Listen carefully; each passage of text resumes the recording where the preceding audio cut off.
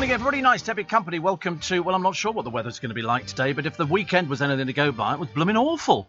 Honestly, it was wet, then it went dry, then it went sunny, then it went back into the dark clouds and the foreboding, formations in the sky, and then the heavens opened up again, and no more rain forecast this week.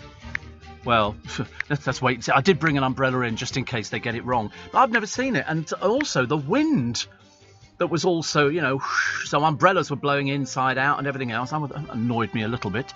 But apart from that, the Christmas lights have gone up in Twickenham. They're not turned on yet. They've fixed them to the lampposts. Funny thing is, I'm sure they were made for smaller lampposts.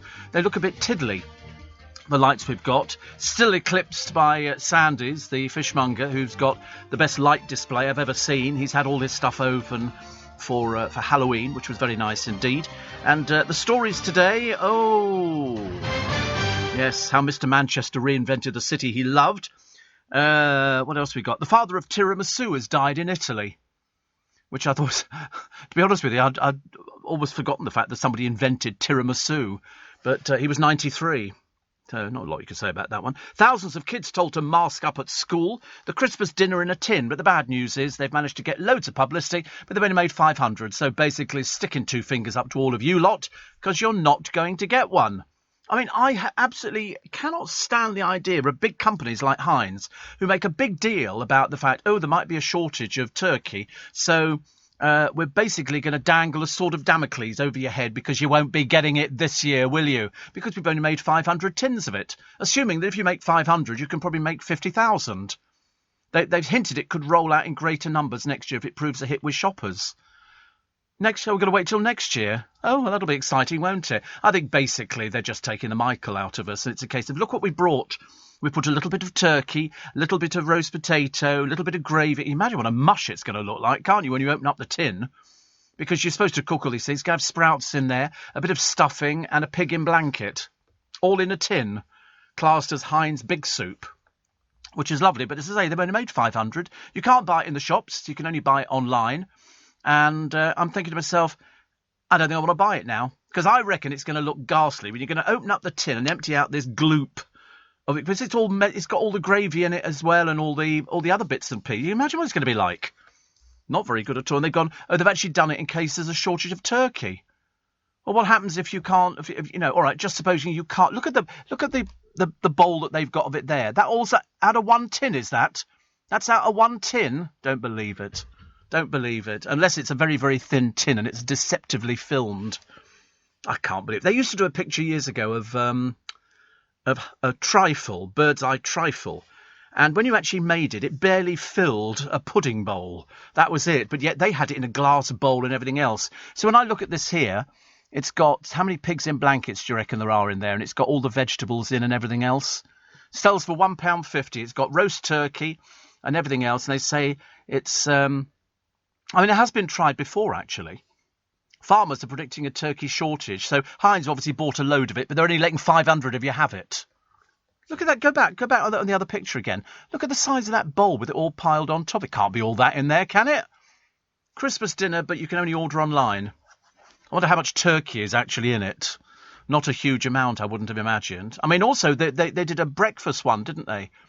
You know, I've seen the beans and sausages and all sorts of other little bits and pieces. There was one, actually, that's got a layer of Christmas pudding. Layer of Christmas pudding. Apparently, there we go, the full Monty. The full Monty breakfast, which sounds quite good, doesn't it? £1.25, and that's got baked beans, large sausages, potato chunks, mushrooms, mini bacon burgers, mini beef cutlet. Well, that sounds very nice. Where do you get that one from? I could eat that one. Wait, that's Heinz, is it? Oh, Iceland. Of course, it won't be in our Iceland. Is that the Iceland in this country, do you think? I like it. There you go. You just empty it into the saucepan and heat gently for 5 minutes. My kind of cooking. My kind of cooking. I'm all in favour of that one. The full Monty. I wish I'd not mentioned it now. Everybody would be rushing out to blooming Iceland to try and buy this tin here. £1.25. Wonder where I'll find that. I bet they haven't got it in our one. They go, oh no, we sold out. You can't have done. They've only just advertised it. Never mind. It's Balloonacy. The latest celebrity boast. Mainly it's freebies for them. They get companies in because balloons are cheap and they blow them up and they make arches and we've had balloon modelling in magicians for years and years and years, and now they've actually got sort of people who will have hundreds of balloons, people's names. I can't do that. I can't blow a balloon up, actually. I've watched balloon modelers do it, and it's very clever, but I can't blow that. Have you tried blowing up one of these long balloons? It's a booger, I tell you. They're really difficult to do. I thought it would be easy, but it's not. I think what you have to do is sort of start it off on a pump. But I think once you've, it's like playing in a brass band, isn't it? Well, once you've mastered it, then it's fine. It's big puffs on that one. But I mean, I've tried it and I can't do it. Yeah, you'd be rubbish. Absolute rubbish with your shot through lungs. There's no chance. Couldn't even blow up a paper bag next door, could you? Hopeless at things like that. But it doesn't matter. The Queen has vowed to be at the cenotaph, which is good news. I hope she's well. I hope she's okay. And did I mention the kids told to mask up at school because thousands and thousands of children are going to go down with COVID? Why? Because they're not wearing masks, and perhaps they think they're exempt. Perhaps they think that sort of COVID, they don't have to, but you think you don't want to be ill with COVID. You really don't want to be ill with COVID. What else do we have? The teenager taking Countdown by storm. He's another one of these bright kids. Started at 7 years old and was very, very good. Alan Lamb battling prostate cancer. There's illnesses all over the place, I'm afraid, today. Kieran Dyer has revealed he needs an urgent liver transplant. And Alec Baldwin breaks his silence after accidentally shooting dead Helena Hutchins. I mean, if you're living with something, shooting somebody dead would not be the thing you would want to live with, unfortunately. Beef dripping's in short supply, so that's going to affect fish and chips. The naked cyclist, Robert Brown, is offering a reward for his stolen bikes. I don't think I'd be wanting to touch those. Thank you very much indeed. He's a naked scientist. He said he's a naked scientist. Don't know why. Britons are having fun in Benidorm again. It's never appealed to me in the slightest. Luckily, I was too old. By the time Benidorm took off, and people are going, oh, it was all sex and drink and booze, and people go to Benidorm, and you think it's a bit naff now, isn't it? Isn't it? It's like going to Marbella. We're going to Marbella, Marbs, we're going to Marbs. And then you realise the sort of people that go there and you think, I don't think I want to go, actually. Not my sort of place at all. But now the Brits are having fun in Benidorm. The Britons don't have fun. They go away to get very drunk, fall over, throw up in the streets, have a kebab and see if they can get sex. And that's it. And that's apparently fun nowadays. No, Noreen's got it sussed. She says, we've just had a wonderful weekend at Skeggy. 60s music. We saw Brian Poole, Chris Farlow. You're out of touch, my baby. The Swinging Blue Jeans. Woo! The hippie shake. The New Amen Corner. Bend me, shape me. She said, and many more. Great fun, but we're very tired. I know the feeling. Middle-aged man charged with a graffiti spree. I didn't realise old men did graffiti, but apparently they do, if they're particularly stupid. The Beatles demo tape dumped in a squash court. Somebody found it, and now somebody's going, oh, no, finders keepers, losers weepers. That's why I had to have my cup of tea this morning. It was such miserable weather out. I was waiting for the car this morning, and normally I have a Chiran or one of those other kind of things. This morning I get a Mercedes. This morning. I had to phone up to check us. I'm not paying extra for a Mercedes, am I? He went, no. It's only if we haven't got enough of the other things that we'll send you a Mercedes. I've only ever had one before in my life. It's enormous inside, but it's a bugger to get in and out of. Vito? What's Vito? We're writing down. What, the Mercedes? No, it's yes, it's whatever it is. It looks like a big van, and it seats. Well, you could probably get 9 in it, I would think. 6, yes, it looks like that. I've only ever had one once before when I came out of hospital ages and ages ago, and I got one of those. My God, we bombed it down the road. I'm telling you, even I got a bit scared. But it's unusual. I phoned them up and I said, listen, because normally it's because that would be classed as a luxury. I mean, there's only me in it. Seems a bit ridiculous. Well, me and a couple of packets of biscuits or something like that. Steve, the Full Monty by Heinz is available in most supermarkets. This one is not Heinz. This is not Heinz Full Monty, is it? Did we discover it was Heinz? No, it's not. It's Hunger Breaks. Hunger Breaks. I mean, I'm quite sure that somebody must do it. No, it's called Hunger Breaks. Do it. Heinz. We're having a look at Heinz breakfast tin.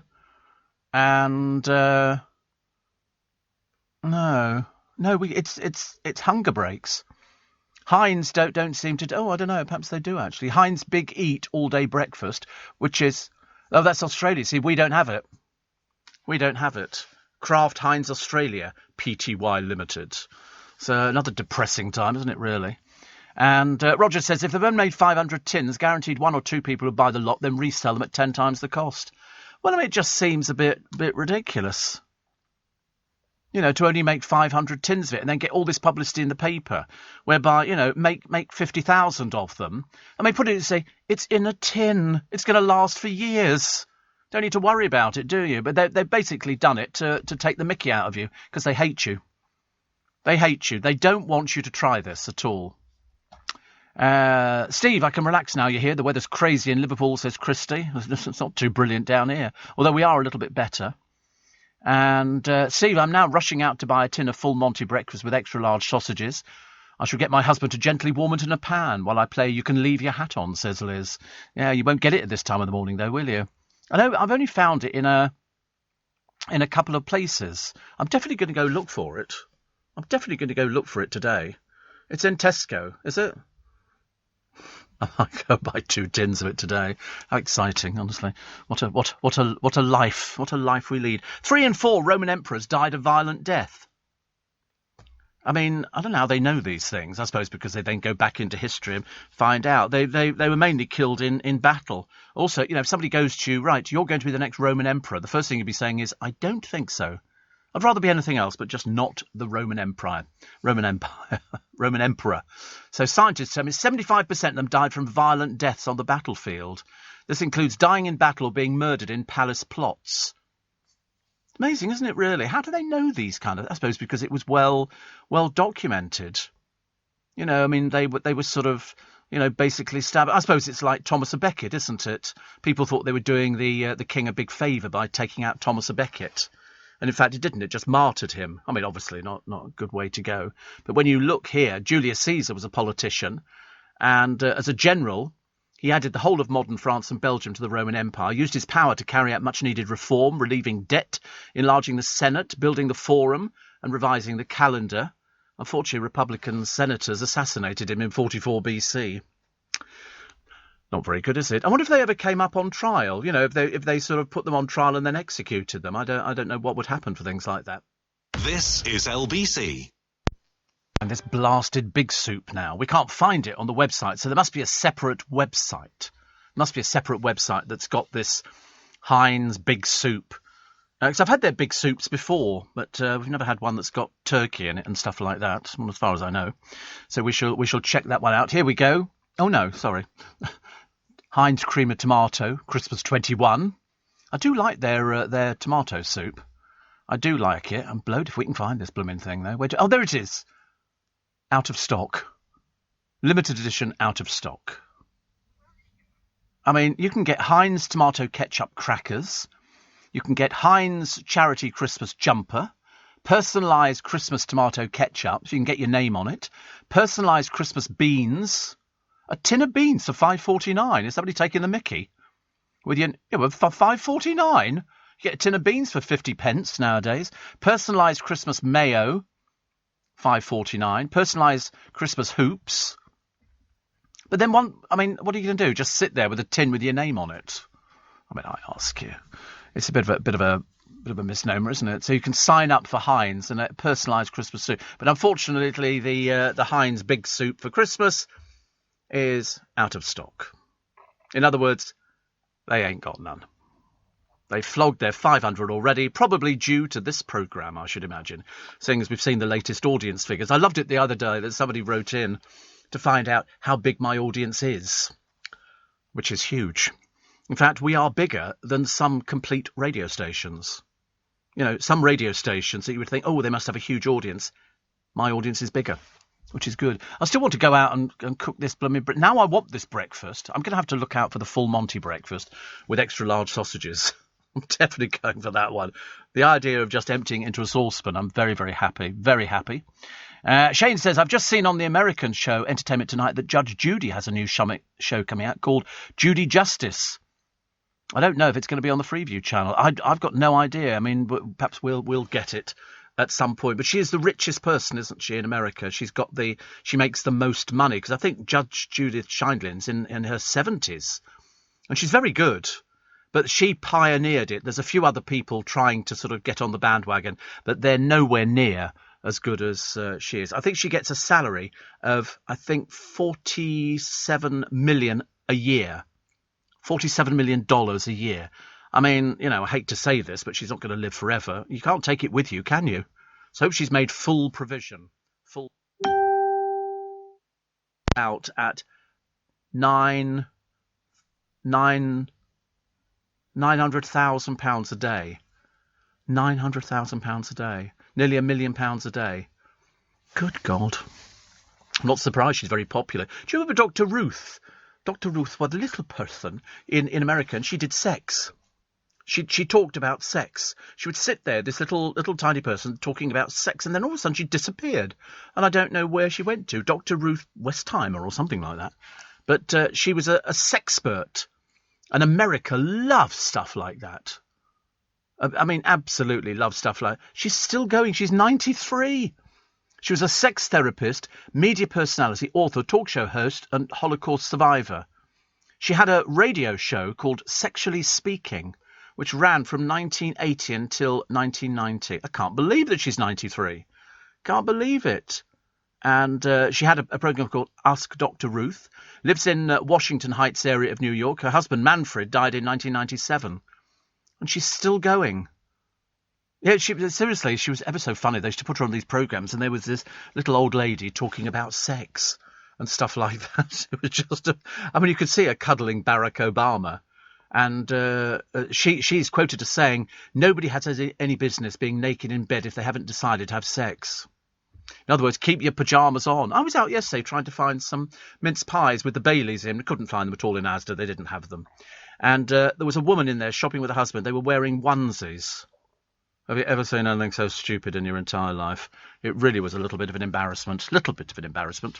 Jeremy Clarkson, we've got a story about him coming up a little bit later on, maybe much, much later on. Duran Duran used to order drugs on room service. But to be honest with you, I don't think that's such a surprise nowadays. How do you think people get their drugs? You don't go out and go up to people at bus stops and go, excuse me, do you have drugs for sale? Yes, that's right. You've got to look for fireworks. Remember that MP said, look for fireworks. That generally means there are drugs on, out and about, which I thought was very interesting. But bad news was Daniela Westbrook, who only a week and a half ago had some new photographs taken. She's had some operations. She's had some surgery and all the rest of it. And it was all looking fantastic. Goes back into hospital again. And I did read what she said. They now say she's battling serious health issues. The gist of what she was saying, I think, she had an image of ambulances lined up, and she went just back in hospital. But she had a new face, which they'd given her. And as far as I could gather from what she was saying, she was back on the problem stuff again. And I don't know whether or not hospitals are geared up for looking after things like that. But she's definitely back in hospital. She's definitely back in hospital. And people have sort of commented on it. So let's hope that things sort themselves out there. She's had some bad luck, but at the same time, I worked with her years and years ago. And I think she was going through it more than 35 years ago. More than 35 years. But but she did admit that she was having issues. So what the issues would be, I've got no idea. Friends are concerned. Mind you, there was a picture of Jordan out the other day with her. Are they getting married? Are they not getting married? What's happening? What's going on with that one? Yes, she's still sort of getting there, I think. Steve said, Starry, yippee, we can now say it's Christmas next month. Yes, we can. Yes, we can now say that it's Christmas next month. We're only into the 1st of November, which is interesting. I've got to do so many little bits and pieces, which I keep forgetting about, and I keep putting it off. 54 days to go. 54 days to go. I don't want snow at Christmas. I know that sound. You know me. I'm the first one to say that I want snow at Christmas. But then if I've got to drive, and I have, because I'm coming in here on Christmas Day and Boxing Day, which is the Saturday and the Sunday, which I'm very much looking forward to doing, because we've been doing Christmas Day and Boxing Day together. Do the trains run? Boxing Day, yes. Christmas Day, I think it's a really spasmodic service. I remember one year standing at Waterloo Station. The snow was coming down like there was, I was about to read a poem. The snow were coming down. And I got there and there was just me and two other builders who were standing there with their workmates and everything else. And there was nothing at all. And then eventually a train came in, but because there was all this snow all over the lines, there were sparks flying out the side of it. Seriously, I thought it was the Hogwarts Express. It was absolutely fantastic. Elizabeth in Finchley says, went to Joe Allen's for the first time on Saturday. Absolutely fantastic. Oh, good. I'm glad you liked it. Do you know I had a dream? I bought it. I had a dream. Oh, most train lines don't run any service on Boxing Day either. Thank God I've got a car. But I don't like driving in the snow. I really don't. And also, when it's raining, you get leaves stuck underneath on the wheels, and it's very mucky. So Monday the 27th and Tuesday the 28th are bank holidays as well. Oh, so I won't be able to get home on those days. Oh, it's just bank holiday. Oh, that's all right. I can do bank holidays. Yeah. Oh, blimey, honestly. Bit of a nightmare, isn't it? Yeah, exactly. Roger says, Judge Judy and you have a lot in common. Thank you. Yes, she's just a little bit cleverer than I am at it. A little bit cleverer. I've got a list of old gadgets which you might have at home, which are now worth a lot of money. Because you know me, I'm a hoarder. I save things. I save all sorts of things. Sometimes I save things, and then I suddenly work out, I'm sure I had that somewhere, and it's then trying to find it again.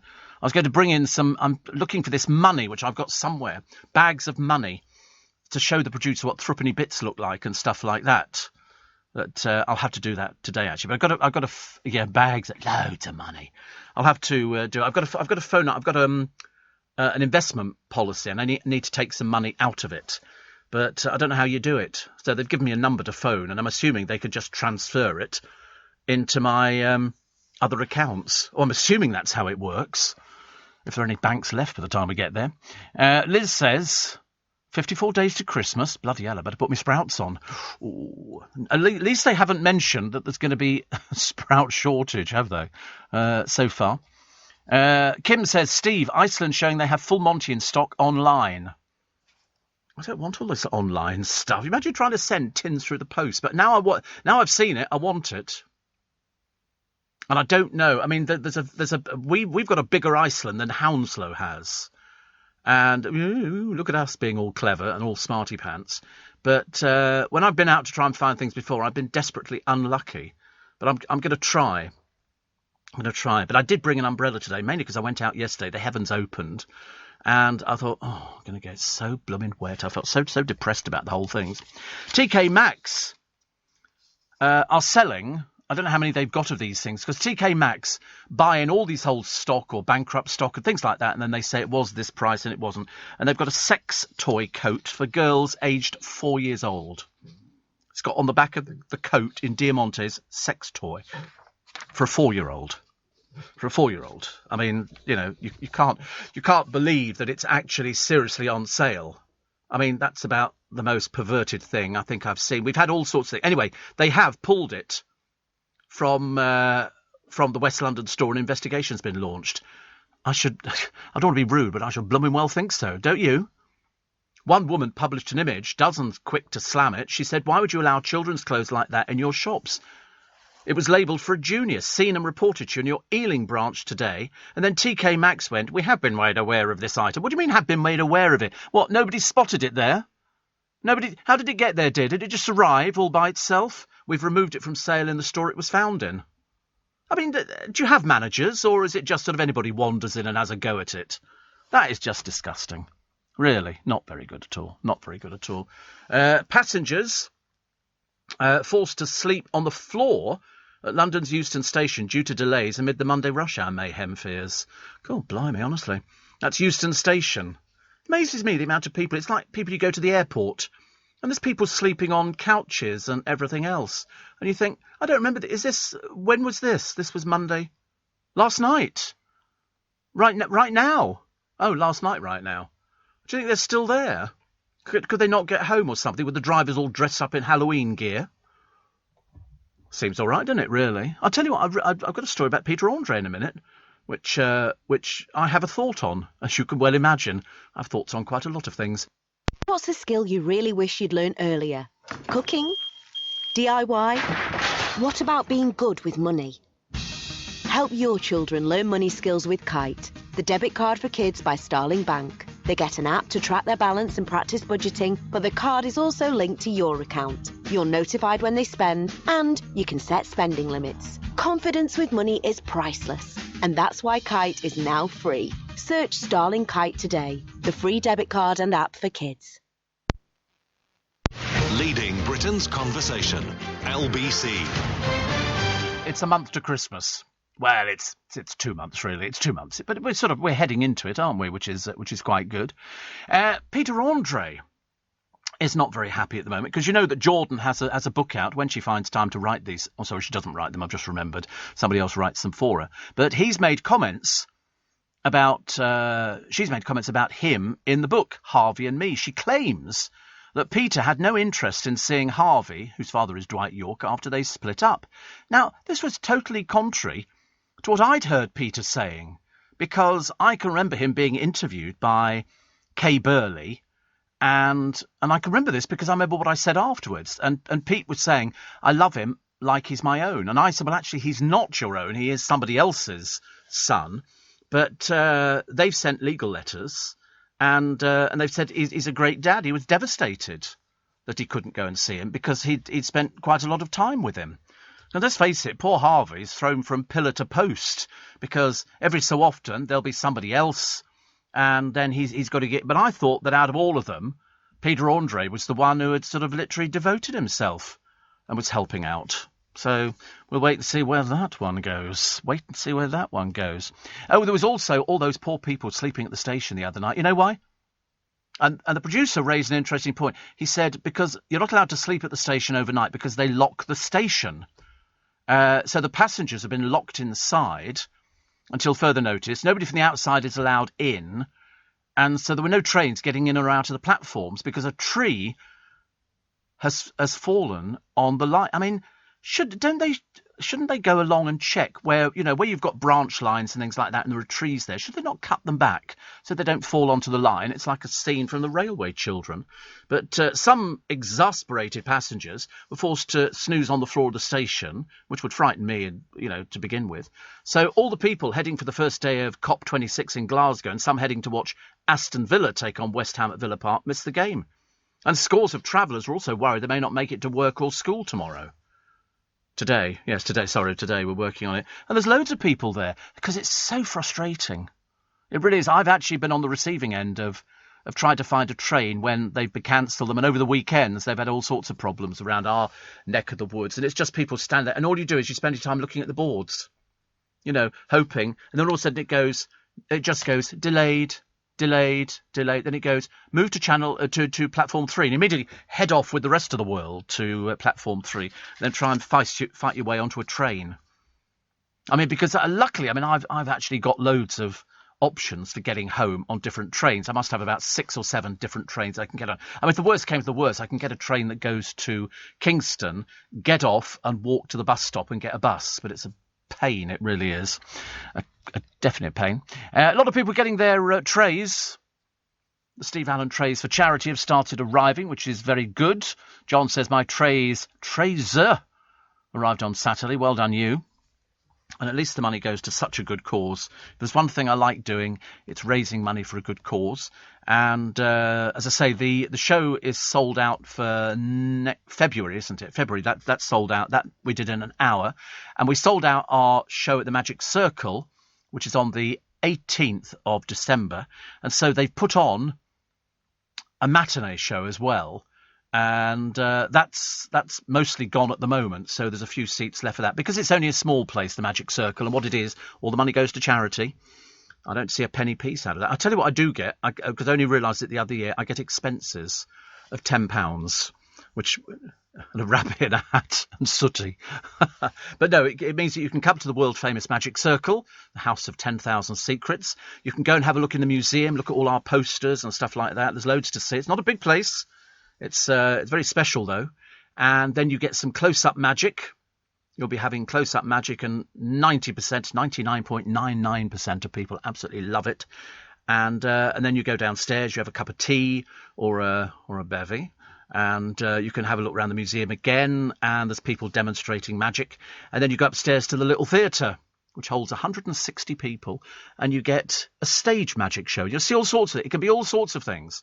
I mean, I'm tempted to say somebody blowing up balloons, but we've had sand artists, we've had people who cut shapes out of things, we've had all sorts of things that fit into. We've had, yes, a lot of origami. We've had people who produce doves from nowhere. We've had all sorts of exciting things, and there's generally some very special guest stars. So if you want to come along, just go to the Magic Circle website. The details are on there, and then we'll see you in December. But as I say, the first show sold out very, very quickly because people keep saying, oh, well, you know, are you doing another show this year? And we hadn't decided because we didn't know really where we were going, you know, with COVID.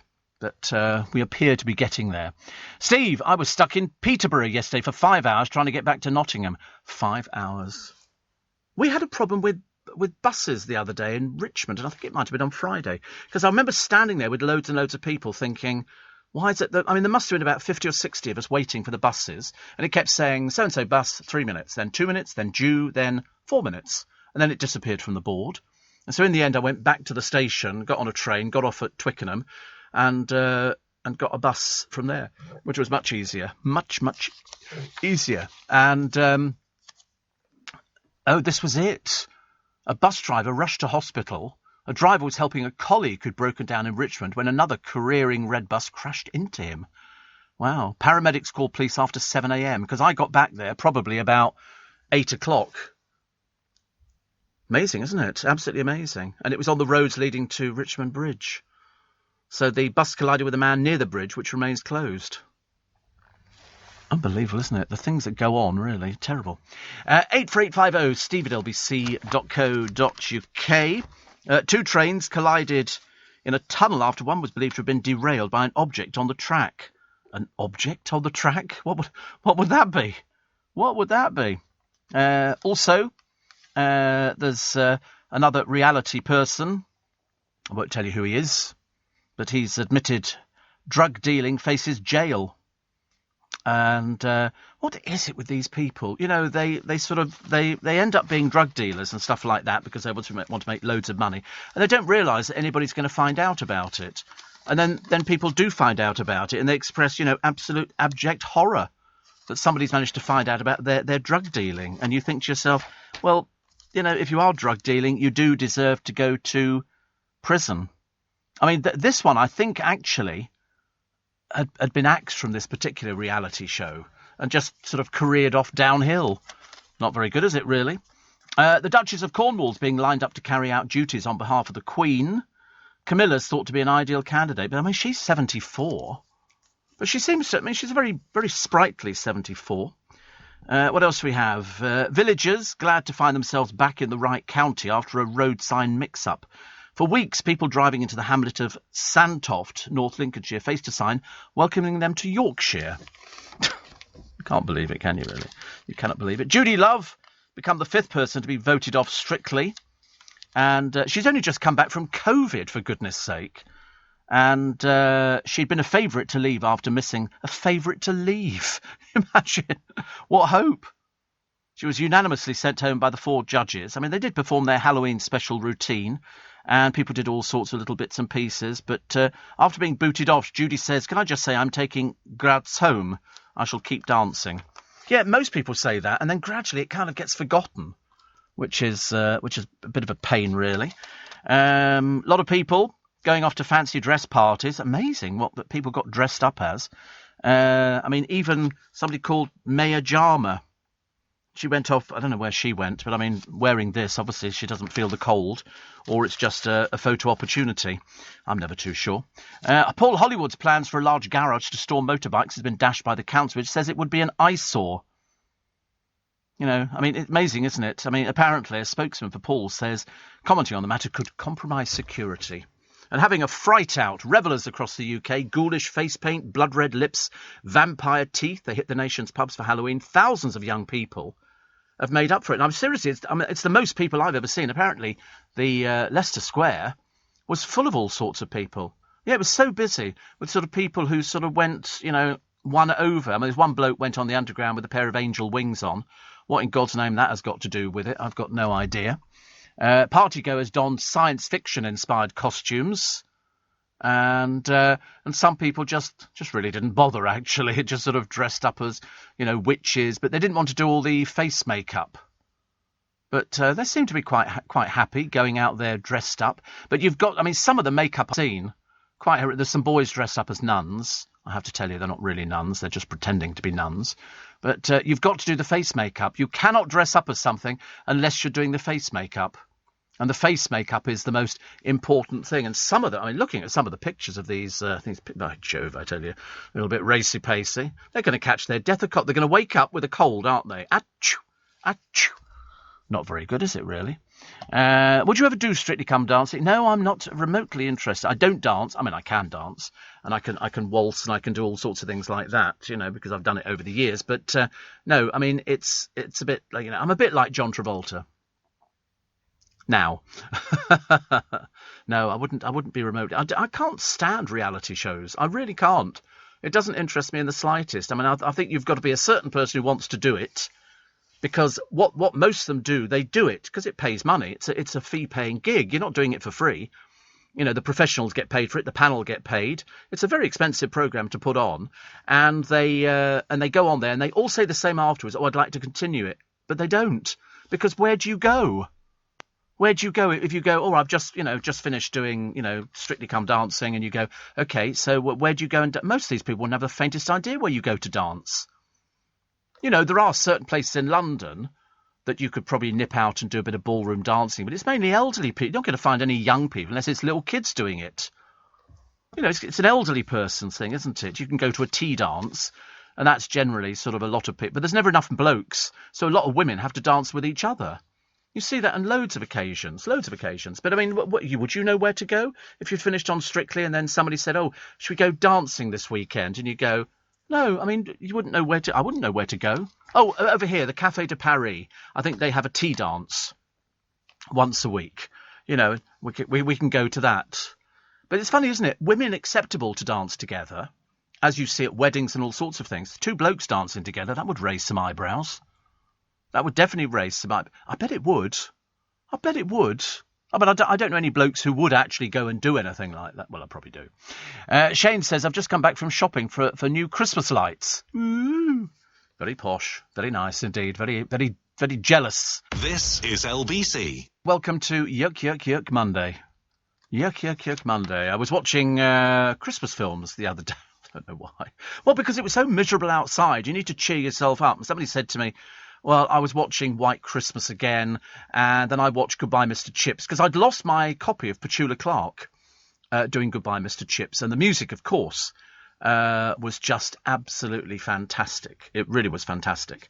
And so I watched that again, and that's always very good. I've got certain stock films that I sort of sit next to me on the settee, and then I just watch them, and I thoroughly enjoy them. Other people don't. Break glass in emergency films. Yeah, not even that, because I've been known to buy them 3 times. And you know what I bought the other day? The box set of Heidi High. All the episodes for only like 18 quid. And I thought, very good value. Yeah, I'll definitely watch them, yeah. I bought the box set of Columbo before now, so I sort of slowly worked my way through those. I didn't watch The Crown. I know, I need to get round to it. I need to get round to watching The Crown. Bit dreadful, isn't it, really? Britain's unluckiest bride and groom had a series of wedding disasters, including when he dropped her. She broke 3 ribs. I shouldn't laugh. There's nothing funny about it. But the limo to the church didn't show up. The rings failed to turn up. When he dropped her, she broke 3 ribs. They missed the flights for the honeymoon. They left their house keys in the hotel. Not having much luck, were they, really? And hackers have stolen the details of the rich and famous during a virtual heist at a jeweller to the stars. Wow. And what have we got here? Oh, yes, this original demo. This is an interesting one. The original demo tape of the Beatles before they became stars was dumped in a squash court. The recordings made at Abbey Road are worth up to £5 million. They were done in 1962. It was part of the estate of the group's ex-sound engineer, Geoff Emerick, who died aged 72 in 2018. His family are locked in an ownership row with the music giant Universal. Court documents in California say Mr. Emerick found the tape in '64 among rubbish discarded at a squash court by a colleague at EMI, which later became Universal. The family say Finders Law means they can keep the tape made before Ringo Starr joined and included Love Me Do, but Universal disagrees, because the one before Ringo Starr was Pete Best, wasn't it? Pete Best was the original drummer, and I think he was the one who went with them to Amsterdam, when I think they only had about 2 songs to play, and they managed to sort of get through it in those ways. Randolph Pete Best, I should point out. And he actually... I think the Beatles invited him to join in 1960 on their first Hamburg season of club dates. Ringo Starr eventually replaced Best in '62 when the group's manager Brian Epstein fired Best at the request of John Lennon, because in fact Brian Epstein fancied John Lennon gutless. He was absolutely madly in love with him, and would do anything. Would do absolutely anything, because in those days, in fact, it was Brian Epstein's family who owned a music shop, and so you could go in there and go into the booths and listen to all the music, because I think actually Best played on drums on a number of the Anthology 1 albums, including the Decca auditions, but they then gave up the music industry to work as a civil servant for 20 years before starting the Pete Best Band. Can you imagine? You join the Beatles. You're not really sure what it is, because in those days, groups were being set up left, right and centre. Anybody who can sort of bang out something on a drum would be doing fairly well. And then all of a sudden they go mega. They go so mega you couldn't believe. And when you listen back, and it's the only group I've ever sort of listened to very carefully, every single one of their things stands up today better than it ever did before. You listen to the music, the orchestrations, you listen to the words, you listen to the riffs, you listen to everything, and you think, Pete Best must be gutted, absolutely gutted, dumped because John Lennon said to Epstein, I don't want him in the group anymore. I mean, that's what happens in groups.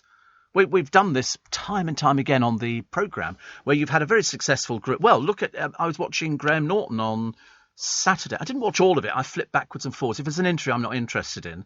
And they had on Jessie Nelson. And she was promoting her latest single. So he then goes at the end of the programme, Jessie Nelson, and she goes there. And I tell you, I swear to God, I couldn't work out if she was miming or if she was singing. Because I don't think many people going on television shows now sing live, just in case it all goes a bit pear-shaped. And I thought she was miming, because if you're dancing and you're really throwing yourself into it and it's all this kind of stuff, you've got to be super-duper fit, really. I mean, often they sing and they have a backing track as well. But I wasn't totally convinced. The camera was very careful not to dwell too much on her face. So I wasn't entirely convinced by it. When Lennon, McCartney and Harrison learnt that Martin and the engineers preferred replacing Best with a session drummer, they considered using it as a pretext to permanently dismiss Pete Best from the group. Eventually, after a long delay, they asked Epstein to dismiss him from the band. God, you'd be gutted. Do you think he got paid? I think they said to him, listen, it's against future earnings because this group are going to be mega. Yeah, here's £10 for you. Enjoy yourself. I can't remember what Brian Epstein's family business was. It might have been Nems. Was it Nems? I don't know. I know that they had a music shop. I know that. And so everybody would go there to buy their records, in the same way that, when I was younger, we had a record store in the town I grew up in, and you would go there and they would have all the latest records, and they would play them into the booths, and you'd stand in the booth and you better hear your record, and then you'd buy it and you'd walk away with it.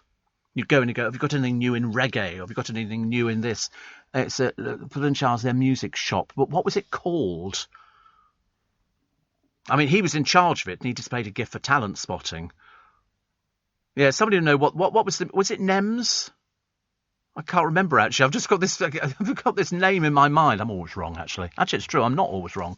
I'm generally I'm generally always right, but I've just got this thing about Nems music. Does that sound right, or does that not sound right? Perhaps it was called something else. Somebody will tell me. I'm in tears, says Declan. Ooh. This time next week I turn 50. Oh, God. How awful. How dreadful. 50. He said, so I've got... it was Nems. I thought it was. Because it was North End Music Stores, and they did credit terms. And Paul McCartney's father once bought a piano there. They did household appliances and musical instruments, and they sold records. So in other words, he could promote his own groups in the store. Epstein and Sons. And that's what our shop was in my little hometown. It was called Toomer's. And you walked through and they sold lawnmowers and everything else. And you went down a little set of steps, stone steps at the back, into their music store. And they sold records and they had 3 booths. The shop's gone. I've been down there since, and it's all gone, which I find really depressing, actually, because as you get older, you want to go back to somewhere and go, looks exactly the same. But of course it doesn't. It doesn't. So anyway, poor old Declan in Vienna, he says, I've got 7 days left. I think I'll just walk around in my underpants, drinking Prosecco and listening to the Sex Pistols before I officially turn old. Dreadful, isn't it? Dreadful. The turning old bit. Somebody said to me once, what are the benefits of turning old? I said, I can't think of any. The freedom pass, which I might lose this week. They're going to take it away from me. I know they are, because it's too complicated for them.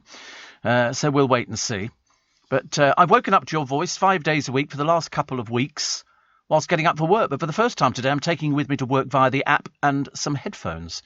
I normally listen to the podcast, but you've pulled me away from them. Keep up the good work. Well, there we go. We are the top podcast at Global. Thank you very much indeed. Thank you.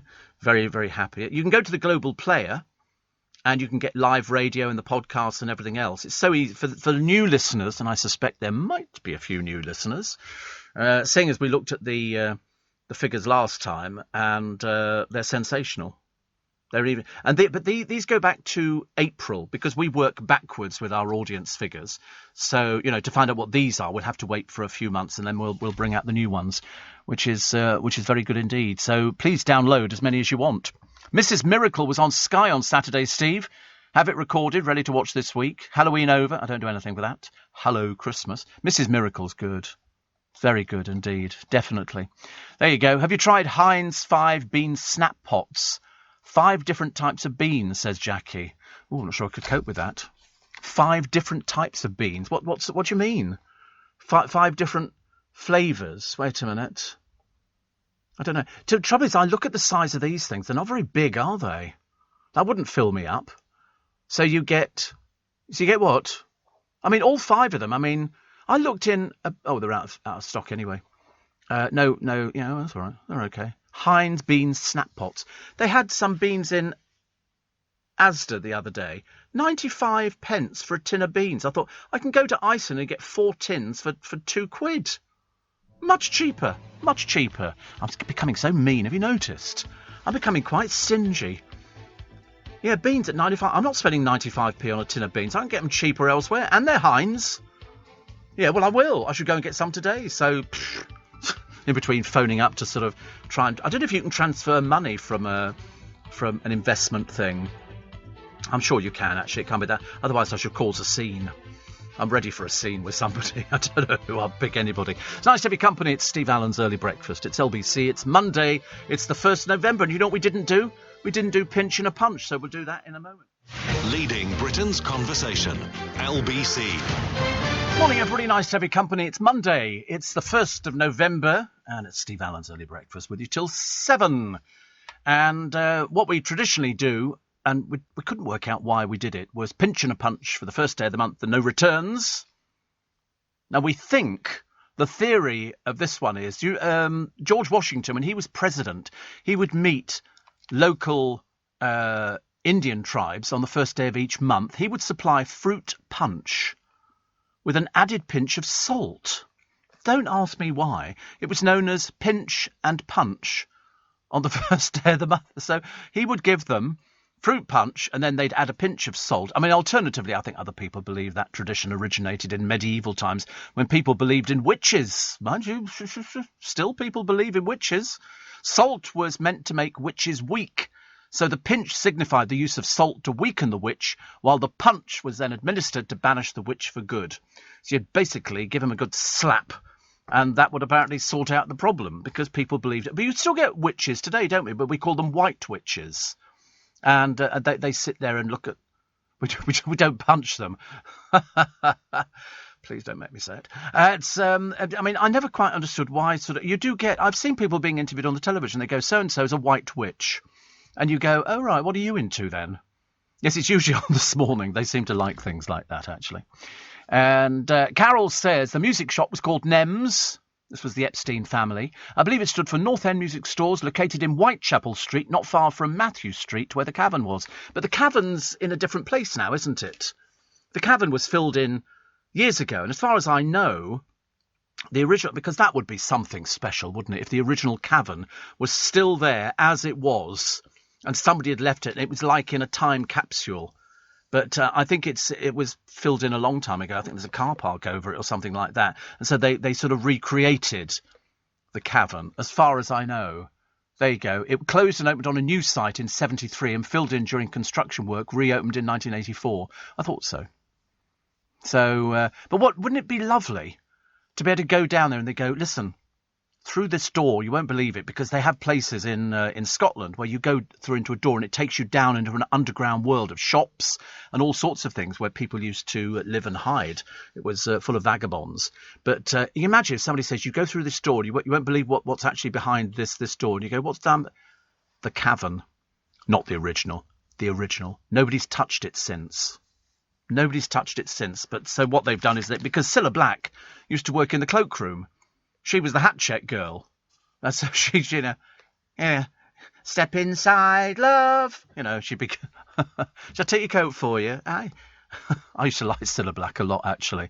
I was one of those lucky ones who went out for dinner with her on the night she quit television. Nobody knew she was going to quit it. I've told this story before. And because it was live, the show, she decided that she'd had enough. They were doing something with it, and I can't remember exactly what it was, but she wasn't very happy. And so she went, this is the last show. And people went, what? And then we were all having dinner afterwards. Dale, me, Robert, her son, who was lovely, and Cilla, and a friend of Cilla's as well.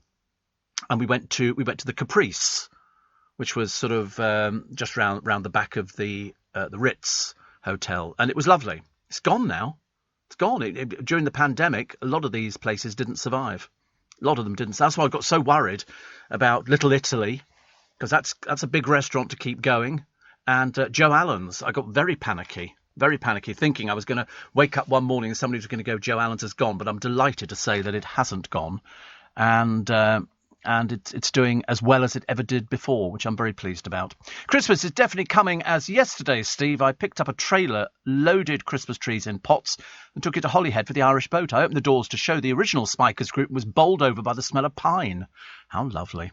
Yes, I mean, I've already ordered my Christmas trees. 3. I'll have 2 5-foots and probably a 7-foot.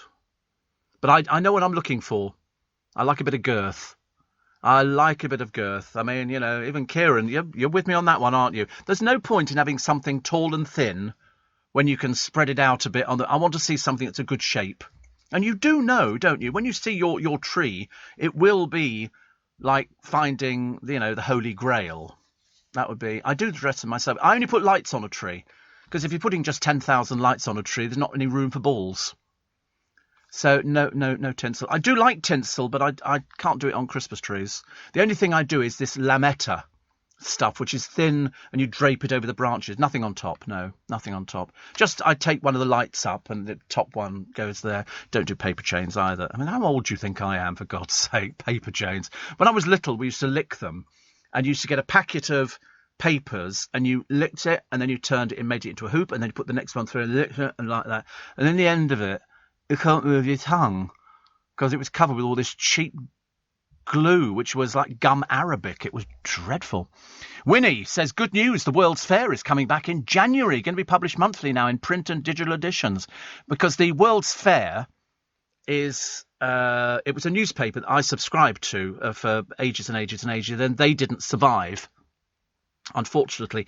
And it was the place that you would go to. It would tell you where all the fairgrounds were, who was doing what with whom. It also incorporated, I think, car boot sales and stuff like that, and indoor markets. But if you wanted to buy a set of Dodgems, you'd go to World's Fair. It would there'd be a bit on circuses, you know, waltzers for sale. Seriously, everything. You'd see, you know, £37,000 for this or whatever. I used to think it was the best thing under the sun. Best thing under the sun. And when it stopped publishing, I was very disappointed. Very disappointed. And so I'm delighted. No, it's coming back, Winnie. Thank you. Because as you know, I'm a big, big fan of fun. What? No, I didn't. I always wanted a set of teacups. It's called the Teacups, and it's a ride that it's for little kids. You put it on there, and it's teacups that go around very slowly because the kids are the ones that are throwing up all over the place. And yeah, here we go, sit on there. But I love fun fairs. That's why. I mean, I'd love to have one. I mean, we used to have, when we had the fun fair outside here in Leicester Square, we have the Christmas market coming up in a matter of days. They had a set of dodgems there, but they were called fold-outs. In other words, the dodgem ring before, you would have to assemble it all on bricks and boxes and all the rest of it. Nowadays, the dodgems are fold-ups. In other words, it's all hydraulic. It comes looking like sort of a book, and then you push the button and it opens up, and it's all there. It's all there. The dodgem ring is there, and then you just bring the dodgem cars into it. And you can always tell, actually, because the people who've got the dodgems, if ever you go to a fun fair, people who've got the dodgems are generally the people who run the site. And I love fun fairs. I love the idea that all this stuff packs up and it just moves on. It's a bit like a circus. It moves on, and I think it's fantastic. If ever I had sort of loads and loads of money, I'd love to just sort of get a job with a circus. I'd just travel with them. I could work the box office or something like that. But I want my own giant caravan. And you've seen some of these big ones hauled by basically, machinery. They're enormous, and they've got pull-outs. In other words, they look normal, big things these are, way off the ground. And then you push a button and the side bits move out and give you extra room and bedrooms and stuff like that. Most of them have got bathrooms now and stuff like that. They really flash, some of these big caravans. Showman's wagons. Love them. When I win the lottery, I'm going to get a showman's wagon and just go up to a fun fair and go, can I just come and join you? Can I just come and sit in? I'd love it. Oh, I'd love it. That'd be so much fun, wouldn't it? Mind you, you'd be tempted to eat all the wrong stuff, wouldn't you? You'd be eating hot dogs every night and, candy floss. Do you know, I've not had candy floss for about 20 years now. You know why? It's all blooming sugar. All sugar. Cotton candy, they call it. But they used to do it on the stick.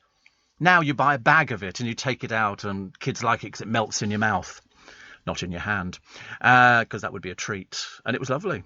It was very nice. And burgers. I like anything like that, actually. Portion of chips. God, small wonder, honestly. So, Winnie, thank you very much indeed.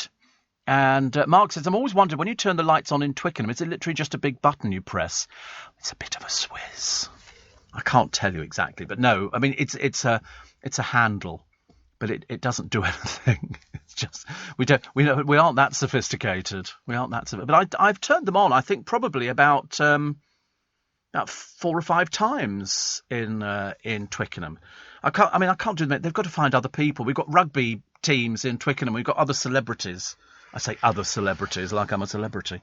But no, I turned them on quite a few. I remember one of the blokes said to me once from the council, oh, there's quite a few celebrities around there. I'm not at liberty to mention who they are. One of the blokes said, he said, I'll have to introduce you, he said, because I don't think people know who you are.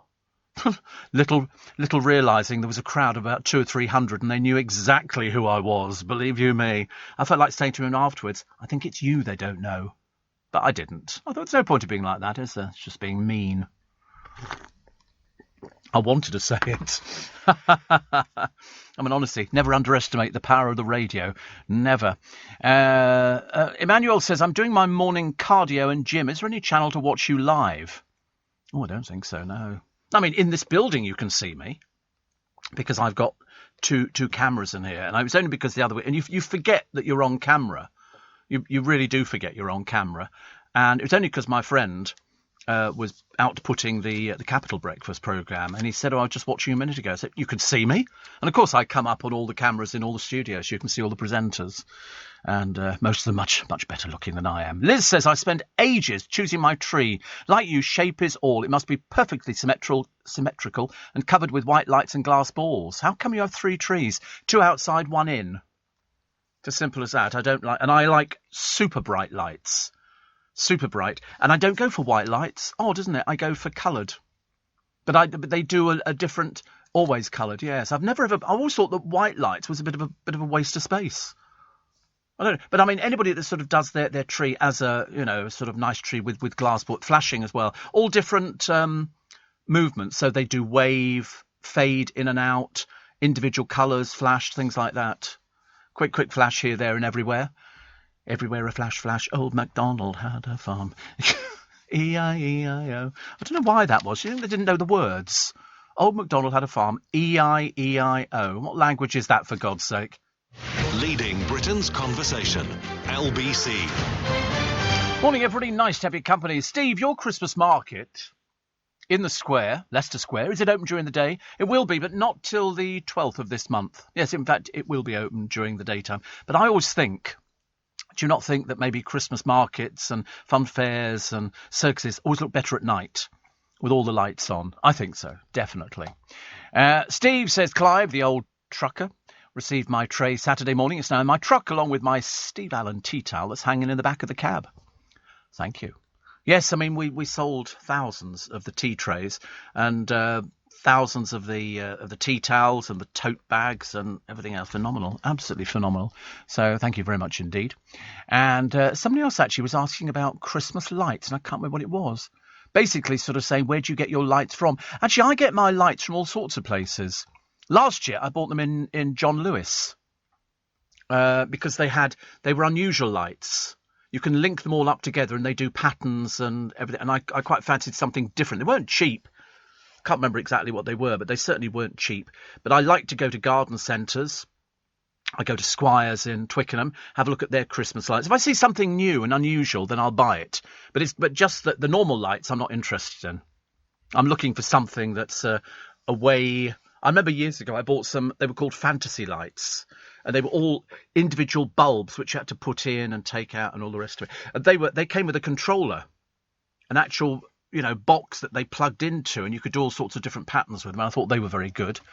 And in fact, I think I've still got them, but I don't think they work anymore because I had to try and find the place that did spare bulbs. Nowadays, the bulbs, you don't pull them in or out. They're permanent bulbs. And if they break, you throw the thing away and buy another one. Much better, actually. But no, I mean, I'll look around anywhere. John Lewis's lights were very good. But if I'm going past a shop window and I see some lights and I think, oh, they're nice, they've got to be super bright. I want my lights to stand out. I don't want people to go, oh, you can hardly see them.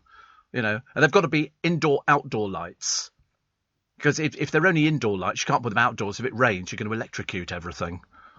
Which is, you can get solar-powered Christmas lights. Oh, God, yes, I've got those as well. Yeah, but unfortunately, the solar-powered lights, you need lots of sunshine to charge them up. And I had some solar-powered lights, but they're not charging at the moment, which is a bit of a disappointment. Kim says, I had some punch yesterday, Steve. Mostly malt whiskey was the concoction. Oh, me head at the moment. It was good, mind. Your melodic, dulcet tones are helping my start to the day. Dear me, honestly. Steve Allen, the hangover cure. I'm not sure that's the best way forward, is it? Also, Vogue Williams and husband Spencer are expecting their third child. They've already got Theodore and Gigi. And so Spencer said it was a wonderful moment on learning of her pregnancy. Did you not think about it? Maybe. Only guessing. If you're planning bonfires this week, for the 5th, can you please check for hedgehogs? Because some people, gather up leaves and don't realise that a lot of hedgehogs enjoy burrowing themselves into leaves. And they'll stay there for the winter, and you have to try and save them. I know it's a little bit embarrassing because you go, unfortunately, we didn't check. I think there was One Foot in the Grave where they thought they'd lost the hedgehog or something and had buried it. Oh no, the tortoise. That's right, they had a tortoise. Very similar, actually. Emma says you were talking fountain pens last week, Steve. Did you ever have a pen pal? No. It's funny you should say that, actually, because you just sort of kind of jogged something in my mind, and I can't remember why, but we used to get at school, people are looking for pen pals. I couldn't think of anything worse. Writing to a perfect stranger. Yes, today I got up. What did you do? And you'd write to, and they would generally be overseas. So they would tell you about their life. Oh, today, Steve, I got up and I had some rice. Rivetingly dull. I'm sorry. No, I wasn't. I had sausages and the full English. And two in a tin and 2 pieces of toast. I just couldn't think of anything worse. And then people go, oh, And the worst thing is, in America, I learnt this very quickly, don't ever, if you go to America, engage yourself in conversation with Americans. Because at some point, the Americans hand out business cards. Oh, did I tell you I look after whatever, giraffes or something? And they give you a business card and you give them a business card. But the Brits don't do business cards. Blow me down. They'll only blooming turn up on your doorstep. Seriously, we had that before. I got phoned from the airport once because I stupidly told somebody, oh, I live here, give us a ring. Thinking perhaps they'd pop round for a drink or something. No, they wanted to stay for a week. They wanted to stay for a week. Oh, we're at the airport. Could you come and collect us? Not speak English. They're seriously, they're very good at dumping themselves on people. Not in me. They're definitely not me. Definitely not me. So, no, I didn't ever have a pen. Do you have pen pals, Joe? Do you have a pen pal? Briefly. A French one. Ooh. Did you have one, Kieran? Do you have a... No, I can imagine. Like me. Why would you want one? I had more than enough friends to contend with, thank you very much indeed, without wanting people who lived overseas. And they were mainly overseas. Did you have to at school? Oh, right, it was compulsory. That's the trouble with those approved schools, isn't it? You have to sort of try and make other friends. You weren't a good... Yes, he was a lonely child, Didn't want to meet anybody at all. Yeah, I mean, France, we know that they don't like us in France. Look what they're doing to our fishing at the moment. It's a nightmare. It's for us, the fishing. It's not for you. Go away. Boo. Shoo. All that, honestly. Poor old Boris has got to go over there and apologise and everything else. But President Macron and Boris met away from the cameras but failed to settle the bitter dispute. Just tell him, Boris, if he sends any of his boats in, we're going to start a war. We don't want these people fishing here. So bonfire night... was it the other week I was telling you, somebody said, oh, there's a shortage of fireworks. No, not at all. I went to Costco the other day, had no trouble buying. They had a 147 repeater, which is a box, and you light it once and it goes bang 147 times, which is kind of a little bit excessive. I like rockets that go up. Nothing too big. I'm not looking for huge chrysanthemum bursts, but just something that goes like that. That's quite nice. But I might actually go today and buy some more, because I gave the last ones to my brother and he was thrilled. Absolutely. Scott in Bedford says, when's World Fair publishing again? January, apparently. January. So I'm looking forward to that.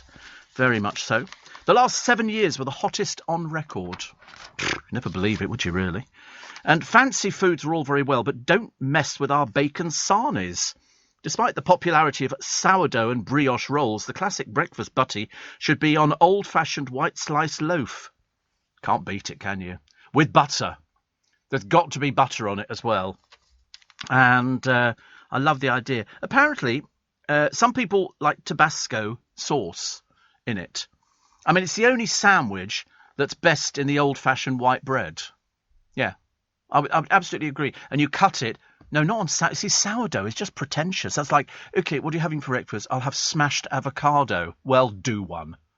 I don't think so. I don't think so. The majority said sandwiches should have 3 rashers and the bacon should be smoked with tomato ketchup, narrowly more popular than brown sauce. No, it's got to be ketchup. But you don't want too much on it because then it chills the bacon down. You don't want that at all. But and also the bacon's got to be sort of sometimes a bit crispy around the edges. I don't want it if it's just sort of dipped or something like that. I mean, sometimes in Greggs they go a little. I don't want any white bits on it. That's water. Do you know that's water? And it means that they've basically bulked it out. It's not very good. I don't like anything like that at all. Not very good. What have we got here? The celebrities hailing the truly extraordinary people.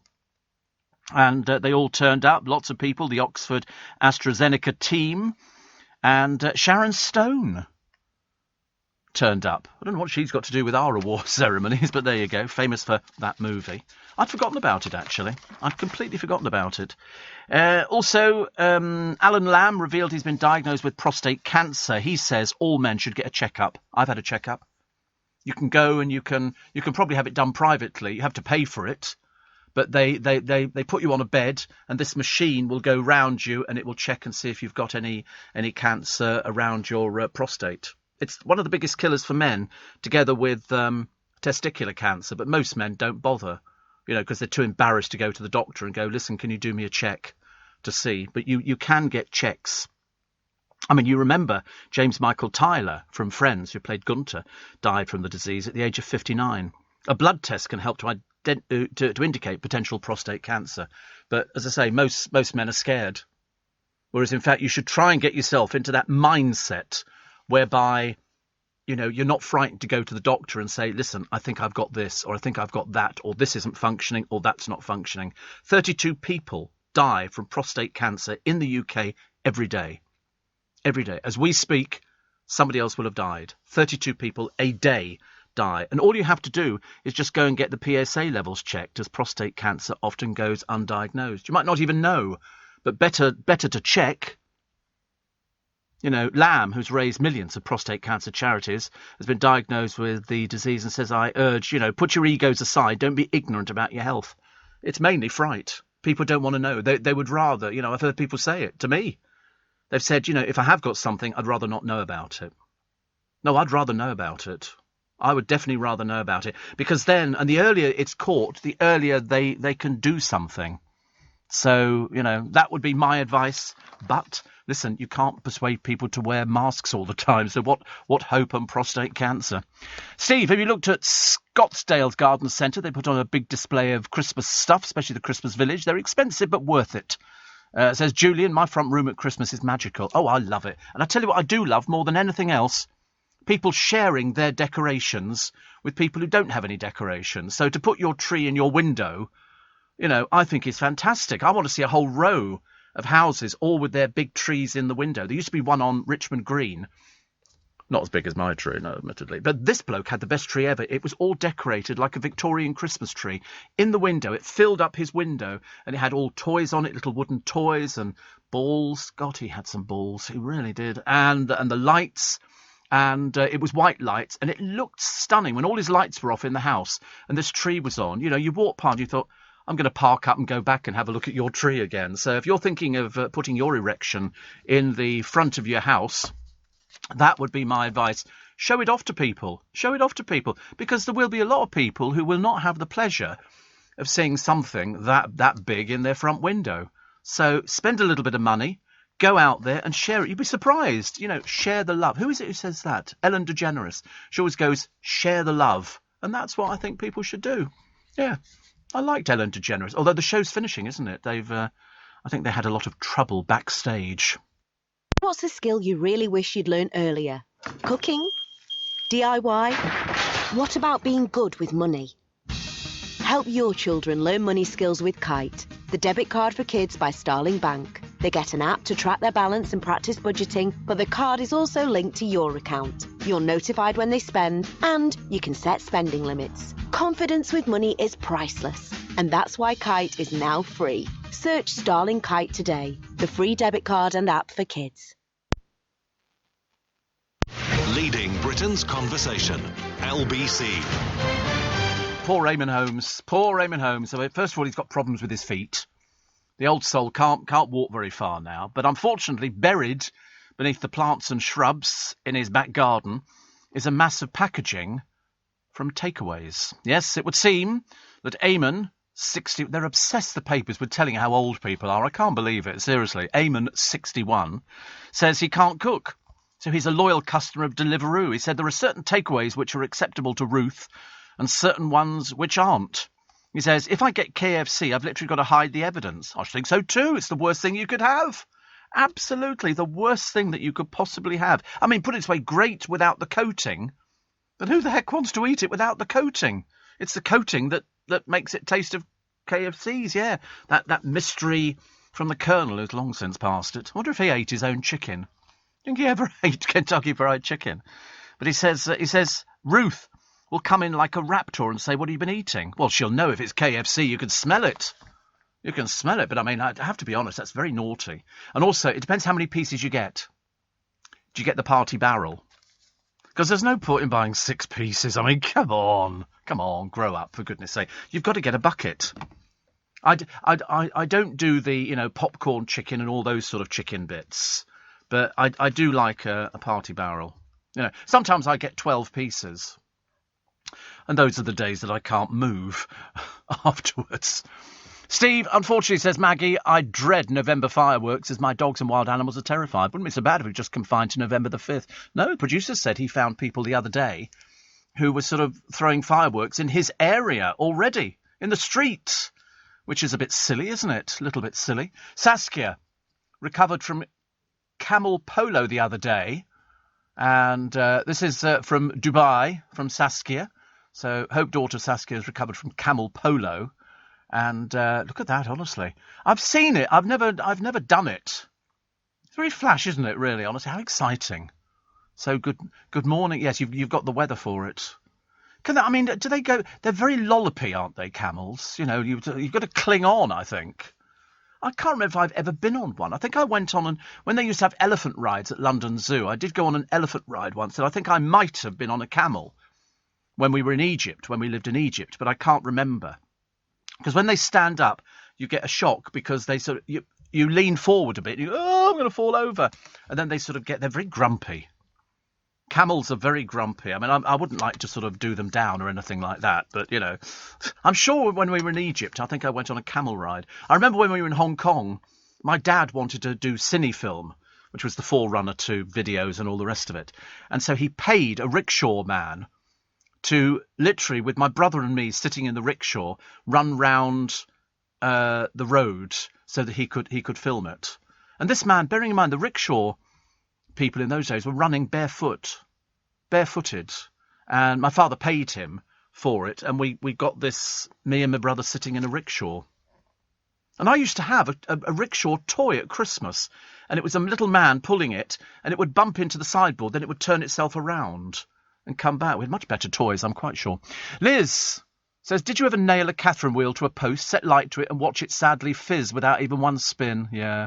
You know why? Hole wasn't big enough. You've got to, if it sort of doesn't turn freely, then it's not going to turn round because it's and you're right, it just goes zzz, like that. Well, not exactly zzz, like that, and it's sort of, but you've got to make the hole bigger. Steve, what chemist can you get walking booster jabs? None, I think. You've got to get them from the booster jabs you can get from the chemist, can you? They're now being given at walking clinics. Oh, right. So you can turn up at one of hundreds of sites. I'm waiting. Actually, this week, I should be hearing from mine because I've had the 6 months. People are advised to use the NHS online walk-in finder to check where their nearest centre is. So everyone registered with a GP practice lives within 10 miles of a fixed vaccination site. I suppose you could, could you go for 2? Could you get 2? No, you probably couldn't. That would be ridiculous, wouldn't it? It doesn't work like that at all. So, yeah, there are different places, definitely. And Dan, another one here, says, I'm late to the show this morning, says Mary. Housework, paperwork and Nick Abbott. Oh, once you've got him in the house, you can't get rid of him, can you? He's hopeless. He turns up and he starts saying all sorts of things. And so I've heard on the LBC News that Heinz have done this Christmas dinner, but they've only made 500 tins. Yeah, they've all gone already, so I mean, it's a bit of a waste of time even mentioning it. Have you had a Christmas sandwich yet? No. I don't buy Christmas sandwiches. You know why? They're too expensive. They are. Have you seen how much Waitrose and Marks & Spencer? They're like £3.5, £4 for a Christmas sandwich. I'm not spending that. You know, it's very nice, but they're a bit dreary. They've all been announced. Best Christmas sandwiches. Waitrose, Tesco and Pret roll out their things. And let's have a quick look, shall we? Here we go. Pigs Under Blankets in Tesco, which is a... Yeah, I love Christmas love sandwiches. Yeah, we're going to find a better one. I don't think Pigs Under... They did it last year, but there was too much sauce on Pret's Pigs in Blankets in a roll sandwich kind of thing. Too much sauce on it. It was gunky to eat. Not very good at all. And Janet's in Bull Creek in Western Australia. We've never had anybody from Bull Creek in Western Australia. A bit of a first for us, Janet. She says, it would go on my pile of Steve goodies waiting for me to come and collect them in the UK. Everything is there from the word go. Can't wait to see them, and my sister has been getting them and saving them for me. Whoa! Cool. Steve, set my alarm for 6:30 this morning and it just went off. Then I heard you say it was 5:30. I can't believe I forgot to put the alarm clock back. I know, I only remembered on Sunday morning. And I had to change all of my little alarms. So the mornings are lighter and darker evenings. I don't know. To be honest with you, I've given up worrying about it. Is it lighter outside? It's still dark, isn't it? You think it's going to be lighter? Will it be lighter when we finish at 7? Will it? Even though they've gone back. All right. Okay. Have they gone back? Yes. I mean, this would be now 20 to 6. This would be 20 to 5. Oh, 20 to 7. Oh, right. Because we've gone. Oh, it's so cold. Why don't we just leave them? Why do we do it? Because it messes everything up. I couldn't think of the word to use. Well, I could, but I've already used it once this morning. So that's why. But I mean, my car changes by itself. The phone changes by itself. Everything changes except the little alarm clocks I use for waking up. So apart from those, I mean, I'm doing quite well. But it's such a pain. We don't need to change them, do we? There's no reason. No reason. I mean, we've been doing it for God knows how long. And most people are sort of they've had enough of it. Had enough of it. You know, I mean, you don't have. That time of year, you know, so you've got daylight saving time or Greenwich Mean Time. The benefit is you get an extra hour in bed. Yeah, but then, of course, when it goes back the other way, you lose an hour. What's the point? It's ridiculous. Why do we change them? Because Benjamin Franklin came up with the idea in Paris in 1784, but he's dead. Doesn't affect him, does it? He suggested that if people got up earlier when it was lighter, it would save on candles, you stupid man. Who cares? Nobody uses candles now. Mind you, it arrived in the UK after Chris Martin from Coldplay's great-great-grandfather, a builder called William Willett, thought it was a good idea too. In 1907, he published a leaflet called The Waste of Daylight, encouraging people to get out of bed earlier. Why don't you mind your own business? What is it with these people? And so Willett spent his life trying to convince people it was a good idea, but it was only introduced in the UK in 1916, a year after he dropped dead. I don't think we need to worry about it, do we? I mean, lots of people have different opinions. Some people think having BST is a good thing because it saves energy by making better use of natural daylight and helps to reduce traffic accidents. What a pile of rubbish! What a pile of rubbish! But then in 2019, the European Transport Committee voted for the end of daylight savings in the European Union, meaning the practice of changing the clocks back and forth throughout the year could be a thing of the past. But it's not yet been introduced in Europe. And I suggest we pull our fingers out, you know, and get it done, you know, as quick as possible. It's a waste of time. You don't need to do it. It really is ridiculous. Absolutely, it drives me absolutely to distraction. It really does. Jo Whiley, talking in the paper today about the menopause, which brought on a brain fog that left her lost for words. And so she's talking about that, something that affects an awful lot of people. Also, I mean, people dressing up. Greta Thunberg preaching, but not dressing up. A witches' performance in Glasgow, and an Extinction Rebellion member on the march the other day, dressed up as a dinosaur. I don't know why they're there. I was hearing all sorts of people talking over the weekend, people who are going to go to this summit in Glasgow, and of course what's happening? The Glasgow bin men have gone on strike. Yeah, the trains are off as well. You can't get anywhere, so you might as well just stay in bed this morning. Stay with us. It's much, much easier. What else do we have here? Do you remember a guy years ago called, is it Ali Desai? Do you remember Ali Desai? The story about him. He was a Metropolitan Police officer. He got a medal from Lord Blair. And he's trading on his police career and medal for good conduct. His firm pledges to catch thieves and fraudsters, but makes no mention of his 2 stints in jail. Do you remember? You must remember. He perhaps it was sort of a long, long time ago now.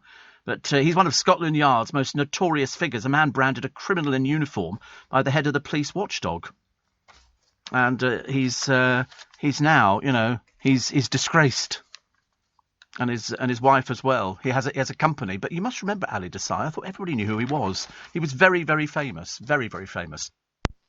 This is LBC. Steve, I had Christmas one year in Thailand, says Richard. It didn't work. Hot sun, beach, and a Santa hat. No, it doesn't work. It's the same in Australia. They get exactly the same, don't they? When they, people go, oh, we can have a barbie on the beach on Christmas Day. It's not right. It's supposed to be miserable, overcast weather, but your tree is the thing. I mean, I can't even imagine if they have trees in Australia to decorate. It just doesn't quite seem the same in a hot place where you've got a Santa hat on. Steve, I applied to renew my driving licence on Friday the 22nd and the new one arrived on the 27th, says Monica. I was amazed it arrived so quickly. You can be like that. If you're applying for a passport, it can take weeks, I'm told, to get your passports back. You're going tomorrow. That's right. Oh, right. Sausage sandwiches have to be in low-quality white bread. Plenty of ketchup to ease it, says Keith in The Angel. So now we know. Unfortunately, Steve, the Colonel did eat at KFC and hated it. Well, he sold the business years ago. He sold the business, but his image went with it. I think he sold the rights to his image. I mean, he worked as a spokesperson for the company that he founded, but he wasn't pleased with the taste of the chicken and the gravy. Now, I've never had the gravy. In interviews, I think there was one in 1970 in a New Yorker article. He was so upset by the quality of the food. He used to tell reporters that the gravy ain't fit for my dogs. In fact, he was so open about his disdain for the alterations made to his signature recipes, KFC sued him for libel of his own recipe. The suit was eventually thrown out, I have to tell you. But the gravy is... Oh, you like... See, I've heard about people who like... Do you dip the chicken in the gravy? Oh, really? Is it really good? What is it, just like chicken gravy or something, or very thick? Oh, I'm not sure I could eat that. It doesn't sound... See, I'm just used to having it by itself. Perhaps I should try the gravy with it as well. Oh, right, okay. But isn't it funny that he wore his, even until his death, he was wearing his white suit and black string bow tie, and he did work as a spokesman, but he sold the company. I don't think he sold it for a huge amount of money. I remember thinking at the time, I mean, when you look at this multi-million-dollar industry, which it must be because it goes around the world, and I've always thought to myself, I wonder what he sold, because some people sell out companies because they don't want anything more to do with it, and somebody says, oh, I'll take it on from you and do that. And I'm looking at the regular KFC gravy. It does look a bit thick and glutinous. Does it really taste? Both the boys have said it tastes really good. Unfortunately, I don't think I'm ready for gravy yet. But somebody did ask the other day. They said, have you ever had it with gravy? And I went, no, I haven't. Perhaps I should try it. But I want to... The gravy really... Yeah, you've told me this twice now. The gravy is incredible. He sold it. He sold KFC in 1964 for... Oh, I don't know. I'm hopeless on these. I couldn't even guess how much you would sell KFC for. For $2 million. That was it. $2 million. About $1.5 million. 16 million in today's money. Cheap. Because most of them are franchises. You can get a KFC franchise, or how you learn how to sort of cope with all the recipe changes every so often they go. And today it's a chicken sandwich with this and that and the other thing. I wish they do spare ribs. There used to be a lovely place at Kew Bridge. Used to do spare ribs, and I'd go in there and get about 3 portions, sit in the car and eat them, making myself thoroughly ill. But the McDonald's brothers sold McDonald's in 1961. How much for? Go on, have a guess. $2.7 million. Pfft, they were very badly advised, weren't they? And the Colonel sold... Wow. Amazing. So McDonald's was... Now, most of those are franchises, aren't they? But I think the most expensive one is the KFC. I mean, to be honest with you, if I was going to have a franchise, I'd have a KFC one. But I wouldn't know how to deal with people that came in and said, listen, I want the party barrel, but I don't want any breast. I just want legs. Because I can eat drumsticks. I'm much easier at eating drumsticks. Apparently, McDonald's are the 7th biggest real estate owner in the world. They also use, I think, is it 2.5–3% of the world's beef? Yeah, I mean, it's some phenomenal amount of beef just for one company, which is amazing. So, poor old Colonel. You imagine if you had that company and that was all it was worth in those days. What a shame. Andrew's come out fighting. This is after the backlash over the victims shaming. Friends of the Duke say he has no choice but to defend himself. And it's interesting because Richard Kay has said the biggest gamble of the Prince's life will either save him or sink him. Well, it's not done him any favours so far, has it? I mean, it really hasn't. God knows where we're going to go from here. Thousands of children told mask up at school, please. Just 1 in 5 12 to 15-year-olds in England have had a jab, and they should. And Richard Osman recalls the shattering betrayal that changed his life. He's done a poignant message to his younger self. And he says, I was a deeply happy child until the day my dad walked out. Interesting, isn't it? You never think about that. I like Richard. He came in a while ago, actually. I can't remember who he came in with. But I remember thinking, because he lives not too far from where I am. You know, did he come in with Alexander Armstrong? Yes, I think he did, actually. Because I tell you what amazed me, that when you see him there sitting against his computer, you know it's fake. The computer there's nothing on it. It's just a pretend computer to make it look as though, play solitaire, I suppose. The gravy is thick sauce by mixing 2 scoops of crackling to 3.5 litres of cold water. It's not the crackling many would recognise, like pork crackling is made up of the leftovers at the bottom of the chicken fryer. Oh, well, listen, they've all gone crackers for it over here. So I might have to try it. Joe in Leicestershire says, my tray's arrived. It's super cute. I love it. Thank you very much. And Roger says the world dignitaries are staying in a hotel in Glasgow that has only 1 electric car charger. Most have been arriving in diesel cars.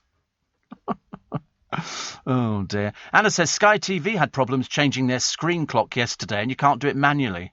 Should we blame it on Brexit or climate change? I don't know. Ask James O'Brien. He'll tell you. He'll tell you all about that. Alec Baldwin, speaking out for the first time, actually, since he accidentally shot dead a cinematographer, described the on-set tragedy as a 1 in a trillion episode. I mean, I don't know what you say. I don't know what you say. They shouldn't have had a gun on set anyway. They really shouldn't. He said he's in constant contact with her grief-stricken husband and 9-year-old son. I would think so too. He must be going through turmoil. But, I mean, what were you doing with a loaded gun? You know, he says the film industry must change the use of guns. Hello, what is it about the word "this can kill people" that nobody's getting here? It's a gun. This is not a piece of rubber. This is a gun with bullets in. Explain that one to me. I don't think they can. She's already made Strictly History as the dance show's first deaf contestant, and Rose Ayling-Ellis continued to smash records. I mean, it's phenomenal. Totally, it really is amazing. She's the EastEnders actress, and she bewitched the judges. Craig Rebel Horwood asked, what's the signing for You Smashed It? Clever. Very clever. So, Balloonacy, they've all had it. Philip Schofield had a 40th birthday surprise for Holly Willoughby in February. Millie McIntosh had balloons. There's companies that come around with blown-up balloons, and they just fill your house with it. And Khloe Kardashian's daughter True had a 3rd birthday party display costing 10 grand. What a waste of money. It's a balloon, like she's going to remember it at the age of 3 years old. Little Mix's Leanne Pinnock's Bridge of White would cost around 650 quid. A lot of these people get them for free because they plug it on their Insta whatsits and things like that. Instagram things, yes. I mean, Love Islander Amy Hart's balloon wall and her name is in lights is likely to cost more than 500 quid. She looks a bit sad, though, there by herself, which is a shame, really. Colleen Rooney just had 50 quid's worth. They're not going to be wasting money. Although they did go to that very expensive restaurant, didn't they, the other day in Mayfair, where you can spend 650 quid for a steak covered in gold leaf. Seems a dreadful waste of money. Steve, the McDonald's rise and sell from the brothers was made into a film. Oh, right. Well, there you go. If I was given the choice, though, it would still be KFC. The Founder, very good film. You like it? Oh, right. Get around a bit, don't you? And so who is he? Edo Campiol, who was 93. Edo Campiol. Come on. No, we've already mentioned him once before. He was the man, tiramisu, father of tiramisu. A revered figure in his homeland, the governor of the Veneto region said the restaurateur's death meant the area had lost another star in its food and wine history. The treat was created in 1969 after a chef mistakenly dropped mascarpone cheese into a bowl of eggs and sugar whilst making vanilla ice cream. After noticing the mixture's pleasant taste, he told Alba the dish, which translates into English as "pick me up," was then perfected by adding a base of sponge finger biscuits dipped in coffee and sprinkled with cocoa powder. Subsequent variants have included masala or rum. I don't like it. I thought coffee and a dessert, it's not normal, is it really? It's like sort of chips stuck in it as well, you know, poking up out of there. Yes, that would be quite good, actually. Sorry. Dating app lovers are 6 times more likely to divorce. They were saying, actually, talking of lovers, they were saying if you wear high heels, apparently, you're going to be getting lots of sex. I'm rushing out today to buy some, I've decided. Although where you get them in my size, I've got no idea. In a 12. Steve. Oh, yeah, people tell me about changing your clocks. But if you've forgotten to change the clocks back, you're in another time zone at the moment, aren't you? It gets very, very confused. But panic not, because at least it's Monday all the way through. And hopefully this week there will not be much rain, because, oh, goodness me, we had it over the weekend. But they've said that by the time we get to bonfire night, there might be snow showers around. This is LBC. Pinch and a punch for the first day of the month, no returns. White rabbits. Why white rabbits? We couldn't work out the white rabbit one. We know about the pinch and the punch. We've told you about that. But what would the? I don't understand the white rabbits thing. I can't understand why on earth. I thought white rabbits would have been very lucky. Oh, perhaps that's why. I mean, you know, we know the pinch and the punch. We know all about that. And White Rabbits, written in the Notes and Queries book of 1909, it reads, "My 2 daughters are in the habit of saying rabbits. On the first day of each month, the word must be spoken aloud and be the first word said in the month that brings luck for that month. Other children, I find, use the same formula." So in other words, it's the first word that you say is rabbits. But why? Well, it doesn't say white rabbits. Apparently it was common belief among RAF bomber aircrew during World War II that saying white rabbits was the first thing upon waking and it would protect you. Well, I don't think so. Judging by the amount of planes that went down, perhaps they didn't know about it. According to playground rules, your pinch and a punch has to be followed immediately with the words "white rabbits, no return." By saying so, it meant you couldn't be pinched back. Yes, you go, but actually we just went pinch and a punch for the first day of the month and no returns. We didn't do white rabbits, no returns. And the other is, so if you said that quickly, then they couldn't do it to you. They couldn't pinch and a punch you. Because we used to do pinch and a kick for being so quick. That was another one. Most of it, there you go. In the West Country, a retaliation is a flick and a kick for being so quick. I mean, all of these are just theories. I mean, to be honest with you, it's probably just a load of old rubbish, isn't it, really? Does it make any difference? So if I actually wake up the next time we have sort of, you know, the first of the month, although actually we seem to do this all the time, don't we? And and I go rabbits. That apparently means good luck for the rest. Well, that'll be a first. That'll be a first. I'd love to find it. Steve, I don't know why. I mean, perhaps because we're all supposed to be terribly superstitious about things. So people are frightened to do things, aren't they? It's like, I don't know. I can't remember. I can't think of anything off the top of my head. Birthdays today. Toni Collette. Toni Collette? Anybody? No, I can tell. The Australian star of Muriel's Wedding. Do you ever see Muriel's Wedding? Oh, it's a fab film, Muriel's Wedding. Oh, yes. Got to watch that one. And About a Boy. Got an Oscar nomination for The Sixth Sense. She shaved her head 5 times, saying, "I find it quite cleansing." And also Yuko Shimizu. I know.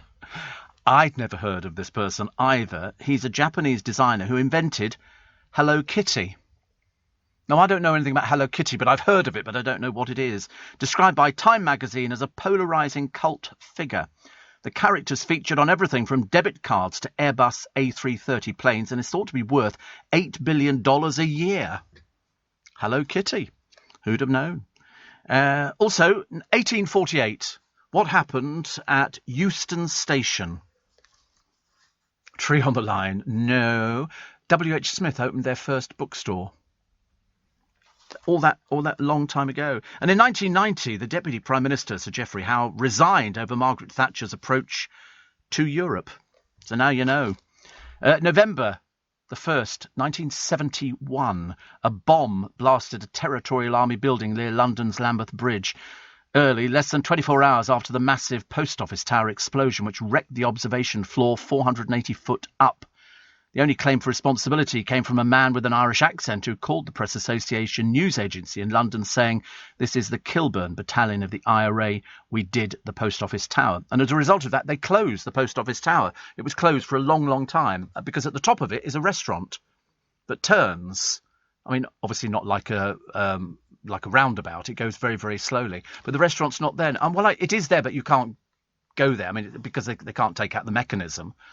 I've never been up there. I mean, they do tours. Well, they used to do tours. Whether they still do them now, I've got no idea. Terror in Tokyo. And this is passengers. There's a knife man dressed as the Joker, injured 17 passengers. He then allegedly set the carriage on fire. People were climbing out of windows, left, right and centre. He calmly sat on the train smoking a cigarette before he was arrested. I mean, there is footage which has been taken inside the train, people trying to get away as quick as possible. And as I say, 17 people were stabbed. I don't know if anybody died. He said he wanted to kill people so that he could be put to death. But I wasn't even... He sprayed a liquid around and then set it alight. Somebody said, I thought it was a Halloween stunt. And then I saw a man walking this way slowly, waving a long knife. And media reports said a man was arrested by police on the spot. According to the news agency Kyodo, he told police he adored the character of the Joker in the Batman comics. And obviously not very well at all, is he? Not very well at all. But it's these people who sit there calmly smoking something. But you can imagine how frightening people get, how frightened people get. Poor soul. Jo Whiley had faced criticism of her radio programme. I don't know why. Yet behind the scenes, she was battling crippling brain fog that often left her lost for words. And she's done this interview now talking about the menopause, which she said made her feel like a liability on the radio. She said, this week I literally slathered myself in HRT gels. I felt rotten, but it's good to talk about it. You feel less alone. Because nobody talks about these things, do they? I mean, I wouldn't know if somebody had problems with the menopause. I just, remember how it was in our family, but I can't think of anything off the top of my head that means that you could, help somebody out. But, I mean, you never assume how people are feeling because you don't... Who would know? Somebody on the radio doing a programme, how would you know that they were suffering from anything unless they actually told you? And we have had presenters in the past who have told people, how they are, experiencing life and how they're trying to cope with things. Not always easy. Not always easy. Steve, there's a film about McDonald's. Unfortunately, they didn't sell the business. They were conned by a travelling salesman who came up with the franchise idea. I think they were only left with the original store they opened. It's a sad story, says Declan. Well, the producer says it's a great film. So I've probably got to put it onto my on my list. Is it available? Is it on Amazon? It's called The Founder. Is it definitely available on Amazon? Producer will now find it and tell me it's some ridiculous price. I have to try and work out all these things. And sometimes they're so expensive, some of these films. There you go, The Founder. £1.90. That's a bargain. I could buy that. I could definitely buy that. I bought a film the other day, believe it or not. It was Liberace. And it was a documentary made by this woman in America. I've seen all the bits before. Nothing wrong in it. It was £1.05. Costs more to send the blooming thing, but I get the sending for free because I'm on Amazon Prime. So I might have to get this. So it's the incredibly true story of how Ray Kroc, a salesman from Illinois, met Mac and Dick McDonald, who were running a burger operation in the 1950s in Southern California. So impressed by the brothers' speedy system, Kroc risked his marriage, bankruptcy and his reputation to create a billion-dollar empire that revolutionised the world. Wow. Well, there you go. You live and learn. You live and learn. There you go. My friend Stuart Manning says The Founder is brilliant. I've got to get it then, haven't I, for that? How many have they got? You watch. By the time I get off air and go and put this into them in Amazon, it will have gone. I could just tell. They normally say, there's only one left. And it's Michael Keaton. There's loads of them. Oh, good. £1.90 is very good value, isn't it? So you can get it delivered by tomorrow. I will be ordering that on the train. I can't help it. I see you've made me spend money, and I don't want to spend money. I'll get 5 copies. No, I wanted 5 tins of that Christmas dinner thing, but that's so you'll hear it on the news, people talking about it, but unfortunately you can't get it. You can't get it. Loads of people telling me that their trays have started arriving, which is great. Cameron in Chelmsford says it's my 25th birthday today. I'm 26, feeling 56, but you're keeping me going. Oh, isn't that awful? Mike says you say white rabbits when there's an R in the month. No, we're not sure about that one, actually. That sounds about as far-fetched as some of the other things that we were telling you about. No. I don't know why we say it, but it's supposed to be lucky. It's like, isn't that like walking under a ladder is supposed to be unlucky? The reason being they might empty paint on top of you. I don't know how that works, actually. More chance of being sort of, or a black cat crossing your path. Well, how many of those do you see walking down the street in London? No. Happened to the producer a couple of weeks ago. Mike on the Wirral says, Hello Kitty is a cartoon cat and a child's toy is Japan-based. Well, I think I've heard of it, but I don't quite know enough about it to talk about it. I just know about Hello Kitty. Oh, there we are, yeah. You can even get a glass tree ornament for £17 in Liberty. Well, they do all sorts of things. There's a 4-piece of little brushes, 20 quid. Oh, it's all sorts of nice bits and pieces. So it's obviously for little girls, isn't it? Is it for... I'm assuming it's little girls. Is there not the boys' version of Little Kitty? Answer, no. But I'm definitely going to get the Founder. Definitely going to get the Founder. That could be the cheapest film I've ever bought, really. I'm always a bit embarrassed when some of them are a bit expensive. What else we got here? We've got Charles and the Duchess of Cornwall may have to postpone an official visit to the Middle East if the Queen's health deteriorates. They're supposed to be starting on November the 16th, so if they cancel it, you'll know that things are not looking good. And but if the Queen were too ill to perform her duties, Charles must stand in as Councillor of State. The others are Prince William, Prince Harry and Prince Andrew. Well, it's not going to be Prince Andrew or Prince Harry, is it? They're kind of sort of losing on a daily basis. Harry's living in California, doesn't do anything, and Andrew has stepped away amid a scandal over his friendship with Jeffrey Epstein. The Queen is doing light duty. She's doing a lot of Zoom, apparently. They were saying the other day, that's the only way that you might get to see her in the future. Although she said she's going to go to the cenotaph. She has said, despite COVID restrictions, Camilla did 120 engagements last year. In 2019, she did 224. I don't know how many the Queen has done. But, I mean, she just seems to do loads and loads and loads of them. But isn't it interesting that the other people who could do it, William, Harry and Andrew, and 2 of them have been discounted, as they say. Not so good, is it? People aged between 50 and 64 have been the hardest hit during the pandemic. They said that 41% of all Brits have suffered significant impact, with the over 50s most affected. 24% of people unable to pay their mortgage or housing costs, and 39% have no security if they're unable to work, which is what James O'Brien told us months and months ago when he said that most people didn't even have £100 in savings. Didn't even have 100 quid. Leading Britain's conversation. LBC. Do you know, when it was windy yesterday, I remember thinking, when we lived up in Yorkshire, for some reason it was very flat. And when the wind whistled around, the trees were literally bending. And I used to think having trees in your front garden was quite nice. Not anymore. There's some lovely houses around Richmond Green, just down the road from where I am. Well, quite a bit down the road, actually. And they've got huge trees in their front gardens, which if they came down would take out the houses. It's as simple as that. We had the trains which were sort of derailed, and now these 87-mile-an-hour winds have battered Britain. In Bournemouth, trees came. Can you imagine? All of a sudden, you've got the car in the drive, the tree comes down, which looked quite pretty the day before, and there was more rain.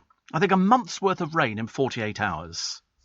I mean, absolutely ridiculous. Travellers at Euston Station acknowledged the irony of the situation after trains were suspended. And so, because it was damage to the overhead electrical wires between Rugby and Milton Keynes, and it just completely ruins everything, because you suddenly realise how much you rely on the railways and how much you rely on public transport and everything else. And all of a sudden, there were large crowds of stranded travellers going nowhere. Those people who wanted to go up to Glasgow couldn't go there. People couldn't get to football matches. People couldn't get to all sorts of different things.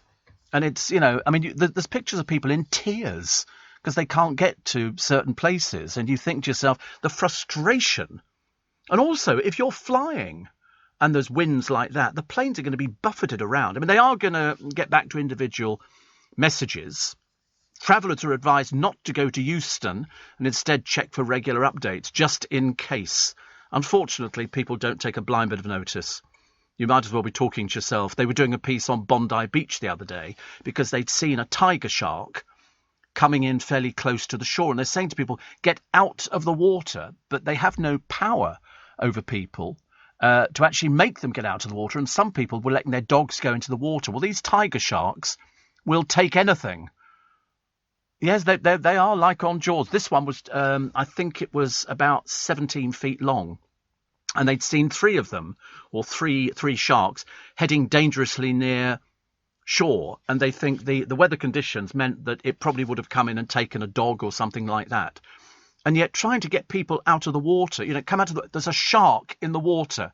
And then the helicopter pilot who's monitoring it goes, I've lost it. I don't know where it is. I can't see it. And there's still people splashing around in the water. And you're thinking, take your life in your hands. These things, terrible. Hello Kitty. I know you don't like tattoos, Steve, but I've got 2 Hello Kitty tattoos because I love Hello Kitty so much. Well, that would be a very good reason for probably having Hello Kitty. I like Rupert the Bear, but, there's no chance of me having a tattoo of Rupert the Bear anywhere. Thank you very much indeed. Yes, down my back. Mark Knopfler did a song about Ray Kroc, the founder of McDonald's. Did he really? I didn't know that. Hairy Bikers went to a Hello Kitty restaurant. Very funny, says Van Bond. And Steve, isn't Princess Anne on the list to stand in for the Queen? Well, there was a bit of gossip about Princess Anne the other day. She can't be doing anything to do with the environment. She took 3 helicopter rides in about a week and a bit, which she didn't need to. She could have taken a car.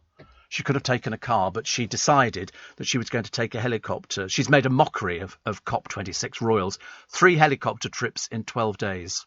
She's more Donald Trump than Greta Thunberg, put it that way. And she's been dropped off in Scotland, Weston-super-Mare and Plymouth. I mean, she could have gone by car, but as we all know, Princess Anne does what she wants to do. She will not be told by anybody. And her trips cause carbon emissions of around 3.9 tonnes, used hundreds of gallons of aviation fuel, and cost at least 15 grand. I mean, she would have estimated, I think, to get the carbon footprint down to about 0.5 tonnes if she'd done the journey by car. They'll always come up with some excuse that she had something to go to in the evening, like, get the KFC in or something. And so she had to take the helicopters. Yeah, she's a big fan of the gravy, I hear. Big fan. So she won't be going anywhere near Prince Charles, will she, and Prince William, who are very much banging on about how things should be right. I mean, I don't know don't they realise that people talk about these things all the time? And will say, why did you take 3 helicopter rides? I seem to remember when Prince Andrew took something, they said, oh, well, he had a golf tournament to go to and he needed to get there quickly. You think, well, take a car, dear. We know you're not very good at driving through gates, but, do your best. Do your best for us. Fitness apps that use bleak warnings of illness or death are more likely to motivate people to exercise. I didn't know there were fitness apps that gave bleak warnings out. That would worry me a little bit. Apparently, they asked 669 Canadians to indicate how persuasive 5 types of messaging were at motivating them to work out at home. I mean, I'm sure that years and years ago, people didn't work out at home or do anything. It's only now we're obsessed with it to the point. I mean, I was thinking the other day in the 50s, people didn't do workouts. There's more fast food now, I suppose, and ready meals. So that's what it is, isn't it? But most people who would be fitness fanatics wouldn't be the sort of people who would eat fast food. They were doing, they had, I can't remember what her name is now. She goes to these restaurants and hotels and tells them where they're going wrong. Is it Alex Polizzi? I liked her a lot. She went to this particular place and they had a gastropub and they were trying to get people into it, but their food was a bit naff. So they changed and they made sure that people were able to order their food in advance so that when you arrived at the table, your food was there immediately, so that you didn't have to wait for it, because they worked on the assumption that the pub trade in Exeter, wherever they were, was people going in and out. They had an hour for lunch. They can't afford to sit there for 25 minutes waiting for something to be cooked. So you could order it on the app, and then the chef would get it all prepared. So the moment you sat down, bang, your food was there and you were ready to go. And it changed the business around. She was very good. I was very, very, very impressed. Ian says, did you know there are over 100 million sharks killed every year? Or I think that's a gross exaggeration of 100 million sharks. No? We think they are up to 100 million, 73 million for their fins. Oh, right. Sorry, I've forgotten about the people who use shark's fin soup.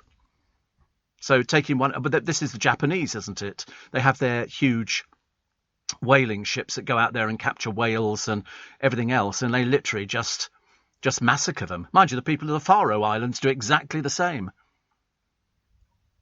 With, I don't know whether are they dolphins or whales? I can't remember the Faroe. Whatever it is, I think it's disgusting. Absolutely disgusting. But 100 million sharks killed to satisfy one nation's obsession with shark's fin soup. And what do they do with the rest of the shark? They throw it back. So it can't go anywhere. Cannot go. Faroe Islands, they are 1,400 dolphins in one day. They drive them into shore, and then literally hundreds of people watch whilst they massacre them.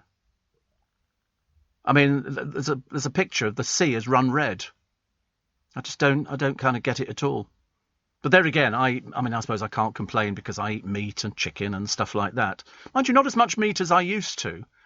But the very idea of sort of killing sharks or just cutting their fins off and then throwing them back in the water because they can't swim, they drown. I don't think I'm going to go vegan.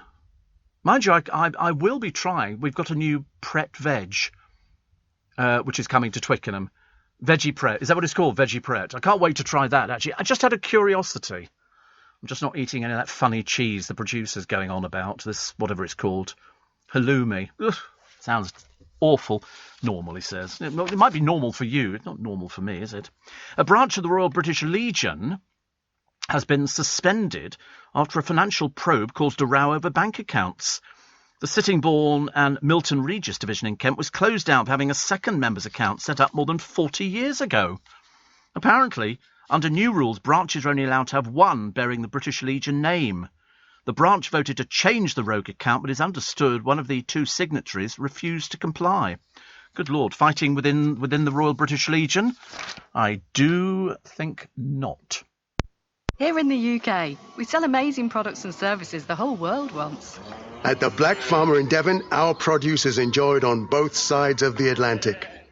We're McKinnon and Saunders from Manchester, and our puppets are watched on 6 continents. So whether you're new to exporting or experienced, explore global growth for your business with free support from the UK government. Access information, training, events and expert advice to help you find new customers overseas. Visit great.gov.uk to get started. Leading Britain's conversation. LBC. Surprisingly, the Japanese don't eat shark's fin soup. It's traditional, either as a soup or I think as a stewed dish in parts of China, Taiwan and Southeast Asia. But the whale hunting is just absolutely awful. It really is. Halloumi is tidy. Try it, says Nige from Pontoclean. I always have to do that. He has to write it phonetically for me in case I can't get it right. Albert says the entire royal family have done the same as Princess Anne, so they're all as bad as one another. Well, I mean, that made me laugh, didn't it? You remember some time ago with Harry and Meghan, who were taking private flights left, right and centre. They really don't care. They really don't care. It's a shame, really, isn't it? Steve, I'm really very happy, says Michelle. Christmas came early. Trays and glasses arrived Saturday. What a lovely surprise. Trays already getting plenty of use, and the Prosecco glass is much nicer than I anticipated. I'm happy that not having bought them last year, I was fortunate enough to get them now. I'm going to christen them at some point. Ooh, I say. I'm very impressed by that. Very impressed. And Chris in Guildford says you're seriously missing out by not trying halloumi cheese, by far the best cheese available. No. I will not be. Actually, I'm not a great cheese eater anyway. I was watching, they did one of these I love all these programs on farming things. And they were trying to explain how they got the blue veins inside some. Oh, don't show me pictures of halloumi. Listen, you're never going to persuade me to eat halloumi cheese by showing me pictures of it. It comes from Cyprus, doesn't it? Is that what they say, I think? And you can even get halloumi jumpers. How exciting. And what do you do with it? You grill it. Oh. What does it taste like then? And don't say halloumi cheese. Does it taste like anything I would know? Does it taste like Welsh rarebit or something like that? Quite mild cheese. What's so exciting about mild cheese that you have to grill? I'm not trying it. I'm not. I've seen it on. I think I've seen it on sale in Costco. And you presumably buy a packet of it, and then you just stick it under the grill or stick it in. Can you put it in a frying pan? You get right. Do we all eat it? We're all eating halloumi. Oh right, everybody eats halloumi cheese. It's a bit rubbery. So you're putting me off already. Squeaky. Right. And what would you have it with? Would you have it with? I mean, is it sort of Yeah, we knock something up. I don't like the idea, actually. But in a salad. See, I had a salad the other day. Marks and Spencer's finally do a crunchy salad with everything in it except that blooming pasta which they shove in everything.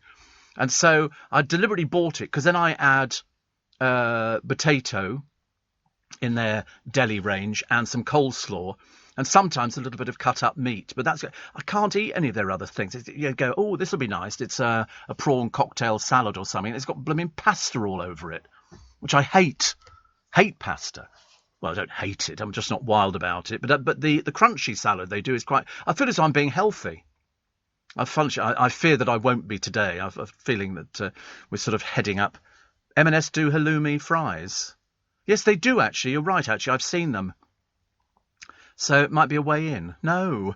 Whilst you deep fry them, even worse. Have you got shares in a halloumi farm or something? Yeah. I can't. He's pushing it really hard. There you go. Bev says it's squeaky. Why would it be squeaky? It's cheese, which you have to grill. Doesn't it just sort of melt then? It obviously doesn't melt if you put it under the... Oh, right. Oh, even more disgusting. So it doesn't even melt. At least... What did I do the other day? I put some cheese on, some grated cheese on some hot dogs, which I'd cut up into pieces, and it melted beautifully. So you're telling me halloumi wouldn't melt? Don't want it then. What's it made of? Made of cheese. Made of halloumi cheese. Halloumi cheese is made of halloumi cheese. What's it made of? It must be made of something else. Is it sort of made in vast vats or something? And then they sort of shape it into these sort of peculiar things. Here we go. It's a semi-hard cheese made of sheep's milk and preserved in brine. It can be... Sorry, the technology for the manufacture of halloumi cheese is unique. It can be considered as a hybrid between brined and pasta filata cheese varieties. Whatever in God's name that is. It can be eaten raw, but it's truly delicious cooked, having a high melting point, making it an excellent choice for grilling or frying. Oh, God. Sounds vile. It really does. Mind you, see, the worst thing is I might have to eat my own words. I might sort of go out and buy stuff. And you presumably, is it frozen? You're buying it frozen or fresh? Oh, you're buying it fresh. Right. And presumably is it in the chiller cabinets or something like that? Right. Do they do it? Right, in the dairy. So would they do it in Iceland, for example? Yeah, they would. It's obviously very popular, isn't it, among the middle classes, especially around here. We'll have halloumi, Steve. The yuppies, they've all gone on to halloumi cheese. Well, it's never cropped up in my life at all. Might have to change it. The mother of the Manchester Arena suicide bomber took welfare benefits worth more than 17 grand after leaving the UK to go to Libya. Samia Tabal left the UK in October but continued to receive about £2,500 a month in handouts into her bank account. The money stopped after her son Salman Abidi detonated his bomb at the Ariana Grande concert. She and her husband are now living on the outskirts of Tripoli and are believed to be under surveillance. They and their oldest son, who flew out on August 29th, apparently to avoid giving evidence to an inquiry, have refused to assist authorities. Can't we get our money back? That would make it easier, isn't it? That would make it a lot easier. These people, honestly, such crooks. Well done to a teenage genius. His name is Jazamarit Rahala. He stunned Channel 4 viewers last week by winning 7 games. He watched Countdown to flex his mental muscles because he was bored at school. Not the first time the 17-year-old has wowed TV audiences. He was the runner-up on Child Genius on Channel 4 when he was 10. 2 years ago, he joined forces with his dad and his cousin for the ITV contest Britain's Brightest Family, eliminated in the first round after going out the night before filming. But he's done very well, hasn't he? Very, very well. He sailed through the adult Mensa test at 11, so he's taking Countdown by storm. He won a prestigious King's Scholarship to Eton, following in the esteemed footsteps of Boris Johnson and Bamber Gascoigne. The school is covering all his fees. In his spare time, he plays the violin, runs maths competitions and gives online lessons about artificial intelligence. His sister Tanya, who is 12, is also academically bright and passed the 11+. You won't be at all surprised when I tell you I failed my 11+. I know. I don't know why, actually. I just didn't find school particularly interesting. And there you go. Steve, do not bother with halloumi cheese. It's like eating tasteless rubber. No, the boys are saying no, definitely not. And what did the cheese say to the mirror? Hello, me. Hello, me. Oh, you're barred, Oliver, I've decided, actually. Deep fried with sweet chili dip, halloumi is food of the gods. You're missing out, says Russell in Guildford. Does your producer eat battered halloumi cheese and chips, says Kathy in Sheffield. Oh, it's a little bit much, apparently. And you're not a monster. Chris Lowry, over in Spain, he says, morning, Steve, it's a holiday here in Spain known as Day of the Dead. Day of the Dead. Now, I know they have one in Mexico, he said, as it's known. Endless holidays here. I hope you're both well. But they have one in Mexico, don't they? I do remember reading that they do special cakes and everything else for the Day of the Dead, and they go to the cemeteries. And I'm led to believe, I might have got this bit wrong, that they do dig up their relatives and they do celebrate their lives. Mexico is the place where if you die and you were interested in motorbikes or something like that, they will pose you on a motorbike. Have you seen them? Whether the funeral directors over there have these peculiar things where they sort of dress people up so it makes them look as though they're alive, but obviously they're not. But their Day of the Dead in Mexico. I mean, I'd be in front of a microphone, which doesn't sound very exciting, does it? Yeah, Poppy Dan. Yeah, but they do the Day of the Dead. So they do one in Spain as well, where they celebrate people's. We tend not to do things like that in this country. We're not very good at it.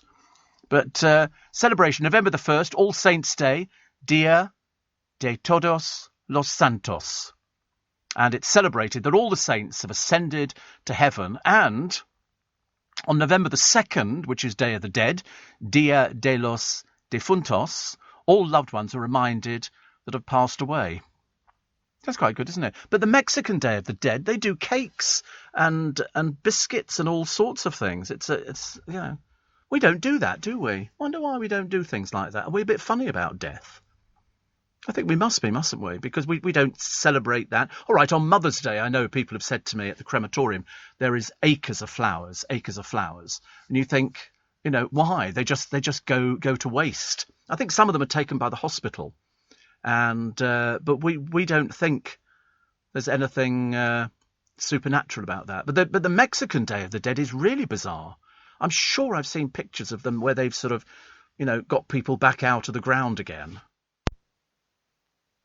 This is LBC. Day of the Dead, known as Dia de Muertos in Spanish, is celebrated in Mexico between October the 31st and November the 2nd. On this holiday, Mexicans remember and honour their deceased loved ones. It's not gloomy or morbid. It's rather a festive and colourful holiday, celebrating the lives of those who've passed on. So the Mexicans visit the cemeteries, decorate the graves and spend time there in the presence of their deceased friends and family members. They also make elaborately decorated altars called ofrendas in their homes to welcome the spirits. So it's very much believing in you're welcoming in the spirits. But I've seen pictures of cakes and biscuits and lollipops and all sorts of things. But definitely we don't do it in this country, do we? Catherine says, Bill's restaurant do amazing halloumi breaded sticks with a chilli sauce. I bet anything you'd like them. And Helinka says, I too was like you. Read the halloumi cheese. Then I tried it grilled and I'm hooked. Also pan-fried. You must try it. Might have to change my life, actually. I might have to sort of give this... although Kathy in Sheffield says, does your producer eat battered halloumi cheese and chips? No, he doesn't, no. He just grills it, I'm assuming. What he has it with, I've got no idea. I don't like to pry too much. It's like being it's a bit personal. Mr. Neil says, Steve, the Day of the Dead, I'd prop you up performing your flowering bush magic trick. Thank you very much. Thank you very much. I'm very thrilled by that. Very thrilled. If you want to know more on that, we'll probably tell you at another time, actually. Ben said, it's amazing how many of you are very middle class this audience has become all of a sudden. Do we have smashed avocado as well? Apparently. Yakovos says, the UK, Steve, is the biggest importer of halloumi from Cyprus. Really? So that's where it originates from, isn't it? Grilled halloumi cheese, tandoori chicken and garlic mayonnaise on a wrap, says David in Cheadle. See you in February. With halloumi, no doubt. So halloumi and avocado often together. Really? Never heard anything. So smashed avocado on toast with fried halloumi. This is very odd. See, another one here. Carol says, halloumi cheese grilled or griddled, dipped in balsamic vinegar or cook on the barbecue. What? This gets more bizarre by the minute. Apparently, says Fifi in Brighton, hello you, even Wetherspoons serve halloumi fries with chili dip. No. This is unbelievable. And Dan says, Steve, is a traditionally Protestant country. Our denomination of Christianity does not believe in saints or being able to communicate with the dead, whereas in Catholic countries like Spain and Italy, who both have Days of the Dead, communication with dead saints is believed and permitted by the Holy See. There you go. There you go. I think Nick Ferrari this morning is going to be talking about France. It's up to them, actually, to end the fishing row. And Liz Truss, I believe, is going to be joining Nick this morning. So they're going to be talking about climate change. They don't seem to be doing as well as we thought we were going to be doing. But there's a driver here, and he's a train driver. He's just won a £55,000 Ford Mustang and 50 grand in cash. That was just a week after getting the cancer all clear. He was diagnosed with cancer. He had non-aggressive tumours in his bladder. He said the hardest part had been driving home after the diagnosis and having to tell his wife. But he won this car and the cash in a lifestyle competition company. So he plans to pay off some of his mortgage and go on holiday to Germany to see the Christmas markets, which is fantastic, isn't it? So he's had the tumours removed. He spent weeks off work recovering. Then he was given the green light, and then he received the knock on the door to say he'd won the jackpot. What's the matter? The £55,000 car and the 50 grand cash. See, there is a God. I don't care what anybody says. You've got to believe it. Got to believe it. Boris Johnson will read the Riot Act to world leaders to get real about climate change. Why have we gone so mad? And sort of trying to sort of sort out climate change, because we're obviously not very good at it. I don't think we're very good at it. We're better at blowing up balloons, I think, or buying halloumi. So apparently the producer just had a friend of his phoning up saying, "Well, you just buy him some blooming halloumi." I might go and get some. I don't want to buy too much of it in case I don't like it. So I might have to. I don't know where I'll go and get it. I suppose you can do it in Marks and Spencer's. You can buy. I don't do avocado on toast. I'm not that pretentious, honestly. How ghastly. So Alan Lamb revealed diagnosed with prostate cancer. And as I said at the beginning of the programme, he's urged everybody to go and get checked. But unfortunately, people do not go and get checked now. But you should. You really should.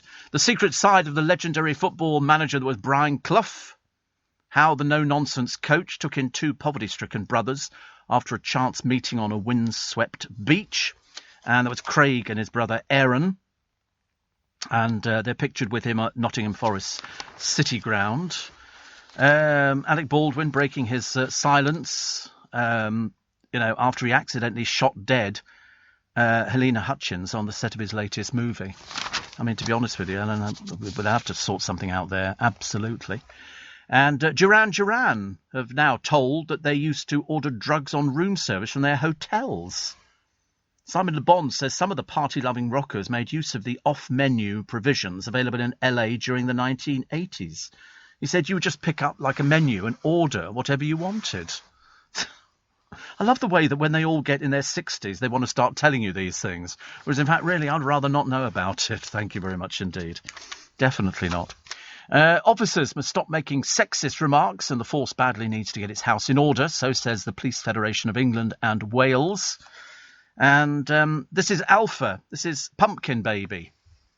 This is the large baby that we told you about the other day. Looks pleased to have some room to stretch out in. Needed 2 midwives to help deliver her 14-pound, 15-ounce son. I think that's what they call in the business. It's like, ow. I think that would be about as good as it gets. Taylor Swift, apparently putting on a perfect performance at the Rock and Roll Hall of Fame induction ceremony.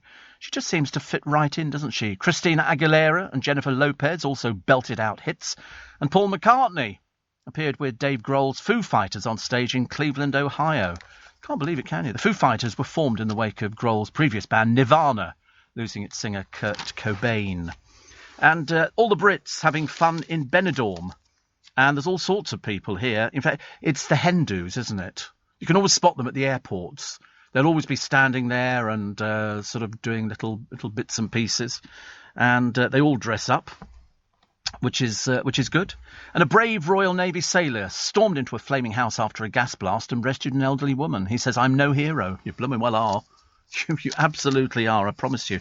But so the Brits going back to Benidorm. And one bloke, owner of the Bulldog pub, says Benidorm is alive again. You can feel the relief and joy. Sounds ghastly. Can't think of anything. Why would you want to go on holiday to see another load of drunks that you can find in this country? What is the point? Taxi waiting outside for Steve Allen for the airport. You'll be on that Benidorm flight, matey, as fast as we can get you on there. I told you once we did go to Malaga, Dale and I. We got in the car. We went to Malaga. It stopped in the main street. We looked outside. We got back in the car again. We didn't go any further. We decided it was maybe not for us. And because they're running out of beef dripping, chippy fat's left in short supply. I didn't even know they used that, beef dripping. I thought mainly it was oil used. But who knows? Things taste differently all over the place. So I might try halloumi for today. And we'll let you know, actually. Writing Christmas cards, Steve. Loads of glitter. Won't put any in yours, says Viv. Please don't. You know we had this trouble years ago. Every card I opened up had glitter in it. But that's it for this morning. Thank you very much indeed for your company. Morning, everybody. Nice to have your company. Welcome to Tuesday morning, the 2nd of November. It's I was going to tell you the year, but then I suddenly realised, what on earth is the point of telling you the year? Nobody believes it anyway. It's 2021 and next year's 2022. What will the weather be like after this summit? Gold nodes. But I tell you what, a bigger bunch of hypocrites you'd be hard pushed to find. Biden turned up. I mean, the poor old soul, he couldn't manage to stay awake. So he nodded off. You can imagine, can't you? Mind you, I've had people working on this programme before who've nodded off before, so nothing new there. But Biden turns up to a summit on how to save the planet with an entourage of 20 cars. 20 cars, double the length of normal cars, gas guzzling, pumping out fumes all over the place. Are they having some laugh? How many people flew in for this summit on private jets? 400 private jets. I mean, thank goodness for the Green Queen, eh? Altogether, for she's a jolly good fella. Unbelievable, isn't it? Hypocrite Airways. Jeff Bezos' £48 million Gulfstream leads the parade of 400 private jets into COP26, including Prince Albert of Monaco, scores of royals, and dozens of green CEOs. I mean, surely even they must see the irony of the whole thing. 20 cars in Biden's little entourage, gas guzzling, and then 400 private jets. Small wonder Greta Thunberg let fly with a torrent of 4-letter words. Well, one, but it was the F word. And if you wanted to go into COP26 or 23 or 22 or 21 or just 20, it's rubbish. 2 hours you had to wait to get in there. 2 hours. Hardly worth bothering, was it really? But 20-vehicle motorcade, and then the old bloke falls asleep. Poor soul, I honestly feel a bit sorry for him, don't you, really? But the whole thing is just hypocritical. How can they possibly preach to us about, we're going to save this and save the planet and... I mean, the only person who's actually come up with anything is one particular boss, an Amazon tycoon, I think you know who he is, who's pledged to buy some trees. £700 million worth of trees. At least he's making an effort. After Prince Charles flew in on a private helicopter. What is going on? Why are we putting up with this? Why are we listening to these people? And then don't even ask about the Archbishop. Oh, my goodness me, the whole thing goes from bad to worse, doesn't it? Anyway, nice to have your company. I hope you are well and you're coping with everything. I had a good day yesterday. It's only because, if I achieve something in a day, and for that read just about anything, I get quite pleased with myself. And so yesterday I had to, I've got I don't know what they call it. It's an like an investment account, which I've had for years and years and years and years and years and years and years. And I needed to take some money out to pay for let's just call it an item next year. And I thought this is good because when I went into the bank and I said, I've got this investment account. She went, it's not that, is it? So it must be this other one. You'll need to speak to these people. You'll probably need to write in and put it all in writing. And I thought, to me, this is, please God, don't tell me this. Almost as bad as when I had First Direct and I phoned up because I needed to change some direct debits and stuff like that, but I couldn't remember any of the passwords. And if after 4 passwords you hadn't got any right, they cut you off. And because because you're supposed to know these steps. Well, I'd done it 35 years prior to that. I didn't even have the little bit of paper. So when they go favourite, name of your first pet. Well, I never managed to get that one right, so God knows what. I probably put down Loch Ness or something stupid. But anyway, they were very good, and they helped me and talked me through it and said, right, let's reset all the passwords for you. I said, oh, thank you. In the end, I was so grateful, I nearly burst into tears. But and then, of course, in the end, we actually cancelled the First Direct account because I had too many accounts with different banks. We needed to bring it all under one roof, which was a lot easier. And the lady who financially advises me said, listen, it's better to bring it under one body of things, which is much nicer. So anyway, so yesterday I finally, put paid to calling somebody up, and I phoned the number that was at the top of my portfolio, and I said, oh, hello, and I always play humble because I never know if they're going to say, you need to write in, I can't do anything over the telephone. I tell you, within 10 minutes of talking to her, she told me she was married.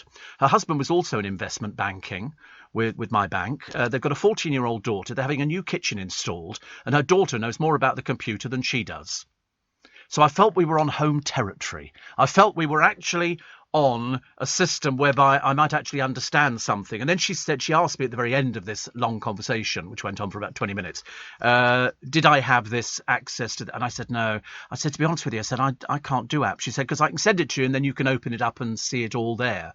And I said, oh, can I have a hard copy? She said, of course you can. Of course you. By that time, we were best buddies. She was then asking me, do you think the kitchen will be installed before Christmas? I said, absolutely. She wanted to move out, and her husband said, no, let's stay in the house while they're doing the kitchen. Yeah, I mean, I was being really sort of, Mr. Good Boy.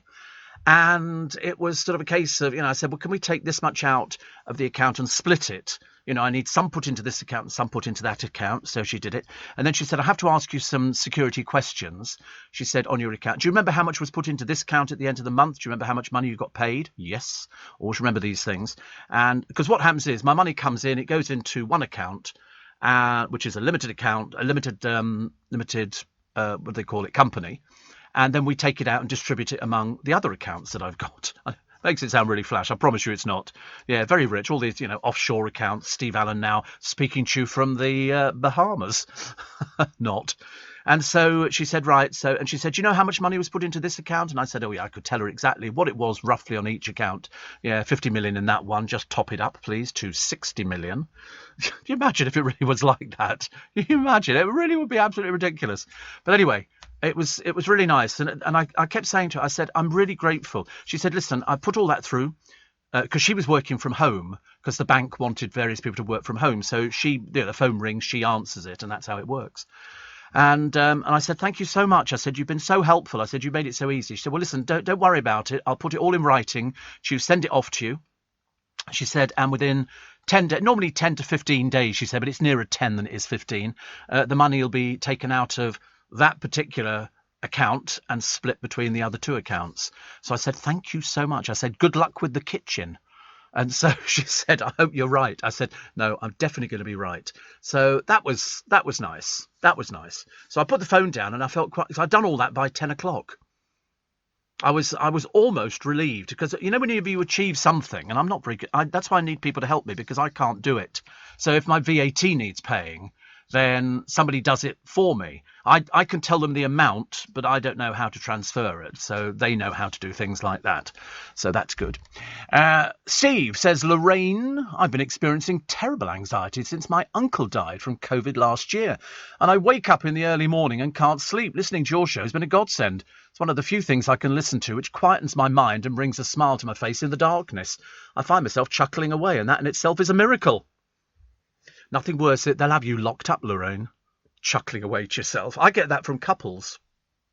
People write in and go, my husband, invariably, actually, it's the ladies writing in about their husbands who've been listening to the programme and sort of having a little chortle to themselves in the early hours of the morning. Not every morning, because sometimes it's not, the news isn't particularly exciting or brilliant. But for somebody here who says, my tray arrived yesterday, earlier than expected. Lovely surprise. Tea and shortbread biscuits will now be served under your watchful eye. Well done to you and the Groovy Gang. I love it. Thank you. And Wendy and Jane, my holly wreath girls, say, Steve, holly wreath time again soon. I know. It's creeping up. They make the most beautiful holly wreaths. Proper wreaths. And really lovely. And they send me one. I get one sent every year, which is really, really for the door, yeah. I like a wreath on the door. Isn't that funny? Isn't that funny? I was thinking about that the other day because when I was younger, I don't think my parents had a wreath on the door. I don't think we did, but I can't remember, as you know. But it was very strange. I was reading something which was talking about Amy Winehouse. They're selling all her clothes to raise money for the Amy Winehouse Foundation. And I thought, if you were her parents, wouldn't you want to keep the stuff? They're even selling the last dress that she wore in a concert in Belgrade. Now, I would want to keep that. As far as I'm concerned, that's, I know that they're being put on display in Los Angeles before a charity auction, even though she died in this country. And they think the dress she wore for her final performance could go up to £14,500. Now, far be it from me to tell people what to do when anything happens. I know that for my end of it, I wouldn't be getting rid of anything like that. I'd be thinking that's something that's very iconic and very, very personal. The green and black dress worn by her during the final performance. You'd want to keep that forever and a day, wouldn't you? When my dad died, obviously my mother inherited all the furniture and the bits and pieces. And my parents always bought well. They didn't spend a lot of money on furniture, but in those days, if you were spending £100 on a table, you got a really decent table, and it was all antique-y stuff, fairly ancient. So we've got sideboard, we've got a Davenport and an oil painting and stuff like that. And when my mother died, far from getting rid of everything, we just split it in half. My brother had half of it. I had half, so he ended up with the painting and with the Davenport, like a bureau, and I ended up with the sideboard and various other pieces of furniture and things like that. And it's a case of I couldn't possibly ever get rid of anything like that. That's my family's, and I would have thought that Amy's parents would have wanted that, but Mitch and Janice have decided that the proceeds from the sale will benefit the Amy Winehouse Foundation, which supports young people with addiction problems. But you'd want to keep one or two of those items, especially the last dress she ever wore. I'd be wanting to. I'd have that framed.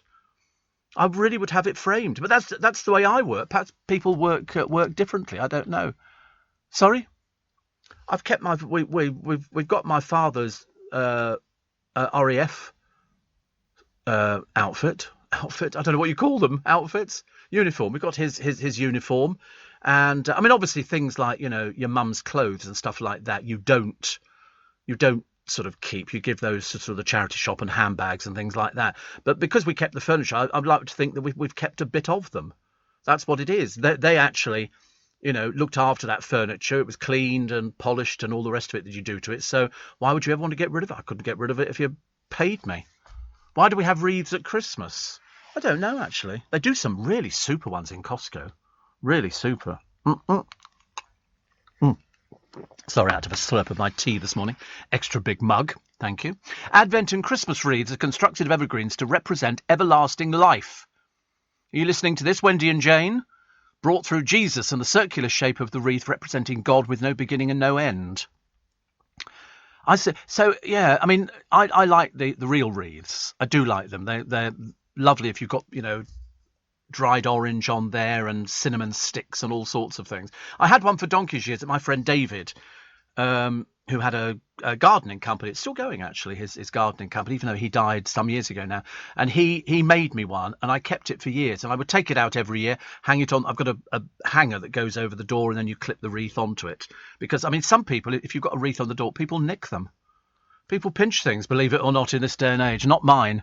Not mine. They'll be going home in a wheelchair if they come anywhere near my wreath on the door. But I just always liked it. I thought it was quite nice. But I've still kept his, and I've kept the other ones as well from the girls, which is nice. So thank you very much indeed. With UK Export Finance, I'm fulfilling more export orders from around the world with working capital support.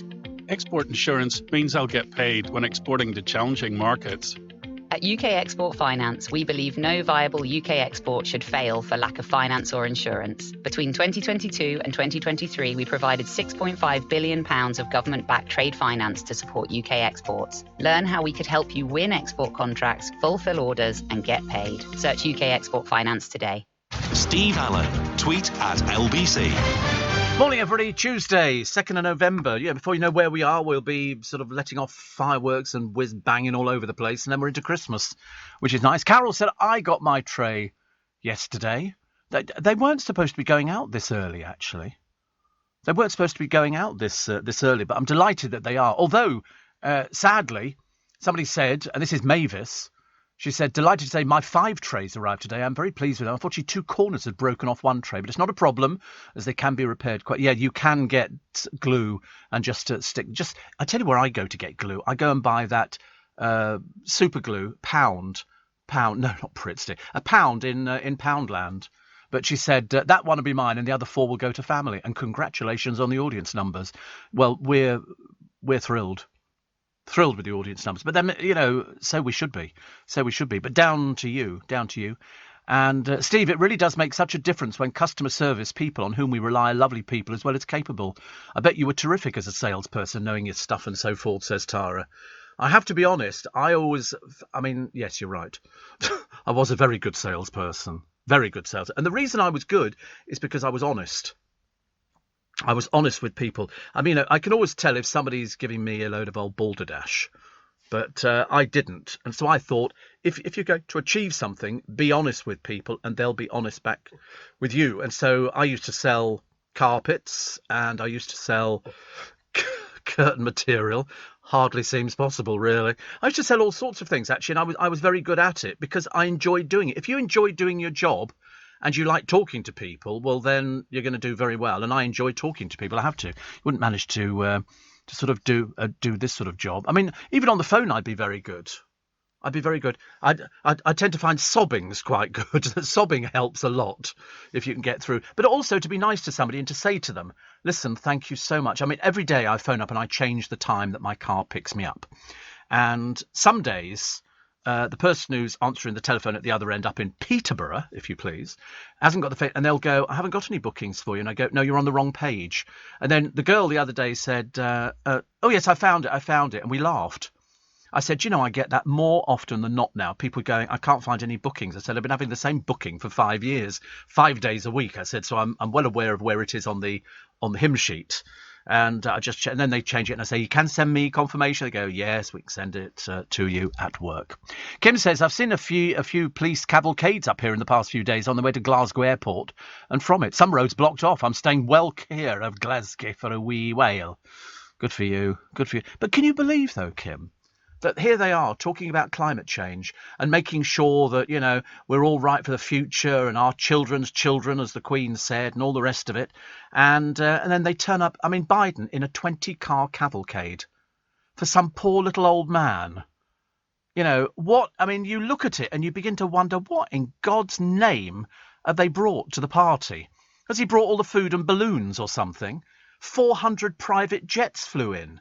It's just unbelievable. Police cars, outriders, all the rest of it. And this is just... I give up. It's so annoying. Steve, I take it IR35 hasn't ruined your life like it has mine.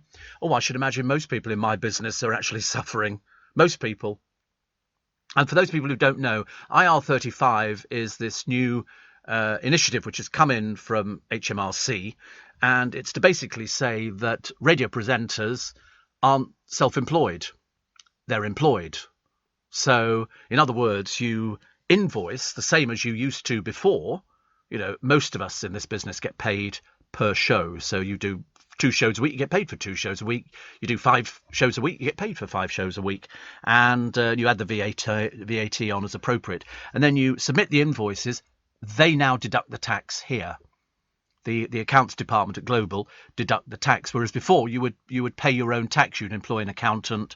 And they did away with it. They did away with self-employed. And I should imagine for people who were earning, an absolute fortune, it was a huge wrench because that was the whole idea of having an accountant, that they would try, because most accountants turned out to be ex-tax inspectors. So they seemed to know everything that was going on. And if we had to set up a limited company, it was all done. It was a bit of a pain. It has to be said. But if you're used to earning so much money per month, and then all of a sudden it changes because they take tax off. And then as a friend of mine said, welcome to the real world. And I said, well, you're probably right. But, having been self-employed for 45 years, it's quite something all of a sudden to change. So some people suffered very, very badly. Well, in fact, most people suffered because you were losing a lot more than you thought you were going to be losing. But as I say, it's onwards and upwards. Nobody forces you to do a job.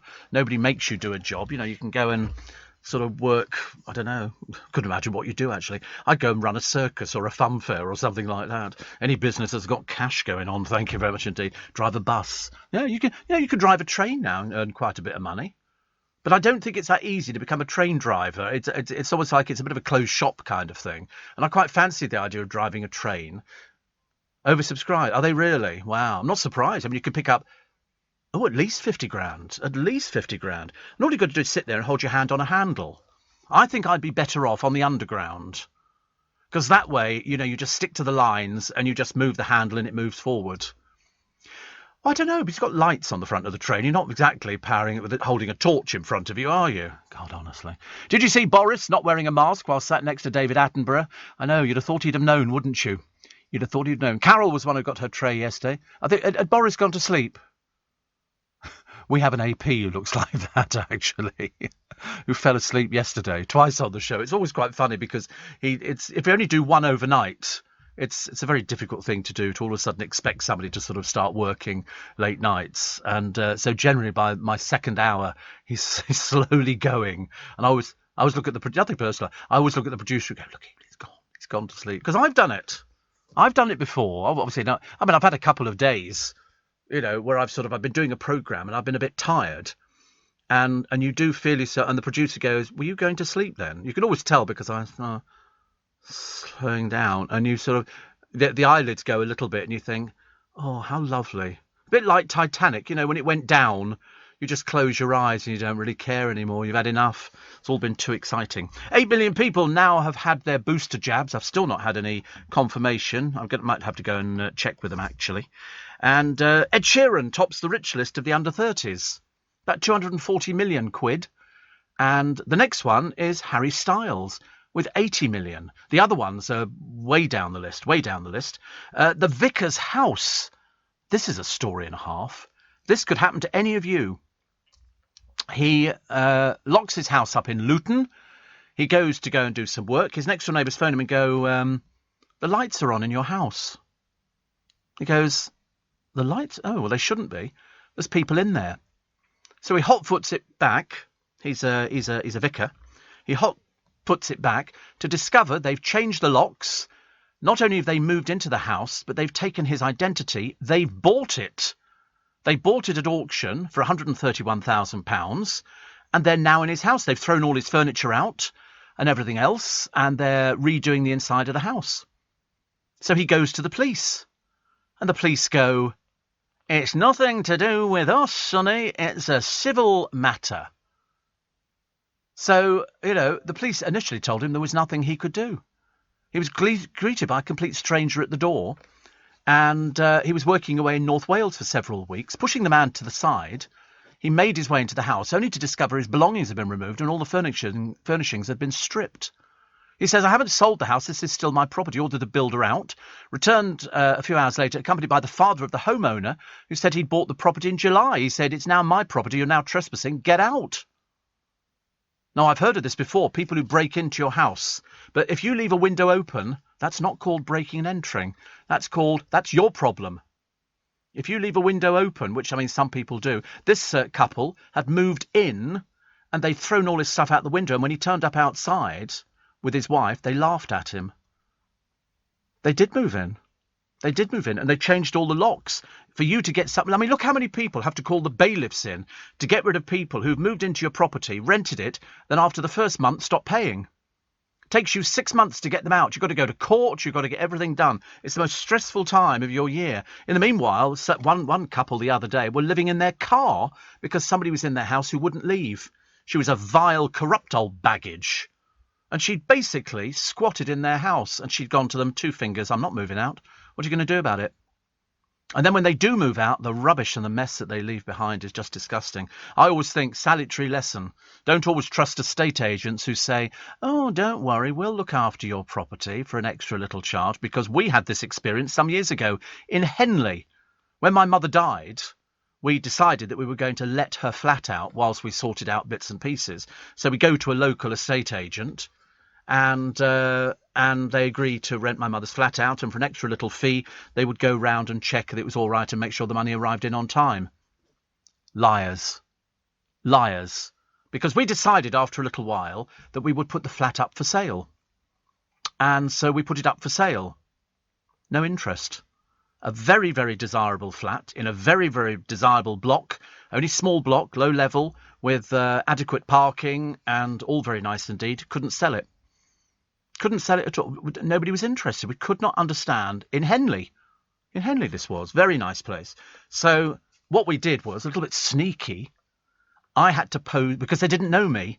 The estate agent only knew my brother. So I went down there posing as a buyer. I'd phoned up to say, have you got any flats? So I'm looking in this particular block. Oh, yes, we've got some down there. And so I go down, meet the estate agent. He doesn't know who I am. He has no idea at all that I own this flat that they're renting out. And so we go and have a look at it. Well, my mother would have been horrified. She'd have been horrified. It was a 2-bedroom flat, but unfortunately 6 people were living in it. They'd put mattresses in the sitting room. They turned out all the furniture. It was an absolute tip. I mean, my mother would have broken her heart because she looked after it like, it was everything. And I said, it's not very nice, is it? He said, no. He said, I've got a nice one the other side. And we couldn't work out why he'd said that. And, of course, they were still making money out of renting my mother's out. Why should they sell it and lose that income? So he showed me another one, which was perfect, the other side. And I went back. I phoned my brother on the way back. And I said, you won't believe this. I said, there's 6 people living in Mum's flat. I said, the estate agent is bent. I said, absolutely bent. So my brother then threatened legal action with him, saying, you've just been talking to my brother. And quite clearly, you've not been managing this flat at all. There are 6 people living in it. It's supposed to be a flat for 2 people. And so anyway, having threatened them with legal action, they backtracked, paid us back all the money that was due to us, and we took it out of their hands. But always check, because unfortunately there are some very, very unscrupulous people out there. With UK Export Finance, I'm fulfilling more export orders from around the world with working capital support.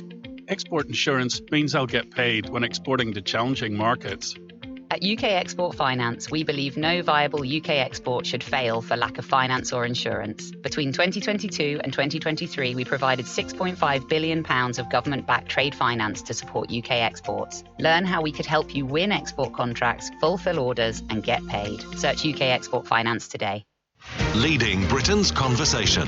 LBC with Steve Allen. Morning, everybody. Working in Turkey, says Pete, and was dreading the clocks changing. Your silky tones now only grace the airways from 7 a.m. instead of 6 a.m. Oh, right. Fancy. What do you mean? What do you mean working in Turkey? Doing what? Doing what, you working in Turkey? Bill in Belfast says, I know exactly what you mean about people selling off family heirlooms. I was watching one of those auction programmes on daytime TV. This character was selling a concert programme of their late grandfather's, which had been inscribed to Bob with love, Mae West.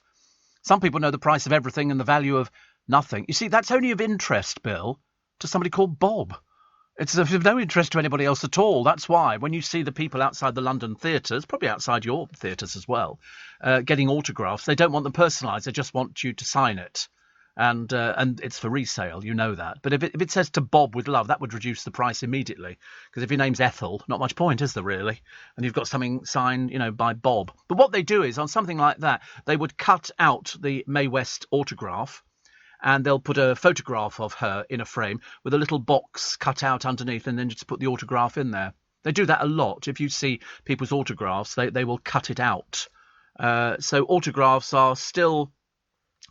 some of them are worth money. Like Diana, worth money. Astronauts, worth money. One of the astronauts was offered £1 million to do a signing for Fraser's autographs. People ask for selfies rather than autographs. Yeah, but it's not worth anything. But now you can actually get the actual artist to do a little thing for you, like Dick Van Dyke will do one, and it's just under £1,000 he charges. Yeah, a little cameo thing, which we've spoken about before on the programme. But no, if you're going for autographs, people are looking for them, and you can find the price of them. Look at Fraser's autographs. Have a look at Fraser's, who are in the Strand. They're actually with the stamp people in the same way that you can sort of purchase anything. And Fraser's autographs have got all sorts of things. So they're one of the world's largest autograph dealers. And I pass them. Oh, it's permanently closed. Oh, blimey. That's interesting, isn't it? Address Maddox Street. Oh, how bizarre. So are they still online? As well as selling auto at the buy and do so around the world. It looks like it's gone. It says here, based in Maddox Street. Well, they were on the Strand before. Yeah, we'll have a look into that one. Very interesting. Anna says, thank you for your support with the Poppy appeal. I'm on my second money box. People being very generous. I did 10 hours last week and 8 over the next weeks. Been doing it for over 30 years in the village I grew up in, and it's lovely to talk to people. I do it for my parents, who were devoted to the RBL after serving in World War II, says Anna. I bought one of the little metal badges the other day, and I gave a tenner for it. I mean, I probably could have got it for £2 or something like that, but I thought, no, it's a tenner. Listen, you can't ever put a price on what people gave. So I thought a tenner was reasonable. And she said to me as I was leaving, she said, "Oh, I'll put that in the box for you." And I was tempted to stand there until she had. I don't know why. How disbelieving and mistrusting. Susan says, I just wondered which presenter ends up with the extra hour when the clocks go back, or do you flip a coin? No, it's always the same time every year. It just depends who's ever on. So it was Clive this year. And so he does the extra hour. And then when the clocks go the other way, he'll do that and he'll get less time. So it's always the same person. Yes, I don't think he charges any more, Susan. I don't think so. I mean, I don't know, really. I've never inquired as to stuff like that. 84850 steve@lbc.co.uk. So the beautician, do you remember I told you Dame Diana Rigg left £3.5 million in her will, and she gave £5,000 to her beautician who did her nails, and the beautician has turned it down and has given it to Diana's grandson, which is quite nice, isn't it? What a nice thing to do. Also, the Barclays bank chief has resigned over links to Mr. Epstein. That's an odd one, isn't it? The supercar crash boss, high on cocaine. Apparently he owned a pallet company, you know, those wooden pallets, class act. They've sent him to prison. He flew over a roundabout and smashed into a lamppost. Can't have people like that on the road. You have to put them in prison. Anybody who's done for drink driving or drug driving, as far as I'm concerned, prison. It's as simple as that. There's no two ways about it. Also, a family trapped as a tree crushed their mobile homes. Bit of a shame, isn't it, really? I mean, honestly, one minute you've got a mobile home, the next minute you've got half a mobile home because a tree's gone through it. That's what I said the other day. It always looks very pretty. You know, we've got lovely trees in the front garden. The next minute, it's joined you in the bedroom. You know, open the door, there's half a tree there. It was that wind, yeah, that wind that we had. Gary Lineker says he prefers being a quiz show host to a football pundit. Guess why? He's got a quiz. Okay, there you go. Also, there's a picture in the paper today. It won't strike you immediately until you realise what's going on. Her name's Dawn. She had a glass of champagne. She's in bed, and she had a cigarette. And then they played her favourite music, and she died at Dignitas. And there's about 5 people in the room, including the doctor, who just has to make sure that everything goes properly. So she was quite happy. She had the glass of champagne. She'd made her decision. She had a cigarette as well. And then she administers her own drugs, and that sends her to sleep. And then eventually it just closes down the body. And so she died that way. Perfectly happy, apparently. I'm not sure I could do that. Imagine if you change your mind. You know, this is Dawn Voice Cooper, 76, and she was crippled by illness, and she wanted to end her life at a clinic. She wanted the Mirror to be there to tell her story, so that's what it is. So she spent the last years of her life fighting for the right to die in the hope of incurable health problems, including arthritis, repeated brain bleeds, and epilepsy. And she was determined to end her life on her own terms before the quality of her life, which she described as at times unbearable, deteriorated further. So she had the glass of champagne, and the room where she dies it's very ordinary. It's very, very ordinary. It's very what I call clinical. There's nothing in it that you would ever think is a place where you would end your life. It's very simply furnished. And she decided that that's what she wanted to do. And so she paid her money. I can't remember how much it is now, but it's certainly a few £1,000s. And you say goodbye to your loved ones, and they can be in there with you if you want. And so she had people round her bed and everything else, and she just slipped away, and she was quite happy. She thought that, you know, at the age of 76, she'd had a great life. And there's probably a lot of people listening now who have terrible, terrible illness, but would not want to go down the same route that she went down. They would prefer to hang on as long as possible. And it's very interesting because when you see the amount of people in her room, it's quite interesting actually. But she couldn't do anything. She couldn't do anything for herself. So she just drinks this lethal cocktail of medication. And also there's 2 people. Do you know 2 people end their lives every week in this particular clinic, better known as... there is another one called Dignitas. This was not Dignitas. This was another clinic, because in Switzerland they have things like that.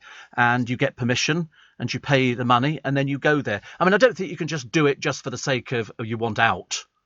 You have to be sort of, very seriously ill. And so she decided that at the age of 76, she'd sort of had enough. My God, you're whizzing through Are you reading this or what? How are you reading it at this speed? Even I can't read at that speed. But Life Circle sets an IV drip. So unlike Dignitas, where you drink a lethal cocktail, this one, the recipients operate themselves. So she hugged her friends, fellow campaigners Alex Pandolfo and Miranda Tuckett, before the nurse positioned her bed in front of the window so she could look out at the trees. She had to prove that she was mentally competent. You can't just go in there. You have to prove that you're not. She's been assessed by 2 doctors, and then she just sort of slowly just went away because it's an IV drip. And it does exactly the same, I suppose, as if you were sort of somebody was being killed, in America if they're in prison for committing an act. And she was pictured in there. And so they have to ask her date of birth. They want to know her name. Why have you come here? Because they have to do it. They don't want anybody coming back afterwards saying, oh, by the way, we think you actually took her life. But she was cremated afterwards. And she had also early onset Alzheimer's. I think actually one of the other people there, Alex, said it was one of the most beautiful and loving deaths I've ever witnessed. Because not many people witness people dying. It's a strange thing. Sometimes it happens with children. The parents are there with them. But most people don't witness something like that. It happens it's almost as if people do it to annoy you. They sort of go, I shall go now, when you've walked out of the room. And you go, thanks a bunch. My mother did that. She waited to the left and then she decided to go the next morning when we weren't there. And then, that's when they sort of told us, yes, I'm totally convinced out of spite. I said to her, Mum, how could you do that? Fancy not but then, people don't want people there at the end. They want to do something quite privately. Tracy Emin turned down doing a song with David Bowie. What was the reason? Probably making one of those ghastly beds. It was she couldn't sing. Never stopped anybody before. Jamie Oliver has admitted he turned to booze to help him deal with his restaurant chain collapse. We like Jamie a lot. We like his house more. He's got a Tudor mansion, which is fantastic. Absolutely lovely. And Afghan heroes' medals have gone on sale for £140,000 because people sort of say, listen, what's the point of having them when they're worth money and we could do with the money? I think they should give you 2 sets.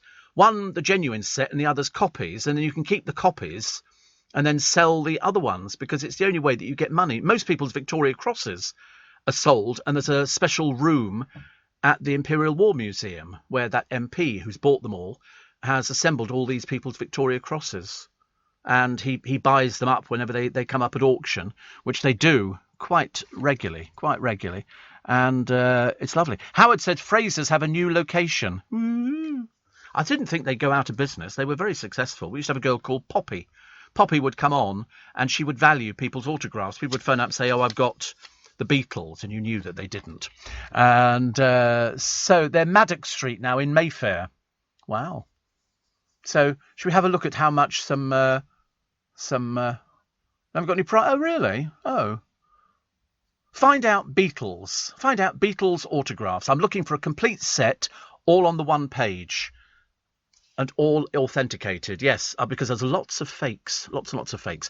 With UK Export Finance, I'm fulfilling more export orders from around the world with working capital support. Export insurance means I'll get paid when exporting to challenging markets. At UK Export Finance, we believe no viable UK export should fail for lack of finance or insurance. Between 2022 and 2023, we provided £6.5 billion of government-backed trade finance to support UK exports. Learn how we could help you win export contracts, fulfill orders, and get paid. Search UK Export Finance today. Steve Allen, tweet at LBC. Morning, nice one here. We've got a nice autograph for you. This is Out of the original members of the Beatles, John Lennon's autograph is the most coveted for obvious reasons, and a signed photograph is valued at $10,800, about £7,900. Once a smart investment, the value of an autograph has remained stagnant. And there's one here, John Lennon signed. To be honest with you, Winston Churchill's a good one to have. That's also $10,800, which is about $7,000. Unscrupulous dealers have no qualms in selling fake John Lennon autographs to unsuspecting collectors, so it pays to swat up on the real deal. The handwriting style, in fact, there's one here signed John Lennon. It would be obvious to a collector. The handwriting style is too angular for John Lennon. His script was more curvy, and the flow's all wrong. In fact, it just looks wrong, doesn't it? I bought a book, actually, and I only realised a few years ago, De Steve Allen, and it's Liberace, signed by Liberace, but it's basically Liberace talking about how he went out with all these women, which, of course, he didn't. There's one here. This is a signed Rolling Stones one, $8,000, $10,900. And that's quite good. Bill Wyman is on it, and Mick Jagger, and Keith Richard. I don't know who the other people are, actually. It doesn't really help, does it? John F. Kennedy, because you had to be very careful as well, because they also were using auto pens. An auto pen was a Japanese invention, I believe, and it was a fountain pen that was on a piece of equipment, and it would duplicate somebody's autograph. No, not like a stamp. It would actually write it. So, in fact, when you were looking at it, you were looking at auto pen, and you had to be able to spot those as well. I mean, the ones that are signed by hand, there you go, it says here, the vast majority are either auto-penned or printed. Auto-pen, it literally looked like a little piece of machinery with a fountain pen in the end, and once you'd done your autograph, the pen would trace it all out, and then it could produce thousands, all absolutely identical. Auto-pen, very famous, very famous. So here we go. George Washington's Act of Congress, $9.8 million. Lincoln's Emancipation Proclamation, $3.7 million. John Lennon's Murderer signed LP, $525,000. See, there's even money in things like that. Babe Ruth's baseball. Babe Ruth was a very famous baseball player, $388,000. Joe DiMaggio and Marilyn Monroe's baseball, $191,000.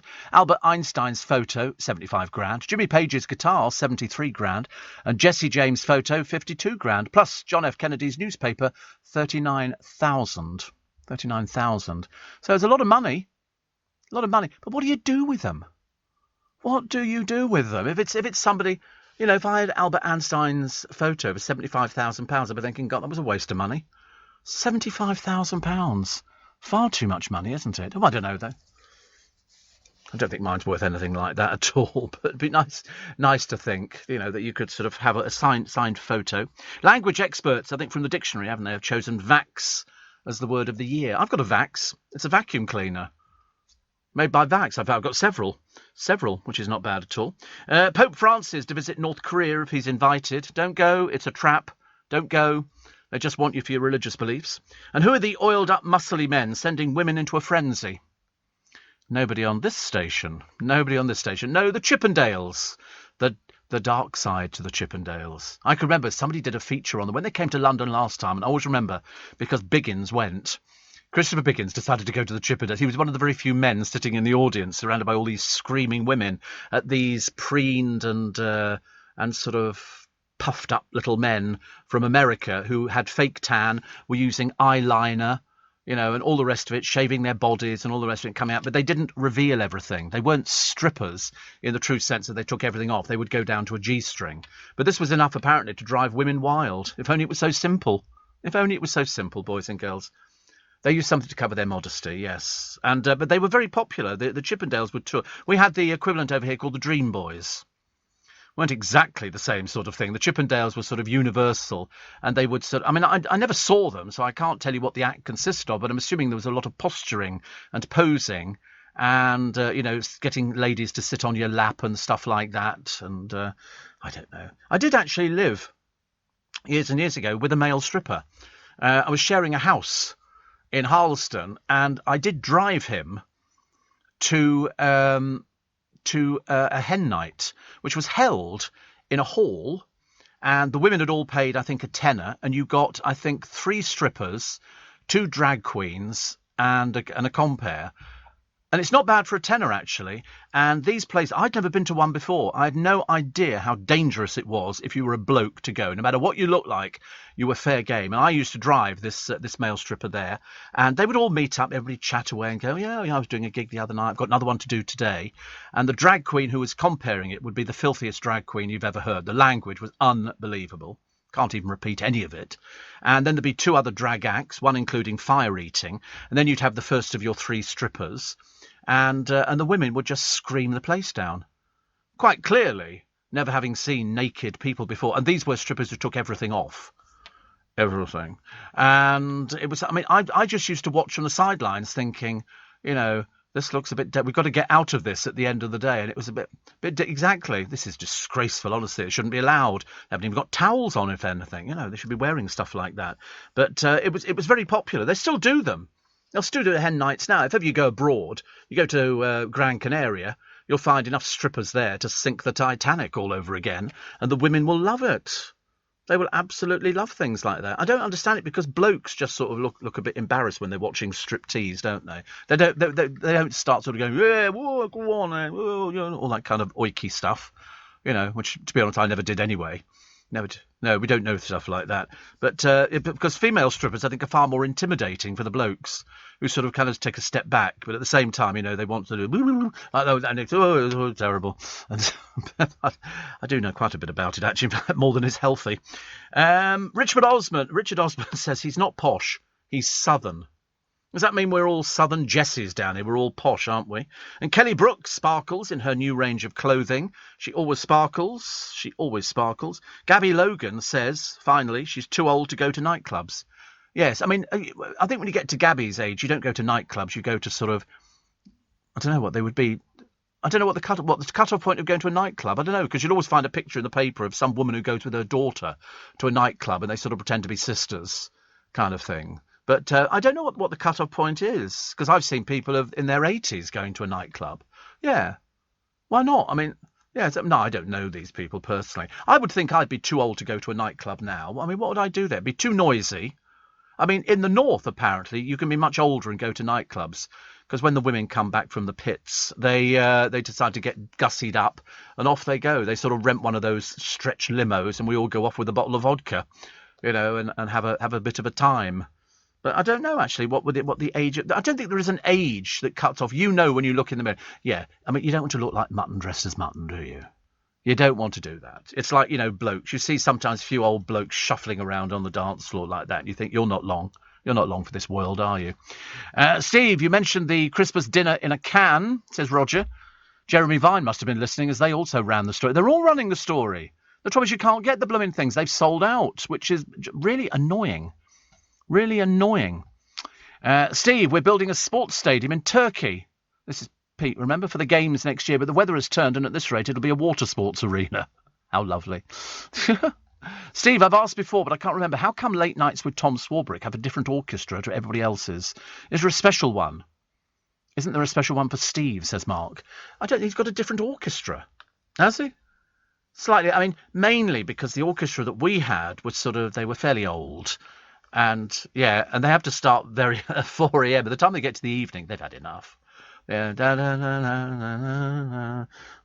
fact, I can't even tell you what that's a very old tune, actually. I couldn't even tell you what the tune is now. Isn't it funny? I hear it every day so many times, but I still...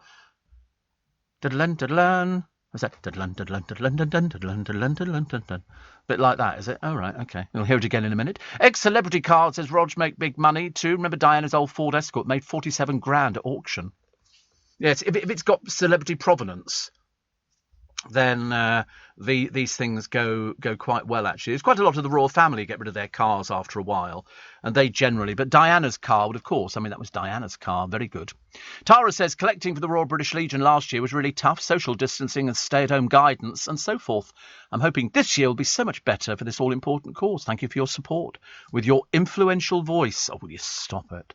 I just think people should go and buy Poppy. Go and buy Poppy. Didn't Ian Dale used to own Diana's car? Did he? Good Lord above. Oh, right, oh, right. I bought it off Diana in 95, says Ian Dale.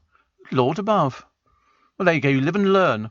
Yeah, he's done very well. He must have got a bit for that one, actually. Now up for auction next month. Is this a recent tweet? Oh, 5 years ago. I wonder how much it went for. He must have made a bit of money. It's quite nice, isn't it, if you like that sort of thing? It's not my sort of car. Mainly people... That's sort of... It's sort of like peacock colour. I don't... Peacock turquoise, I suppose. So Ian Dale used to own Diana's car. One of her many cars, I should imagine. But even so, that would come with provenance. That would be worth a bit of money. Blimey, lucky old him. Yorkshire is the UK's ghost capital. I know, have you seen some of the people coming out the nightclubs? Oh, dear. Ooh, very scary. We don't like things like that at all, do we? And K.D. Lang celebrates her birthday today. We've not heard from her for years.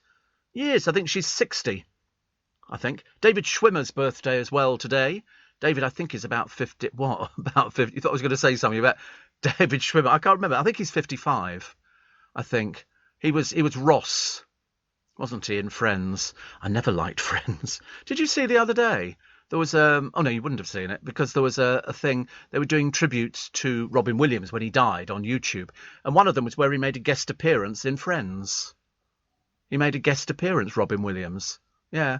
With, the bloke, I can't remember his name now. Who's, Bruce Willis did too. Did he really? Yeah.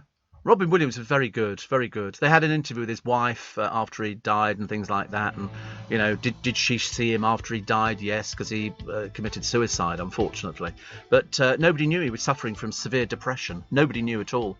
Nobody knew. But I watched that bit again this morning, Captain My Captain, which is the tribute to Robin Williams, and it's still bloody good, you know. It's still very good.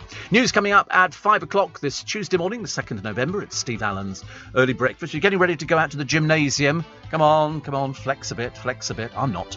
I'm just more than happy to talk about everybody else going. So we'll take a short break for the news, then back with more of your texts and emails. We will go back through the morning papers, but it's still the hypocrisy of all those people for COP. You know, I mean, really, an entourage of 20 cars for Biden. Huh.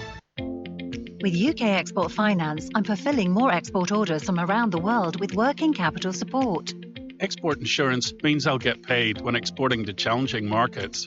At UK Export Finance, we believe no viable UK export should fail for lack of finance or insurance. Between 2022 and 2023, we provided £6.5 billion of government-backed trade finance to support UK exports. Learn how we could help you win export contracts, fulfill orders, and get paid. Search UK Export Finance today. This is LBC from Global, leading Britain's conversation with Steve Allen.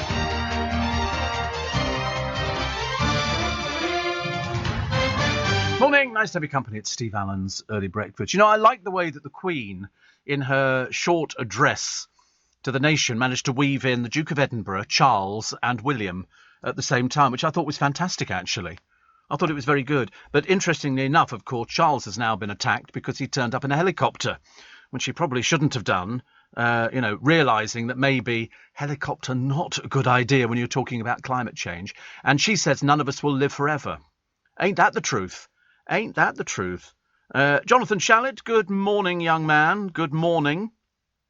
And actually, I was reading something about Jonathan. Was it November? No, what was it? Was it the 31st where he met his gorgeous wife? I think he printed something the other day. And I remember thinking to myself, God, he's got all the best sort of things that go on in his life. In fact, his whole life actually is sort of one giant thing, and mainly because I can't remember, because Jonathan Shalit seems to have, he's a super agent, by the way. He's a super agent, and he bought me a lovely pair of trainers, which I would be very grateful for. But I was beginning to wonder, actually, who he doesn't have in the business, because he seems to have just about everybody. It's almost like Raw Management, which is his company. In fact, they were looking for a member of staff the other day. I nearly applied. But I thought to myself, I think Jonathan, who gets up at the crack of dawn to start working because he's trying to cross both continents and everything else, even he must be worrying about this COP when you've got Biden turns up in a 20-car entourage, you know, for climate change. I mean, you'd think he probably got the worst advice that you could ever be given. He has got everybody, hasn't he? I know, it's almost unbelievable. He must be the most persuasive agent ever. But I think he's more than an agent. I mean, he's got... let me just run through a few. Shirley Ballas, Emily Atack, Naughty Boy, Alex Beresford, Kelly Brook. Oh, I knew he had Kelly. Gloria, Joan Collins, Omid Jalili, Eamon Holmes, Trisha Goddard, Boy George, Vinnie Jones, Lorraine Kelly, Dr. Amir Khan, Scarlett Moffat, Annika Rice, Susanna Reid. I mean, it's just, it goes on. Seriously, he's got everybody. Ian H. Watkins, Mark Wright, Steph Todd, Laura Tobin, James Stewart. And that's just presenters. I mean, he's got so many people. He's got so many people. I mean, it's almost unreal. But he says here, he's such an interesting person, actually. He really is. And he says, I shall shortly be getting on my cross trainer when I finish my cup of tea. A good TV show or box set always makes the 45-minute workout more enjoyable. Today, it will be Blair and Brown, the new Labour Revolution, which is on BBC One Player. Fascinating. iPlayer. I mean, it's just absolutely amazing, isn't it, that somebody can get up at this time of the day or night and start work. But I think he thrives on it.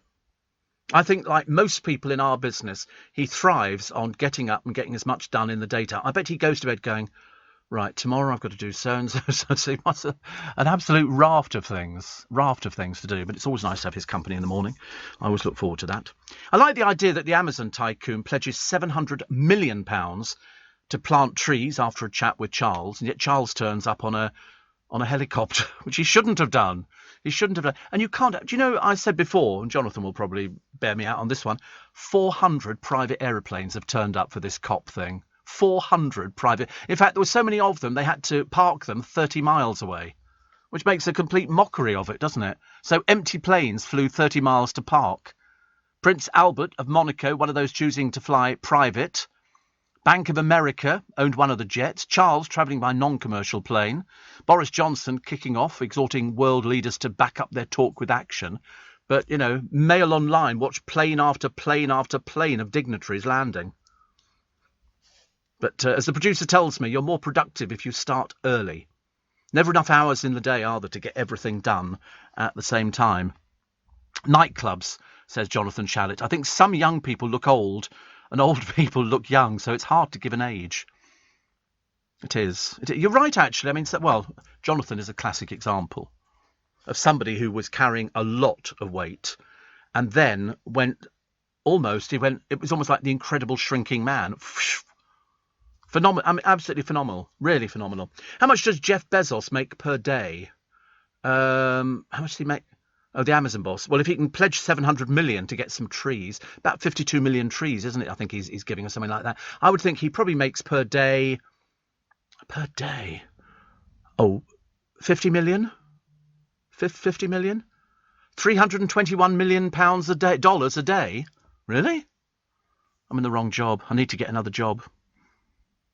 What I do think, says young Jonathan Shalit, looks ridiculous is men dating women who could be their daughter, and even worse when the man can't keep his hands off a girl young enough to be his daughter.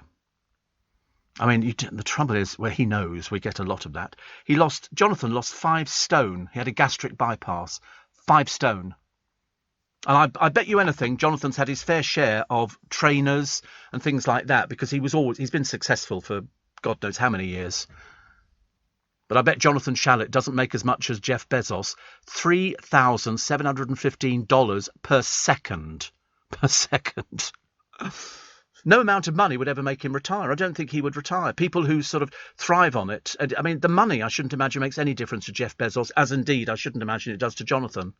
I shouldn't imagine all he thinks about is getting his clients working, and if they work, they're earning him money. And that's what it is. You know, clients want to work. He wants them to work. If you can marry up the two together, and when you listen to, you know, the cast of hundreds that he's got, you can imagine it's very lucrative, but very difficult business to get into. Don't ever think you can just go, oh, I think I'll be an agent.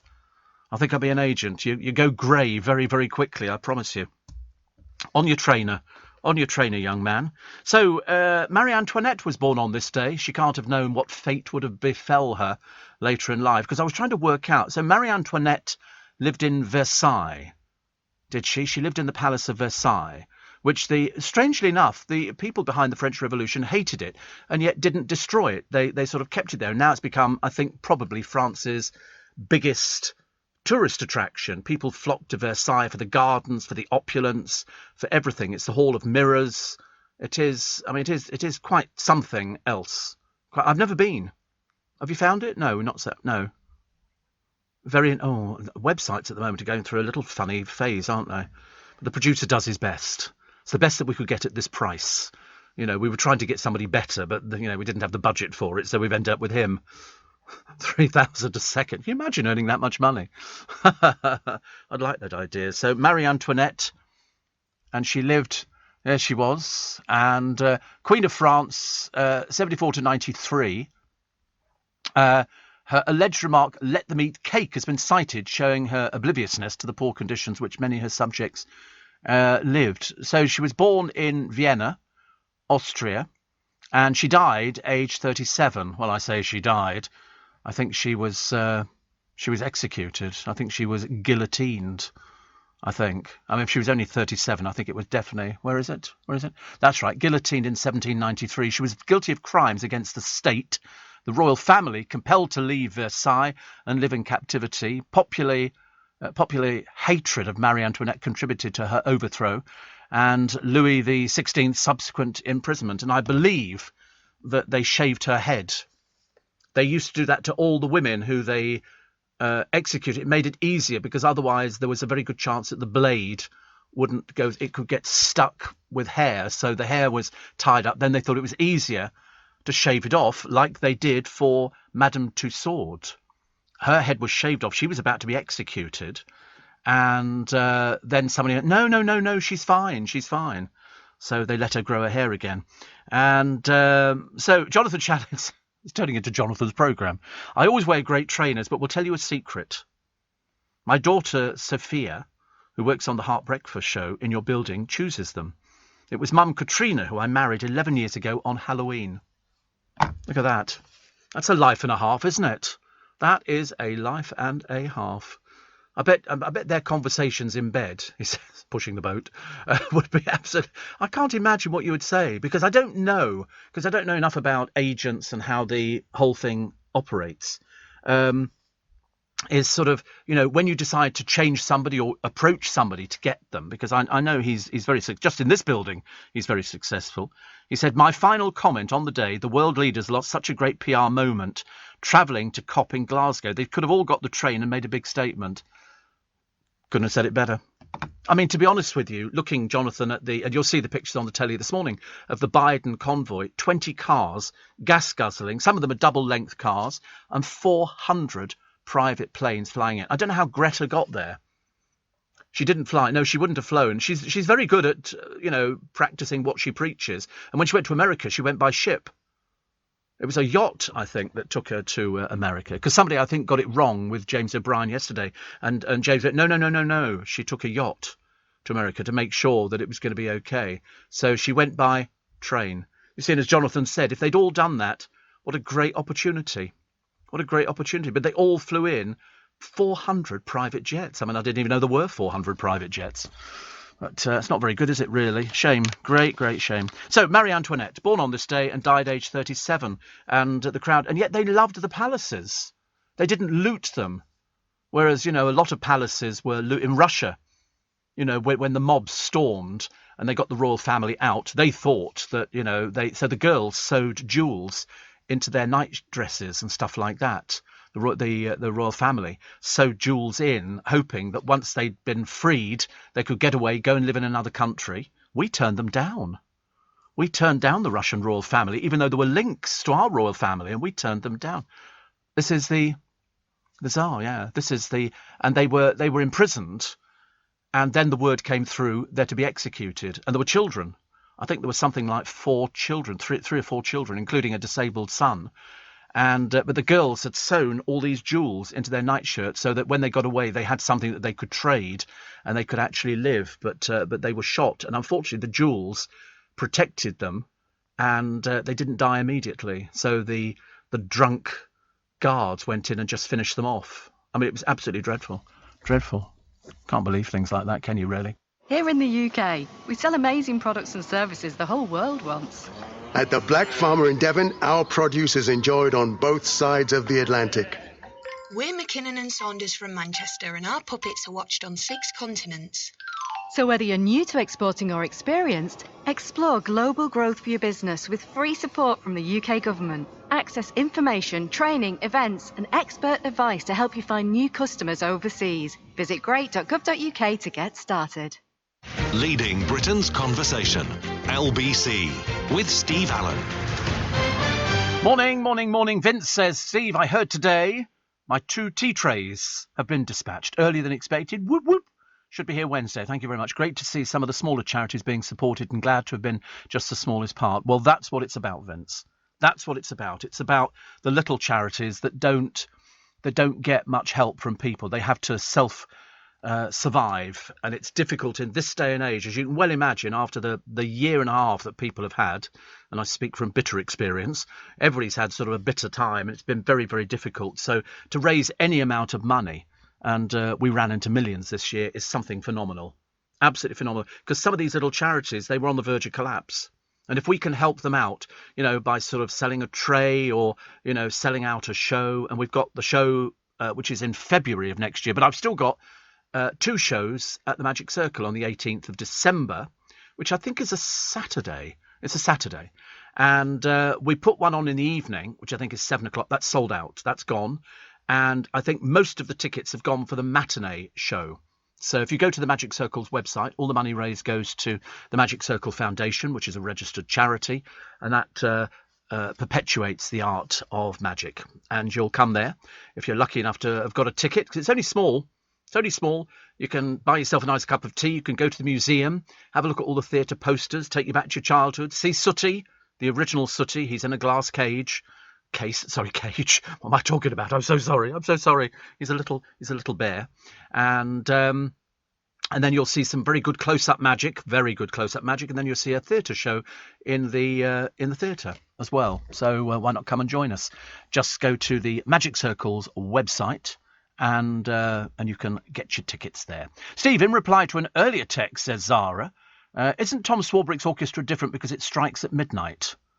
Oh gosh, I don't know, actually. On our original jingles, I remember when they did them a while ago, and Chris Lowry went over to Prague, because we had the Prague Symphony Orchestra, Philharmonic, who did all our jingles, and we were all very excited, because it must be very funny being an orchestra playing jingles for a radio station in London. But Zara's in Brighton says, thank you for the brilliant shows every morning. Thank you very much indeed for listening every morning. That's very... very heartening. Kim says, you really should be putting your story down on paper. I've said it before and I'll say it again. Write a book, son. Loved Robin Williams. Beautiful individual. What an awful waste. I know, but if somebody is, Kim, as we've said before, suffering with, and most people didn't know at all that he was suffering with the most awful depression, and you can't get your head around it. You've got no idea why. You don't know where it comes from. You don't know where it goes to. You just want people to talk about it. For our jingles, LBC flew to the Czech Republic to work with the City of Prague Philharmonic Orchestra, an award-winning composer, David Arnold, to create the jingles. And I spoke to David Arnold, actually. He was interviewed, and it was lovely. It must have been quite exciting just to listen to little bits of music, because some of the jingles last 5 seconds or 10 seconds or whatever they are, and there's a whole package of them. And they're licensed for a certain period of time, but very clever. When you look at the old ones, it used to be, I wonder how many people remember this, the jingle singers were called Pam, and they were based in America, and they were singers. It was like a choir, and they would sing the jingles. Steve Allen, do-do-do-do-do-do. It wasn't as bad as that, admittedly. They sang in tune. No, it was Pam, definitely the Pam singers. I think they were in Dallas. I'm pretty certain, and you know me, I say that, but I'm never wrong. I think they were in Dallas, and they just literally spent their entire life recording jingles. There you go, Pam's jingles. And that's what they did. They did them from loads of people based in Dallas, Texas. Thank you very much indeed.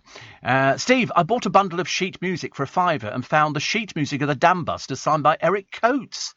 Wouldn't mind selling it, says Anne in Torquay. Well, that's very rare. That's very rare. Yeah. Steve, I think it was 84 cars in Biden's convoy. That includes his medical team, says Ahmed. No, it wasn't. It was definitely not 84. Definitely, it was a lot. Oh, yeah, it was the G21 largely. That was for the Pope. The 85. That was Biden again. Yeah, he was at Pope meeting days ahead of COP22. Where was this taken? This is in. That's in Rome last week. Yeah, this wasn't COP. So he did 85 car motorcade. Have you ever heard anything like it? Have you ever heard anything like it? I mean, even the Pope doesn't travel with that many. A normal presidential motorcade is about 45 vehicles. What for? What for?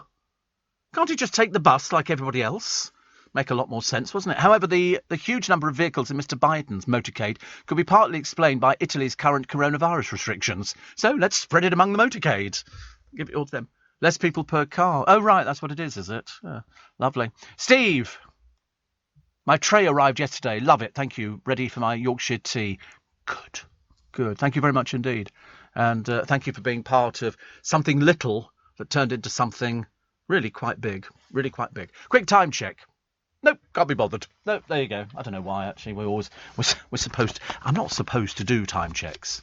It's in the contract. It says, Steve, do not do time checks. We don't want to sort of remind people just how long they've been listening to the programme. It's a bit like going to Vegas. No clocks. No clocks at all. Bradley Walsh has told of his joy at becoming a grandfather for the first time. He revealed his daughter, Hayley, gave birth almost 5 months ago. Bradley, who had Hayley with a previous partner, will mark his 25th wedding anniversary with his wife, Donna, next year. Barney also appears in The Larkins with his dad. He plays a policeman, I think. I'm pretty certain he plays a policeman. I'll tell you what I do like. I do like that Heartbeat programme on the 10. Heartbeat, why do you... Have you ever seen Heartbeat? It's ever so good. Is it like it when you were a kid? Oh, I just discovered it now. I like it. Sorry, have you what? Pardon? No, I haven't just discovered it. I mean, I've known about it for ages, but it's only recently I've started getting into the storylines.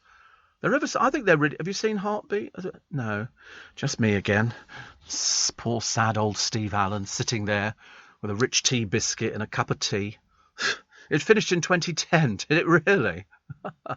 Started in 92. I still think it's brilliant. I mean, the storylines are good. It's got some really good people in. I love the Yorkshire filming. It's got some beautiful places. And no, Nick Berry's not in my one. We've moved on from Nick Berry to we've still got Greengrass in it, but he doesn't feature in all of them. But the replacement for Nick Berry is a very good-looking actor whose name I can't remember, and he's sickening. He doesn't even look as though he shaves. He seriously doesn't look as though he shaves, and he's very good-looking. And I can't remember what his name is, but he was. I was going to try and look him up on YouTube to see what he looks like now, because if this thing finished in 2010, he must have aged. But I can't imagine how he would have aged. Thank God, thank goodness for the internet. There you go, Jason Durr. Best known for PC/DC Mike Bradley. And he's in Casualty. Staff nurse David Hyde. He's very good looking. He's very, very good looking. So he's been married twice. And he's 53. He's 1.85 metres, which I think is about the same as... What? About the same as me. I think I'm 1.8 metres. So so he's 53. Perfect, isn't it? Absolutely perfect. But he's an English actor of theatre, television and film. But he's very... Have you ever seen him in it? He was the replacement for Nick Berry. Did you boycott? You didn't, honestly. As if that's going to make any difference. Oh, somebody's not turned their television on in Finchley. That'll make a lot of difference to the figures, won't it? As if... Do you know, I'm looking at a picture of Holly Willoughby, and this was taken at the Pride of Britain Awards. Her hair is the worst I've ever seen. Now, it's an odd thing, because normally she is sheer perfection in everything. I've never seen her looking bad. She's gone a bit frizzy. I don't know whether frizzy's a good thing. But, Philip Schofield. I wonder how tall Philip Schofield is. He's not 6 foot, is he? I don't think Philip Schofield's 6 foot tall. I think he's also probably about my height. He's just a bit slimmer. He's a little bit shorter than me. Oh, that's okay, isn't it, really? Also, Jonathan Ross, you're seeing a lot less of him recently. He shed a stone in a month. He's gone on one of these liquid-only diets. I'm not a fan of liquid-only diets. He's gone vegan and teetotal. Well, actually, just going teetotal means that you would lose a lot of weight because there's so much sugar and you just eat. Yeah, you eat liquid. There's a bloke who's got a place abroad where some people have been to lose weight, and he's known as the Juice Meister. But I mean, somebody said you can't just survive on drinking juice. You've got to have something else to fill it up. But he says, I've been living off liquid food as I wanted to lose weight, because the trouble is, television makes you look bigger than you really are. And so because most of his work is on that, he says, I have a chocolate milkshake when I wake up. That sounds quite nice, doesn't it?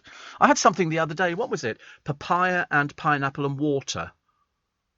But unfortunately, I couldn't get the top off the thing. The plastic had sort of... so in the end, I had to get a knife and sort of push it into the top and then poured a little bit out. I know, it was a scene in the kitchen. It was a scene. I was prepared to drop the thing. But it tasted quite nice. And then I suddenly realised I'm not supposed to have pineapple. So I went into a state of anaphylactic shock. Not so good. But Jonathan says, I'm old. I've eaten enough great food in my life. When I gave up the booze, I realised I'd had more than my fair share of it. I gave up booze for about 3 months, actually. It does make a difference. It really does. He says, I'm not a poster boy for a vegan diet. He says, but Nigella Lawson said last week she was unable to stick to a vegan diet as she missed eggs too much. Wow. He says, I've eaten eggs once or twice, but accidentally. It hasn't changed me at all. So he has these protein shakes now, and he lost 1 stone in 4 weeks. There you go. 1 stone in 4 weeks. That's quite... Yeah, you go away in 4 weeks. Perhaps you should try these shakes, because the producer said to me the other day, I'm going to walk home. So I thought, oh, here we go again. 4.5 miles, apparently. But he didn't. He had to go and pick something up from the post... Was it the post office you had to go to? Yes, he went to. So he didn't manage to do that, but he's going to do it today, or tomorrow. Tomorrow, he's going to do it tomorrow. Yeah, it's a good idea. But in fact, losing, 1 stone in 4 weeks is good. I mean, do you want to lose 1 stone or not? A friend of mine lost 8 stone. Lost 8? No, not in 4 weeks. Taken a bit later. But she's going at it. She isn't just sort of changing her diet, really changing her diet, but she's exercising every day. And you have to be really motivated. You have to be... I mean, admittedly, she's retired now, so she's got the time to do things. But she goes out walking every day, and she's changed, I think, to a plant-based diet. So, because she bumped into Chris Moyles, and he's lost a lot of weight and kept it off. Because it's not just losing the weight, it's keeping it off at the same time, which is very difficult. Very difficult. Steve, very quickly, thank you for my tray. It arrived yesterday. I now have some choices. 1 very large mug of tea, or 2 whiskey tumblers of my favourite single malt. Well, you know my answer to that one, don't you? So enjoy the malt. Leading Britain's conversation. LBC with Steve Allen. Morning, everybody. Nice to have your company. Nice. Steve, says Mike in Kings Langley. We want to redo our front flower bed. Do you think this Amazon chappie might buy some plants?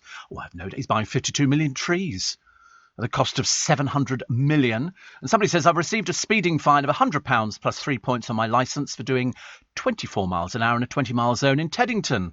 Outrageous. Yes, they are. They've got the cameras up everywhere. I got done for, I forget what I was. I think I was 58 in a 50. And so it's there's a special name for it, the £100 fine. It's non-negotiable and 3 penalty points. It's non-negotiable because I'd already done the speed awareness thing about 10 years ago, and that lasts for 3 years. So the penalty points will last for 3 years on your licence. Why 3 years? I've got no idea. It seems the most ludicrous thing I've ever heard of. But there you go. 84850 steve@lbc.co.uk. A dustpan and brush was among the worst gifts to be opened on Christmas Day. Other awful presents include booze for a non-drinker, books on weight loss, freebies with a corporate logo, and air fresheners. Who gives freebies away? Joan Crawford used to. Joan Crawford used to get all these gifts sent in by fans. She would rewrap them and send them on to other people. So it looked as though she was being very generous until she got caught out by giving somebody who was fairly high up something that was inscribed, "Dear Joan, please enjoy this." Have I ever re-gifted? Certainly not. Absolutely not. No, I couldn't bear to re-gift. You know me, I save everything. Animal sanctuary bosses fear their rescued wildlife will have to be killed if a fundraising target is not met in a few weeks. Bird Aid have got to find £170,000 or it's based with a hospital and 16 aviaries will be sold.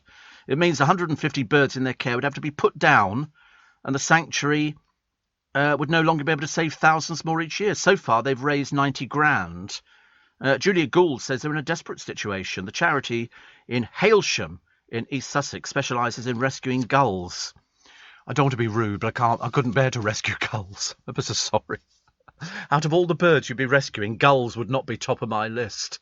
Definitely not. Definitely not. But they need 170 grand. But they've raised 90, which is it's good. 90 grand, but it's. I think the bit rescuing gulls is going to put people off. They're going to be, well, you're seriously talking about those huge things with a 6-foot wingspan that attack you, eat your chips, your sausage and batter, and your ice cream. I don't think so. What else have we got in the papers today? What else have we got? I was trying to think of something. Oh, the elderly hit by the soaring price of travel cover and less choice. Because when I go abroad, I have to take out cover because of my diabetes. And so you phone up because they go, oh, you can get travel insurance for, 25 quid or something. Not if you're diabetic, you can't. You can hear them the other end of the phone with their face breaking into a huge smile when you go, oh, by the way, I'm diabetic. Oh, I'll turn the page on that. You have to pay because they're worried you might sort of, die abroad or something like that, or you might have a seizure or any sort. You could have a fit, or it could be all sorts of things. And so up it goes. Okay, so first of all, do you smoke? No, I don't smoke. Do you drink? Moderately. Okay, any other illnesses? I'm diabetic. Thank you. You can all hear them, but they're rubbing their hands the other end. Okay, and have you been in hospital recently? Yes. Okay, what sort of illnesses have you had? So you run through them, and you can hear them going to the person sitting next to them. Great one, this one. Okay, and that will be £265 for your insurance. Why? Because you've got stents in, and you're a diabetic, and you've got other lingering problems. Seriously. I mean, it's like, they used to be an advert on the television, get 4 tyres for 60 quid in whichever company it was. I just think that'll be the day. 60 quid for 4 tyres. You're joking. Mine are £300 each. Seriously. I've tried putting smaller tyres on. It looks stupid. It leans to one side. I have to lean back. I did have a car once, actually, that the suspension had gone on the back. And it leant. So I had to lean the other way when I was driving, so the people behind me would think I was sitting normally, but in fact I was leaning like that. Of course, you can't see that, but you just have to take my word for it. Steve, I'm just back from 2 weeks at Juicy Oasis. Lost 15 pounds in 11 days. Back to low carbs now. Yeah, see how long that lasts. Pauline in Crowborough says, my tea tray also arrived yesterday. It's laid up with 2 mugs and a plate for bickies, ready for when my husband wakes up. What a good person you are. What a good person. Terry on the Clyde. I don't know if you're actually on... Oh, I tell you what I watched the other day, talking of being on the Clyde, which has got nothing to do with it. I watched The Likely Lads. That old series. Oh, what happened to you? Whatever happened to me? Which is really good. But anyway, he's been on the keto diet. Lost 1.5 stone in 6 weeks. I fast from 7 till 12. Then I can eat what I want as long as there's no bread, potatoes, rice and pasta and fruit. Oh, God. Sounds a bit dull, doesn't it? He says, as much tea or coffee as I want with no sugar, but use the almond milk, which is quite sweet. So like having sugar. On the weekend, I cheat a bit, have 1 beer and a bottle of red, Friday, Saturday and Sunday. It's still falling off me, says Terry. That's going to be for the rest of your life, though, isn't it? You can't whiz about with these things. So you've got to be very dedicated, very dedicated. Jane says, my husband once got me a heat pump for my house heating system for Christmas before we were married. He's all heart, isn't he, Jane? He's loved up. Get your heat pump, honestly. I might buy an elf on a shelf, actually, this year. I like an elf on a shelf. I think somewhere for me. I think I've got, because I have shelves, and I think I might actually put an elf on a shelf. I don't know why. It just might make sense, doesn't it, really? Picture of the Queen urging world leaders to take immediate action on climate change. They've all gone mad for it, haven't they? All gone absolutely mad for climate change. Not that I think it's going to make any difference to anything at all. You look at the size of some of these planes bringing in, and nothing says save the planet more than the world's biggest hypocrites flying in to tell us little people how to behave. You're very naughty. You're ruining the planet. Wait a minute, let me just get my gas-guzzling jet out. And then Biden's motorcade. But I suppose because they're socially distancing. Greta was in Glasgow yesterday. She looks different all of a sudden. I don't know why. There's a picture. Perhaps it wasn't Greta. She doesn't look at all like I imagined her. Boris Johnson and Joe Biden appeared to be snoozing during the opening ceremony. Apparently, the PM, Dozo, found time to take 40 winks. But the trouble is, if you're very busy all the time, it'd be very easy just to close your eyes a little bit. Busy schedule. You know, I mean, let's face it. I mean, poor old Biden, he's had a packed weekend. He's met the Pope and the G20 in Rome. And so then he had to do his speeches and all the rest of it. And then he'd probably thinking, I'll just close my eyes, just have a little snooze. I mean, it's like, you know, doing a radio programme. You know, you sort of start being slower. And, yeah, he does look but he's old, isn't he? What is he, 79 or something? He's getting 78. I mean, you know, you're entitled to fall asleep. Just because they put him in a posh suit with a tie on and somebody's done his collar up, he probably wants to have a little snooze. I like a little snooze occasionally. I mean, David Attenborough is 16 years older than Biden. Yeah, but he doesn't have the same sort of work ethic, does he, really? I should imagine he's only got to sort of get up in the morning, manage to get to the toilet, you know, and have a piece of toast, which is quite nice. I like the idea of just having a piece of toast for breakfast. Given the choice, piece of toast or a full English, I'd like a full English. I got the producer one in a can. It's called the Full Monty. And I bought 2 cans for him, you see, tax deductible, and to reward him for not walking the 4.5 miles yesterday. But no, it'll be a little treat for him. He doesn't have to eat it all. He could just have the beans or something. Party of 5 a day. I'm quite excited today is Tuesday. I don't know why. I've got no idea why today is an exciting day. It's closer to Christmas, and I've got petrol in the car. What else have I got? Oh, I might go and get some more fireworks today. What? I'll probably do them on the patio, probably over the weekend, you know, a couple of whiz bangs. I'll probably just get some rockets. I like rockets. There's something about them, and they do all these rockets in there for about 20 quid a pack. Then you've got to include the VAT on top, and I thought they were quite good. But I bet you anything, by the time I get back, they'll have run out. I've just got this feeling. Because also, when you buy them in Costco, they say, are you leaving straight away? As opposed to going to the cafe. Was there ever a shortage? Yeah, well, people buy them. If something's in Costco and they sell it, once they've sold it out, they've sold it out. And it does go quickly. But twice I was asked at the till, are you leaving Costco now? Yes. Oh, right, okay. Because you can't buy the fireworks and then go and sit down and have something to eat in their cafe. Because you've got fireworks in there. They're dangerous. They're pyrotechnics. You know, somebody might walk past and go, oh, you know, whoopee-doo, I'll just set fire to that rocket or something. So, and then when I collected them, because you collect them from somewhere else, they then say, you're leaving the store straight away, and you go, yep, absolutely. And I did. I was quite excited by them, actually. I might have to buy a supercharger, give to my brother, because he likes that kind of thing. Set it off. Can you imagine? I don't think actually just with the smoke, you know, by itself, we'd actually get away with that. That would be terrible. Extreme weather set to be the new norm. It's likely to be the hottest on record this year, and experts warn there's worse to come. So how could it be, what worse than hottest? Worse than hottest. And apparently, the first instance of rain at the Greenland ice sheet, heat wave of 54.4 degrees centigrade in America, which is not very good. And they've now said it could be severe flooding. And they think, because I think in China, 302 people have died in floods in Henan, while abnormal cold has hit Texas and parts of Europe, and it's pretty cold outside at the moment. It really is. I should have put a vest on, but I didn't. It is really cold, isn't it, this morning? It's noticeably cold. But then, for it to snow, it doesn't have to be cold. I don't know why I've said that. That's probably the biggest pile of rubbish I've ever said. Steve, my husband gave me a foot spa. He said he bought his mum one and got one free, so I got it. He also bought me a floor mop for Mother's Day. How lovely. How lovely. I like the idea. Actually, a foot spa I nearly bought. I quite fancy the idea of one of those ones that Eamon Holmes is demonstrating. I had a pedicure, yeah, but I want a foot spa at home where you put water in it and it vibrates backwards and forwards. Watching yeah, all right, taking the mickey out of me watching Heartbeat. Heartbeat, why do you think? Thank you, Steve, says Mary, for making me smile and the start of my working day easier. The Likely Lads and Whatever Happened to the Likely Lads, one of my most favourite programmes. I love James Bolan. Have you met him? No, I haven't.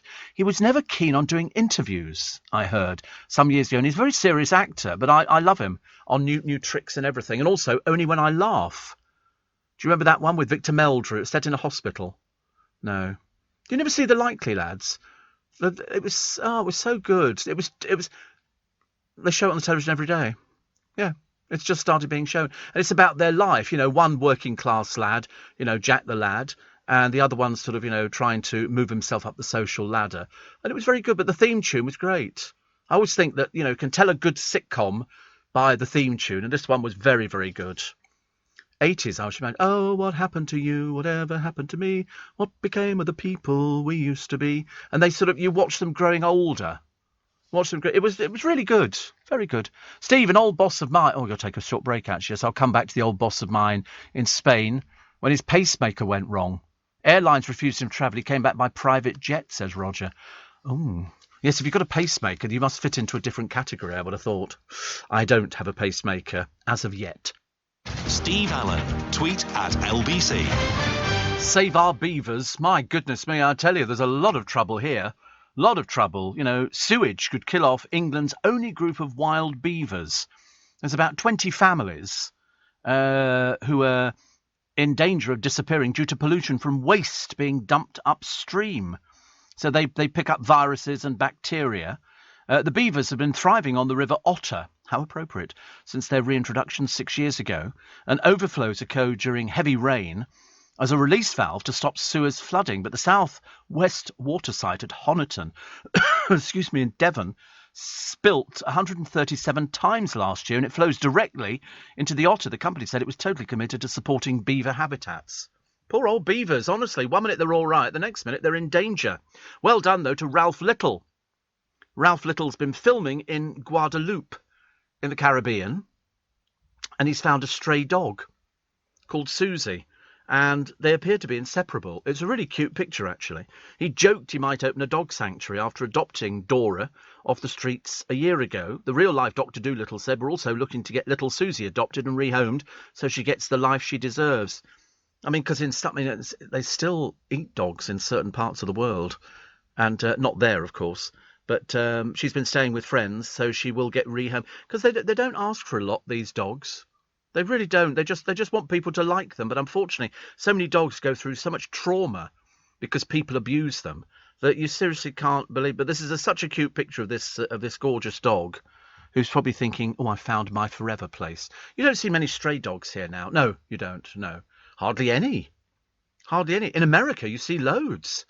Loads in America. I'm watching this program, which is almost like their version of the RSPCA kind of thing, where they go out and rescue dogs who've been abused, tied to chains and left in a yard, and then the owners leave them there, and these animals try and get the chains off them, and at the end the collars eat into their skin and their flesh and everything else, and they have to try and get them back, so they trust humans. It's terrible. Really, it's terrible how people can ever do that. And so-called animal lovers. One woman, she had nearly 90 cats in her house. The place was an absolute pit. Absolutely disgusting. Inside. Cats living inside. And she claimed to be an animal lover. Quite clearly she was an animal hater. Disgusting. Absolutely awful. My tray arrived yesterday. I'm glad they're all arriving. I'm very pleased. But this is well in advance of them arriving. But anyway, it's really nice. Hope we raise lots for the charities. Says Dean. You did. Which is good. Steve, you very nicely wished me a happy birthday last Wednesday. Well, it's my husband Lee's birthday today. The poor old soul's 48. Says Britt in Nottingham. Could you wish him a happy birthday? I'll play it back to him when he wakes up. Sure he's alive? Nothing worse, is there? Nothing worse. Getting on a bit, 48. Oh, blimey, that's pushing the boat out. So happy birthday from Britt. And Paul is a trainee spiker. He says, you're really a tonic that everyone should take. You're very cheerful this morning. I'm cheerful most mornings. I don't think I have a morning where I'm not cheerful.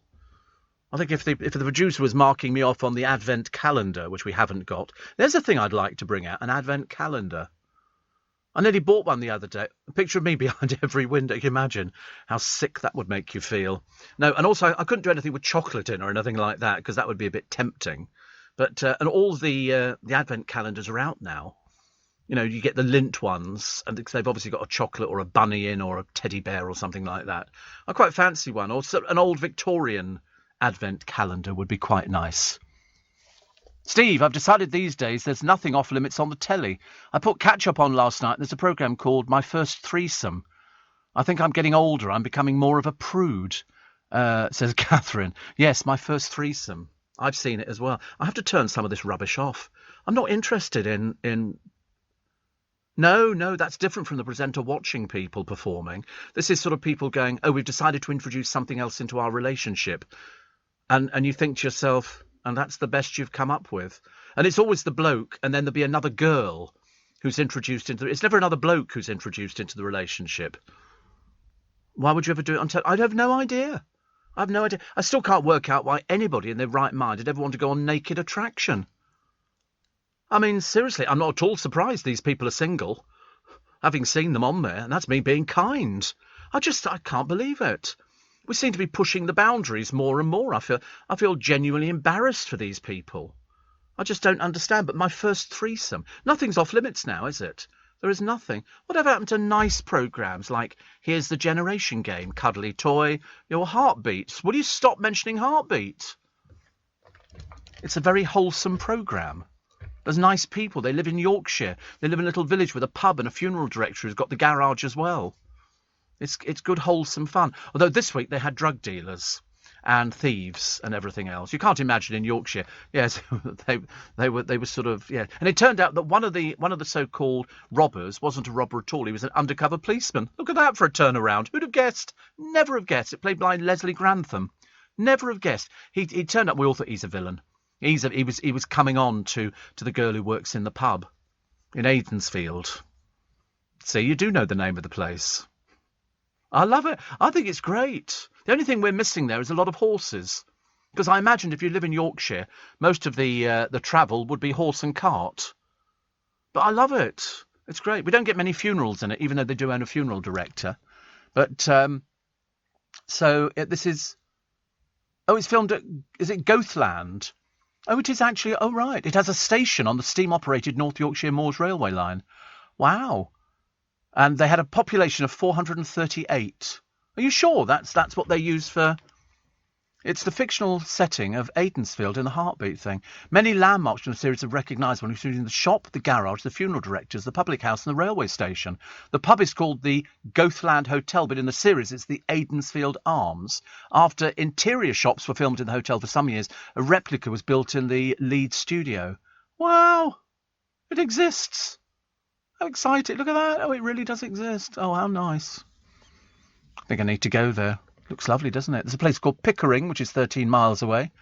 Beck Hole. Lovely. And I bet they've actually got sort of beavers out there. I should imagine probably quite a lot. Some of their, yeah. And they're funny, all these places that really exist. I was always disappointed. My friend used to love the programme Pie in the Sky with Richard Griffiths, who was just a delight. Just a delight. He was as a fantastic person in real life as he was on screen. And Pie in the Sky was him. He was a police officer, but he was also a restaurateur. And a friend of mine said, perhaps we could go and have a look at the restaurant. I said, no, it doesn't exist. The building's there, but it's a florist. She went, no, it's not. It's his restaurant. I said, no, it's not. The restaurant is filmed in Bray, the interior shots. He died in 2013, Richard. I interviewed him.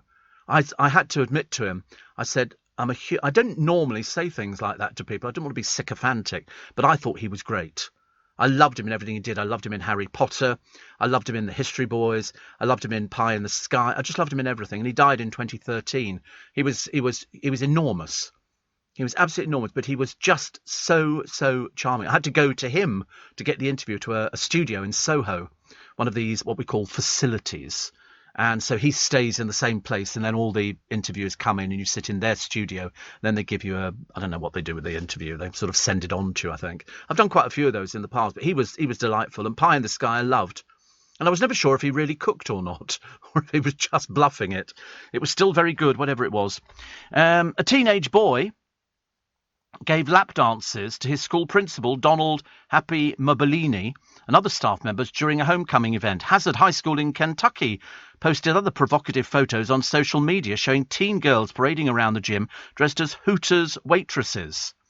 The school district is investigating. I don't know if you know anything about Hooters. You know about Hooters. Yes. The waitresses wear very little, don't they? As far as I gather. It's little is it little denim shorts and stuff like that? I've never been, obviously, because I wouldn't go to a place like that. But fancy them, and also a teenage boy giving lap dances. Well, I suppose that's equality, isn't it? But not too sure about it. But that's the way it goes, isn't it? I suppose. On this day in 1957, says Chris in Brentwood, Russian stray dog Laika was sent up in Sputnik 2 to orbit the Earth. The spacecraft circled Earth every hour and 42 minutes, travelling at 18,000 miles an hour. But after 5 to 7 hours into the flight, all signs of life received from the spacecraft stopped. Over 5 months later, after 2,570 orbits, Sputnik 2, including Laika's remains, disintegrated during re-entry. Oh, yes, I remember the dog. How can you put a dog up into space? They were doing all sorts of odd things, weren't they? Very odd. And Sputnik 2. What happened to Sputnik 1? But it was the re-entry, wasn't it? And so sometimes the craft would burn up on re-entry. What was the other famous dog? Tintin? I don't know. What, we went up into space? Spock. What, who went up into space? I don't know. Lassie? Anybody from Aidensfield who's got a dog? I don't know, actually. Greengrass has got a dog, actually. I think we need to take a break for the news. The sugar's finally got to us. Not that I've had any sugar this morning. I had a bit of licorice earlier on, which I quite like. Let's take the news headlines, shall we, at 6 o'clock this morning. If you just joined us, nice to have your company. It's Steve Allen's Early Breakfast on LBC. With you till 7, Monday through Friday, as we now get Evanera Bonfire Night. I don't mind watching other people's fireworks. And you know, perhaps I won't buy fireworks today. I'm trying to think who's actually got pets where I live, and there's a couple of people who've got pets. It might frighten them a little bit. But we'll wait and see. Perhaps I'll go and do it by myself in a field or something. This is LBC from Global, leading Britain's conversation with Steve Allen.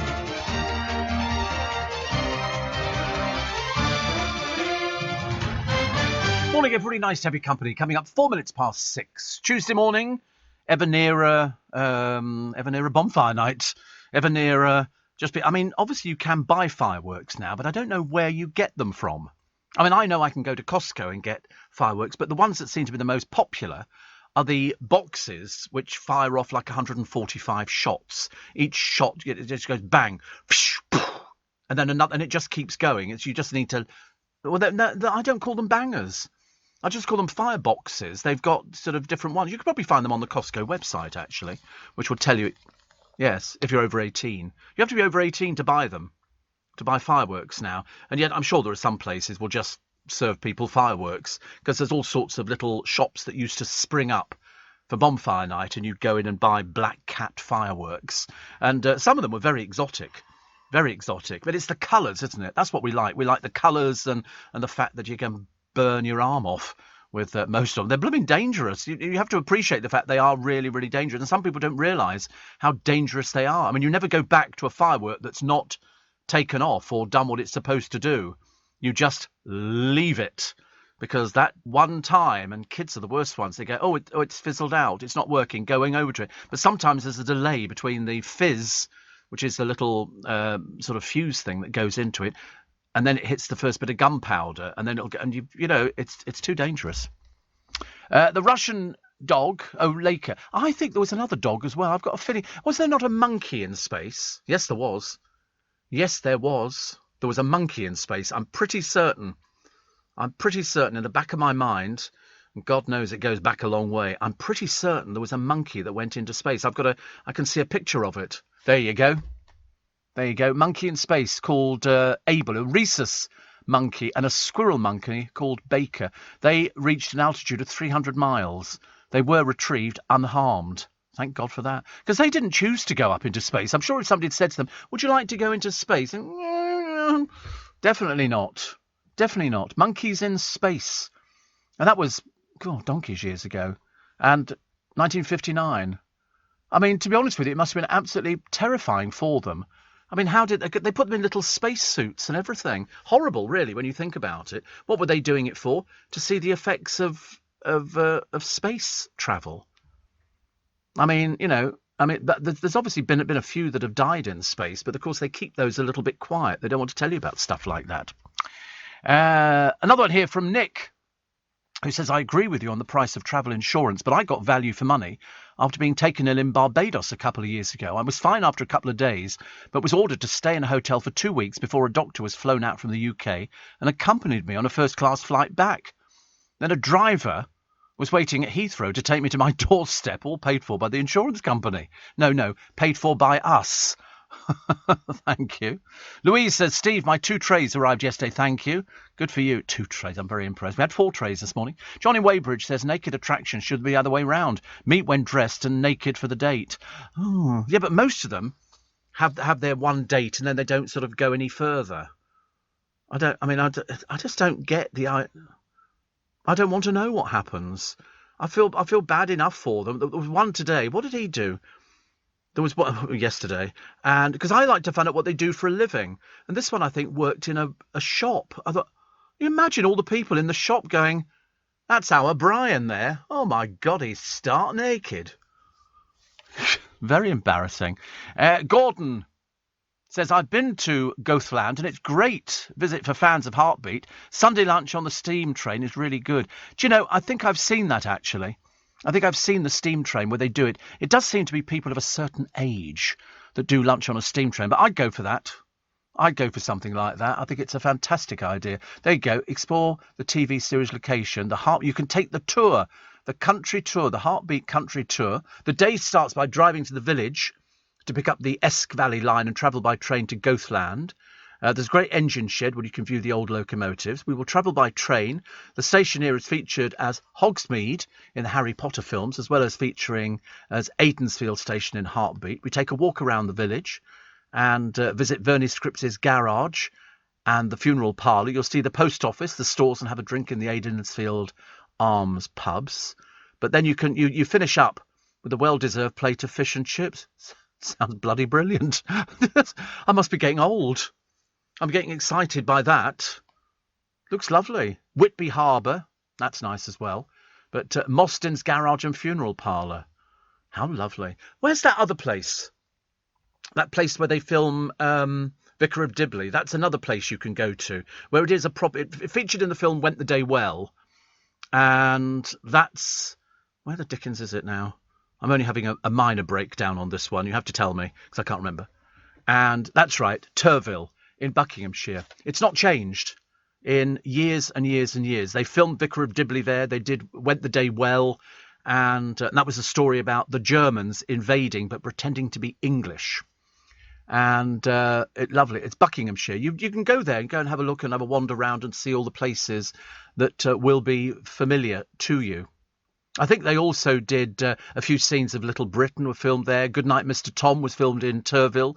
Midsummer Murders, Lewis, Marples, Foyle's War.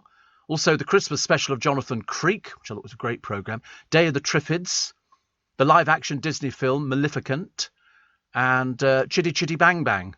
The parish overlooks the village of Turville. Also Vicar of Dibley. And the church was St Mary the Virgin, which was nicknamed or renamed St Barnabas. It's good, isn't it? Go to Turville. See, if you're a retired person, you can get in the car or something and go there. But I like the steam train bit, finishing up the day with fish and chips. And that'd be lovely. And that would be so nice. And then you go there, and then you just go into a local B&B or a little hotel or something like that. And then when you wake up, somebody will cook you a proper breakfast. Oh, honestly, I'm definitely getting too old. Socks! Worst possible Christmas present. I'm telling you not. I'm telling you not. If somebody bought me socks for Christmas, I'd be thrilled. In fact, my friend Stuart from Sandy's, the fish shop, best lights in Twickenham so far. We haven't turned our other ones on, but his lights are fantastic. They really are. It's worth a trip. And he bought me a whole box full of socks with the 12 days. What? With the 12 days of Christmas, and inside each one is a pair of Christmas socks. Isn't that an inventive thing to do? Yeah. What are you going to buy me for Christmas then, Joe? Anything? You know, you'll be buying me something interesting. Breakfast? No, you can't buy me breakfast in a tin. That'll just be you re-gifting back what I bought you. That would be ridiculous, wouldn't it? Nothing more annoying than pairing socks. There's a New York skyscraper here, and if you really want to do something that is horrible, you can hang over the side of it on a rope. You're invited to take part in the highest external building climb within a safety harness between you and oblivion. You navigate a series of platforms and stairs on the edge, which is a new addition to the 100th floor sky deck at 30 Hudson Yards. Led by guides, visitors will climb 32 steps to the cliff and look down to the city below. And you can lean out and hang over the edge. I don't think so.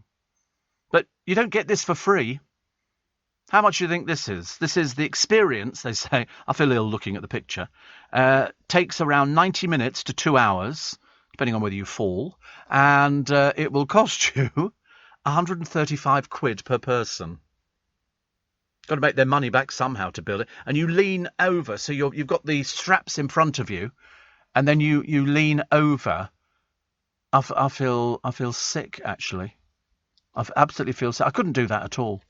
There's no way on God's earth I would ever do it. Look at them all climbing up. They're all hooked onto something. But say the hook became untangled. Yeah, I can see. Of course I could see them. I'm having a meltdown here. Steve, the only Hooters left in the UK is here in Nottingham. Don't know about what that says about us, says Brit. You've actually got a Hooters in this country. I had no idea. Do we have photographs, please, of the people? Well, I want to see what they're wearing. I want to know what they're wearing in Nottingham. Come on. Play the game. Play the game properly. Play fairly. Play nicely. Show me Hooters. I mean, they're not topless, are they, or something like that? He's worried we're going to be banned from using the computer because we put the word Hooters in. Oh, right. Oh, it looks perfectly decent, doesn't it?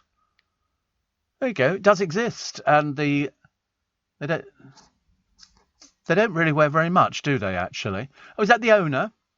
He looks like he could be the owner, doesn't he? Really, or the franchisee? And so you sort of. I bet they do well for tips. I bet they do very well for tips. Producer's so panicky. He's immediately sort of put a disclaimer online. Yeah, deleted history. I love it. I love it. So, so now we know what it is, Brit. Thank you very much indeed. Timothy is listening from a park in Melbourne. 5 p.m. here and 30 degrees. Enjoy the rain. Listen, Timothy, it makes no difference to me because actually, given the choice between rain and sunshine, I'm happy with rain. I don't do sunshine. I really don't do sunshine. We have no rain today either. We've got 12 degrees, sunny intervals and light winds, which we seem to have most days. Tomorrow, 11 degrees. Thursday, 10. Friday, 11. 13 on Saturday. 13 on Sunday. Monday, 13. Tuesday, 14. Charlie Girling. You know Charlie Girling? She's our showbiz girl. I've not seen her for simply ages. She says, I used to work at Hooters when I was at Nottingham Uni. The producer's just fallen off his chair, Charlie. Just fallen off his chair. I used to work at Hooters. Well, I mean, I can imagine that you would be able to, Charlie, knowing her great launch pad for LBC and for your attributes. I should imagine you were very good. Oh, so it was like so you went to uni and then you got a part-time job there. I bet she was fab at that. She's very good at doing sexy. Is that sexist to say that? Is that sexist? Not allowed to say. Because they're only allowed to pick people if they're really gorgeous. So there you go. God, that sounds like I'm coming on to her. It's dreadful. Honestly, I feel really awful. Steve Allen on LBC. Text 84850. Morning, everybody. 6:20 is the time. It's amazing how many of you appear to have been to Goathland. I'm still getting over the idea of the fish and chips. Stu says, listen to you most days down here in New Zealand. Love the show. And from Jill, who says, I wrote a Twitter to you on Monday to say I got my lovely tray on Saturday, but forgot to send it. Must have been the excitement of receiving it, which is good. And somebody says, Steve, oh, for the days when Blind Date was the ultimate in risque television. Families and friends could watch it together. These days, you might see your employer naked or your mum in a threesome. Who knows, says Dara. It is amazing in a short space of time how they seem to have pushed the boundary, how they even get these things through. I've got no idea. Steve, you can see the show every afternoon on Freeview Channel 20. It's great. Colette in Wallingford says Gavin and Stacey tour in Barry Island is brilliant. And Wayne, the trolley dolly, surprisingly, is listening to you live on a flight from Vienna to London. Really? How is that possible? That's only a short flight, Vienna to London, isn't it? Isn't that about an hour and a half or something? I've done that flight on a few occasions. It's a nice little flight, isn't it, Wayne? Nice little flight. But you can hear me live on an aeroplane. You don't know if he's allowed. Well, who's going to stop him? If he's got the app on his telephone, could he listen to it on that if you're flying? Oh, it should be on airplane mode. Well, he's probably running the flight, so it makes no difference, actually. Yeah, producer thinks the police will be waiting for you, Wayne. Panic not. Blind Date used to get 14 million viewers on a Saturday night, and they never did anything that was naughty, did they? In fact, it was all carefully rehearsed answers and everything else. I mean, it ran from 85 to 2003. And in fact, there was a couple on there. They got married. They're celebrating their anniversary. Remember I told you about them the other day? Amanda Holden was on there. Jenny Faulkner was on there as well. There's been quite a number of people whose careers have taken off after being on Blind Date. I used to love it.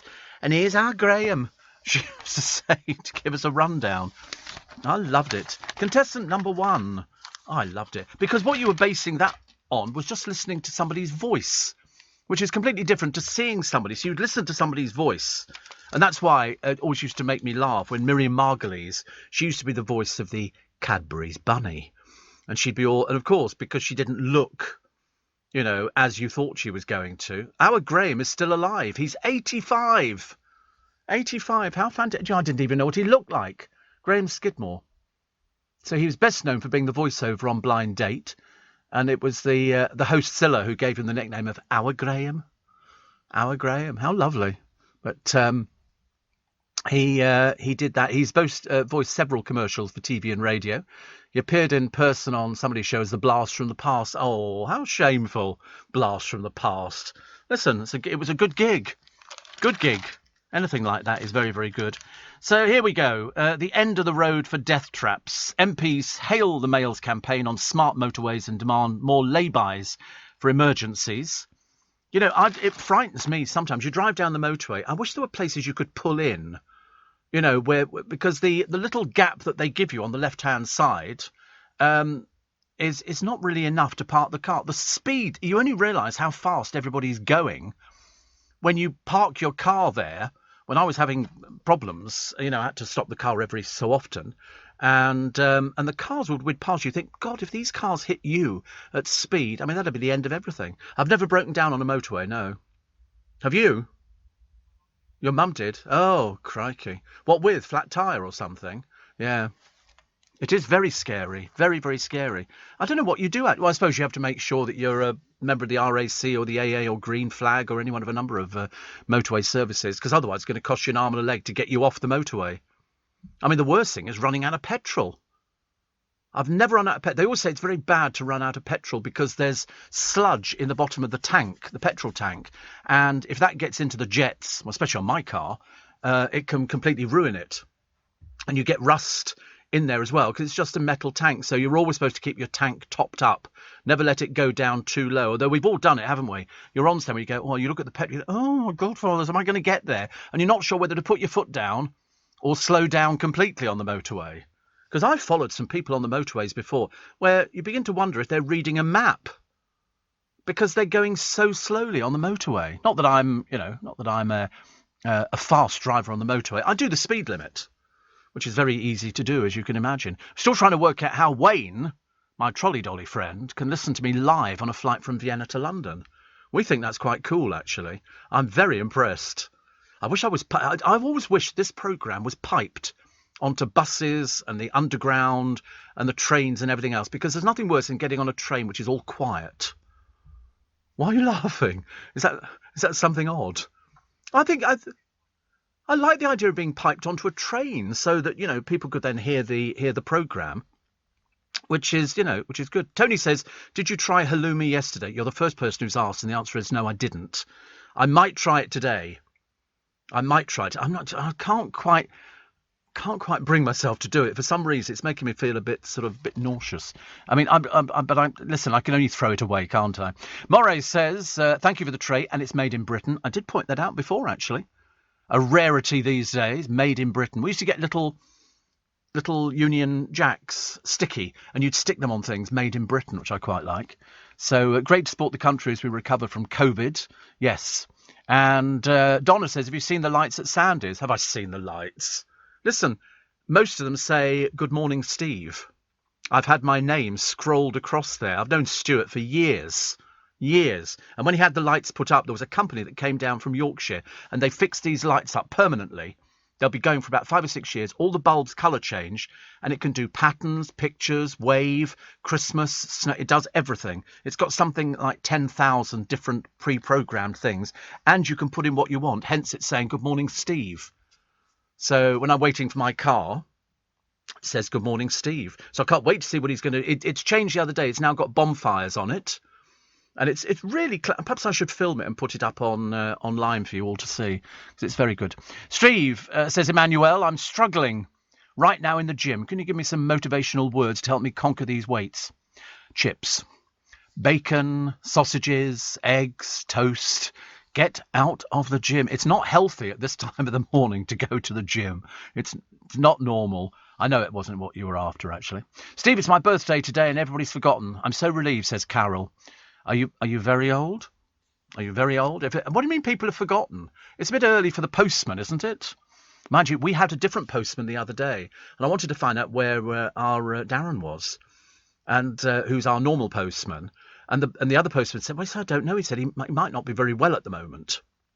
Because there's a guy who works in in Stuart's fish shop who's waiting for an operation, quite a serious operation at the moment. He's struggling through, which is good news.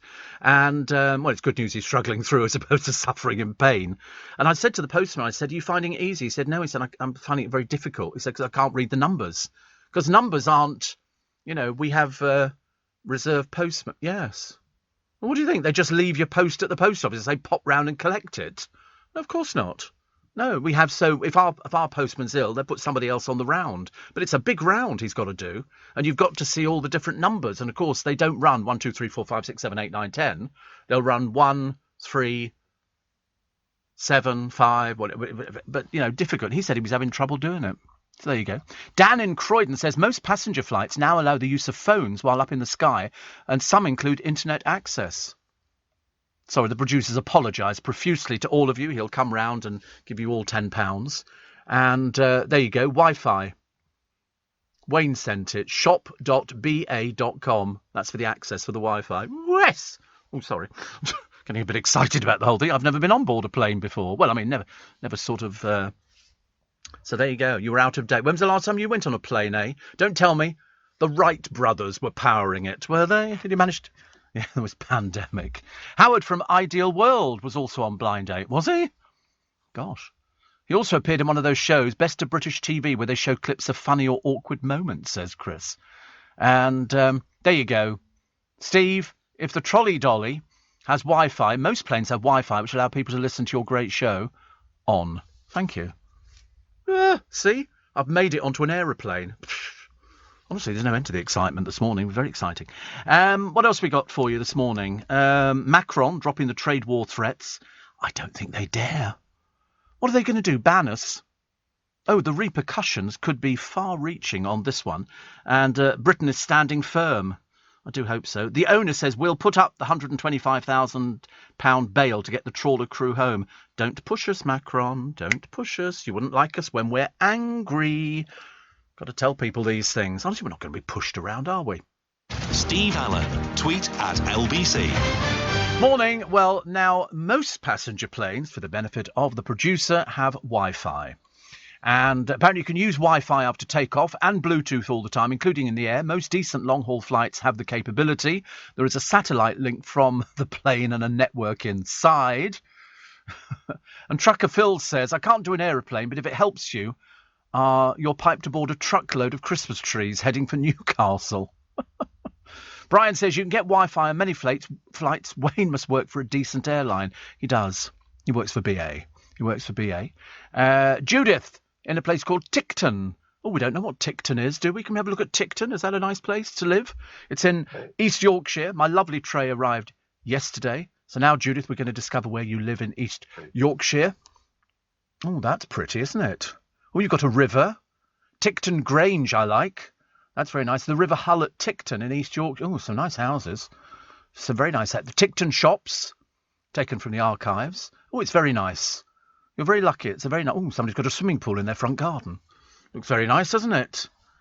Ticton, the best of Ticton. They've got a tourism TripAdvisor going on as well. The Beverley Arms is nice.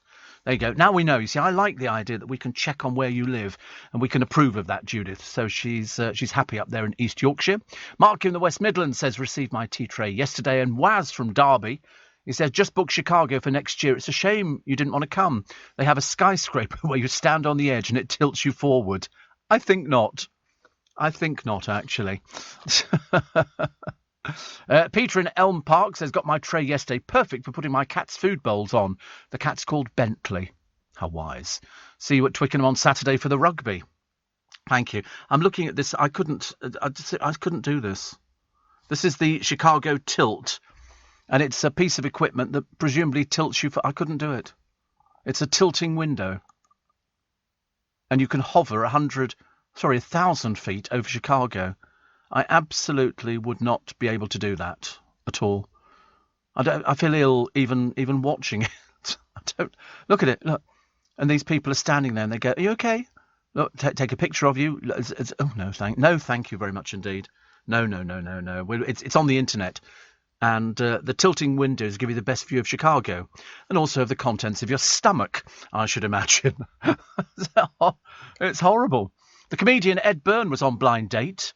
Didn't get a date, says Chris in Hatfield. Really? Well, you live and learn. Sue in Perthshire. We love Perthshire. Got my trays yesterday. Good, thank you very much. I'm glad they're arriving. Unfortunately, as you can well imagine, don't feel left out if you haven't got yours yet. They're sending out thousands, literally thousands of them. So I can't work out this picture of Greta Thunberg, and she repeats her blah blah blah dismissal of politicians, but she looks different to me. I don't know why she looks different. I mean, I don't know. Perhaps I imagine her looking really tall, or she's sitting down in this picture. Whatever it is, it doesn't look like her at all.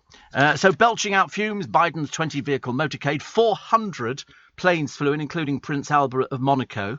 I mean, what are they trying to do? One-upmanship or something, or are they just taking the mickey? You know, when you look at the Biden team leaving the M8 and passing the wind turbines, did somebody point to him, look out the window, or was he asleep? The answer is he was probably asleep, I should imagine, seeing as he spends most time. Viagra in a pudding. A pick-me-up for ladies of the night, or a dish born by mistake. As the father of tiramisu dies, there is one stimulating conclusion. There have been quite a number of accidental kitchen alchemies. For example, champagne. The Benedictine monks might have done all the growing, picking, pressing and bottling, but some say it was us Brits who invented bubbly by accidentally leaving red and white wine shipped from Champagne on a freezing London dock. It fermented again, making fizz. Did you know that? No. Chicken tikka masala, which is our national dish. Yet some say it only came about when Ali Ahmed Aslam, then owner of Glasgow's Shish Mahal restaurant, knocked up a sauce of spices and a tin of condensed tomato soup when a customer complained his chicken was too dry. Consequently, chicken tikka masala. I mean, you don't think you're going to go to India and get chicken tikka masala. If they have, it's like, you go to a Chinese restaurant in China and go, excuse me, do you have special fried rice? I am a fan of curries, but they're not for me because of the sauces. But I do like curries. I like a Thai curry. I like a Chinese curry. There used to be a Chinese restaurant down the road from me, a takeaway, and they did the best chicken curry ever. It was just delicious. Crisps. Crisps, something as simple as crisps. Created in 1853 when, after complaints about his thick, soggy potatoes, George Crumb, chef of New York's Moon Lake House restaurant, sliced his spuds impossibly thinly, hoping his annoying customers wouldn't be able to eat them with a fork. To his surprise, they adored them, and the crisp was born. The sandwich, rumoured for 1762, when John Montagu, the fourth Earl of Sandwich, and an inveterate gambler, refused to stop playing cards for lunch, told his valet to bring him some meat between two slices of bread. Fellow gamblers followed suit, asked for the same as sandwich, and that was it. The sandwich was thus invented. Ice lollies. One night in 1905, Frank W. Epperson accidentally left outside a stirrer in a cup containing soda water powder mixed with water. Next day it was frozen solid. Frank, just 11 at the time, went on to patent his findings as a handled frozen confection or ice lollipop. And Bakewell pudding started in 1820 when a visiting nobleman supposedly ordered a jam tart in a Bakewell inn. The cook made a complete hash of it by layering the almond mixture on top of the jam rather than mixing it into the pastry. It set on top like an egg custard. The nobleman loved it and ordered another one. But us Brits are now the biggest sandwich eaters in the world. Last year we spent £373 million on sandwiches. 300. I wasn't one of them. I used to buy a sandwich, but they're so dull and uninviting. I mean, yeah, but no, what I'm looking for is something. I mean, I'm looking for something quite simple, like cheese and pickle. Just a cheese and pickle sandwich. Can you get one? No. It'll be cheese and pickle and pesto and leaves and vine tomatoes and some chronically awful stuff, you know, where I'm going. The New York pastrami, you know. Yes, why don't you buy this sandwich at £7.60? You know, the Christmas sandwich you can get. They did gay sandwiches at Marks and Spencer's. That went down like a lead balloon. Gay sandwiches. Yeah, it was lettuce. I like the... What's the lettuce and bacon thing? Is that the LGBLT? Yeah, BLT, bacon, lettuce, tomato. Not the easiest things to eat, but we like sandwiches. We just think it's very easy to go out there and sort of pick up a sandwich, and then now it comes with a drink and a packet of crisps. So no matter how healthy you think you are, it's not anymore. A UK supermarket gets the LGBT sandwich for charity, and people don't know what it is. So it's got lettuce, guacamole, bacon and tomato. It's been met with mixed reactions. I don't understand why that would celebrate pride. I'm sorry. Oh, LGBT. Oh, right. I thought there was something camp about guacamole or something like that. You go, oh, guacamole, that's a gay sandwich. You know, oh, that's what it was. What an odd combination. I wonder where they're made. I'd quite like to see, you know, when they do that programme on the television, how do they do that? And they do you think they could actually show us where they make all these sandwiches? Inside the factory, because most of these sandwiches are made by hand. They wouldn't be made by machines. So I assume somebody's in charge of the guacamole and they go like that, and sort of then somebody else does the lettuce and somebody else does the bacon. Because I can't see how else they're going to do it. It's not a machine that makes these sandwiches.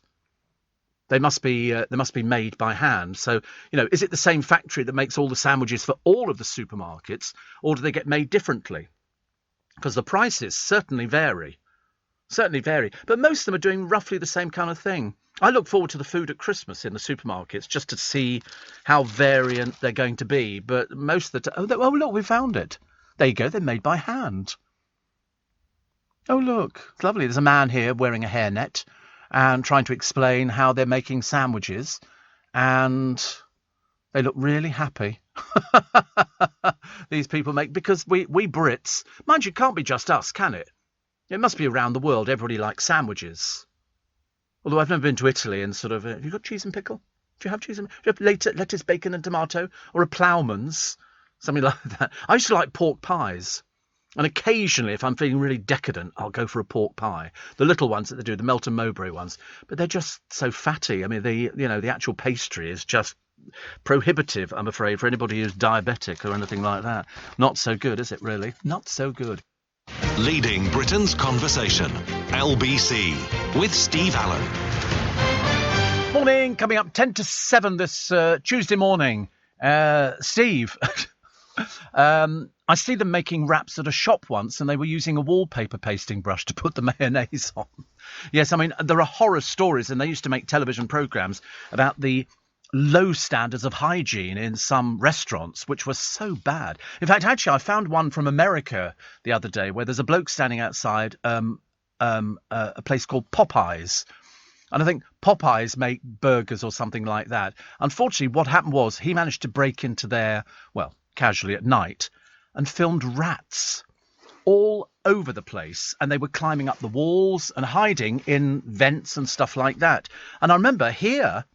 We had a food place the other side of Leicester Square, and we had another one in Covent Garden overrun with mice. Mice were all over the counters and everything else, so they closed them down while they were cleaned up. One of them was, in fact, both very, very well-known chains.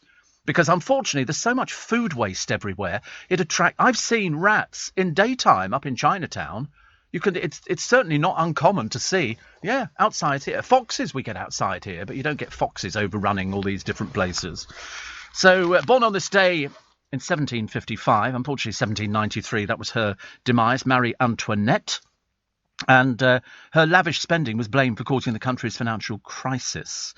The first Samaritan phone call was answered by its founder in 1953, who was called Chad Vara.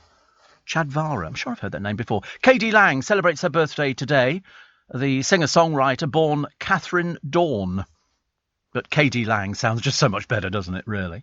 And had her hit Constant Craving and Crying, a duet with Roy Orbison, described as a lesbian icon. Photograph for Vanity Fair with supermodel Cindy Crawford in a swimsuit.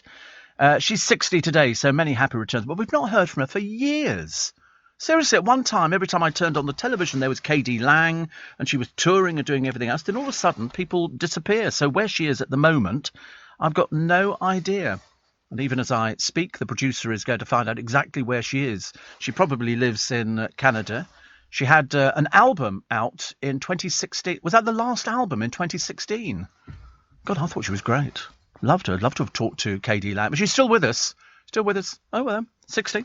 David Schwimmer, the US actor who played slapstick-prone paleontologist Ross Geller in Friends, dreamed of being a surgeon. But he said, I found I could talk to more girls in acting class than in the science labs, so that kind of derailed my medical career. Is that the only part that he's known for? Is he only known for playing... He's been in films. Oh, right, OK. He's 55 today, so many happy returns of the day. And what was the other one? Oh, that's right. This is from November the 2nd, 1982. At close down tonight, viewers will have sampled Channel 4. The first new TV network to be launched in Britain for 18 years. Most of the population are able to tune into the new channel, but how many viewers will bother to press that long dormant fourth button is an unknown factor. I remember when Channel 5 started. Channel 5, most people couldn't pick it up. My ex-producer, Rob, Uncle Rob, he said he couldn't pick up Channel 5 at all, which was a bit disappointing. First show on Channel 4. I've got no idea. It was supposed to be... What was it? Oh, I don't know. Would it be a sitcom? It's still. Oh, it's something that's still on. The News, Countdown. No, really. Countdown was the first programme. Wow, that's amazing. Were they not thinking of selling off Channel 4? They weren't sure what to do with it. It was supposed to be television that sort of pushed the boundaries a little bit, but then it didn't seem to push the boundaries a little bit and was just sort of falling into line with everything else. And Channel 5 comes up. Some of the programmes on Channel 5 are quite good, but for some reason we don't take it seriously. I don't know why. I mean, the government, I think, is considering privatising Channel 4. Because I remember going to see their building once, but they've moved, haven't they? I think they've probably moved a few times. Where are they based now? Are they based in Leeds and London as well at the same time? Interesting. Very interesting. What have we got here? New Zealand has awarded its annual Bird of the Year title to a bat. How does that work out? What's going on? Apparently, the long-tailed bat, about the size of a thumb... It's not very big at all, is it? Not very big at all. Won the poll after being included by organisers to highlight its critically endangered species status. I'm not surprised it's the size of your thumb. I mean, you could tread on it, couldn't you? Critics on Twitter called the result a total farce and said the competition was batty. It did beat a flightless parrot to take the title. So there you go. A flightless parrot. I love it. So, Tracy Emin. Not another one here, actually. Her greatest regret is turning down the chance of a cameo appearance in Only Fools and Horses.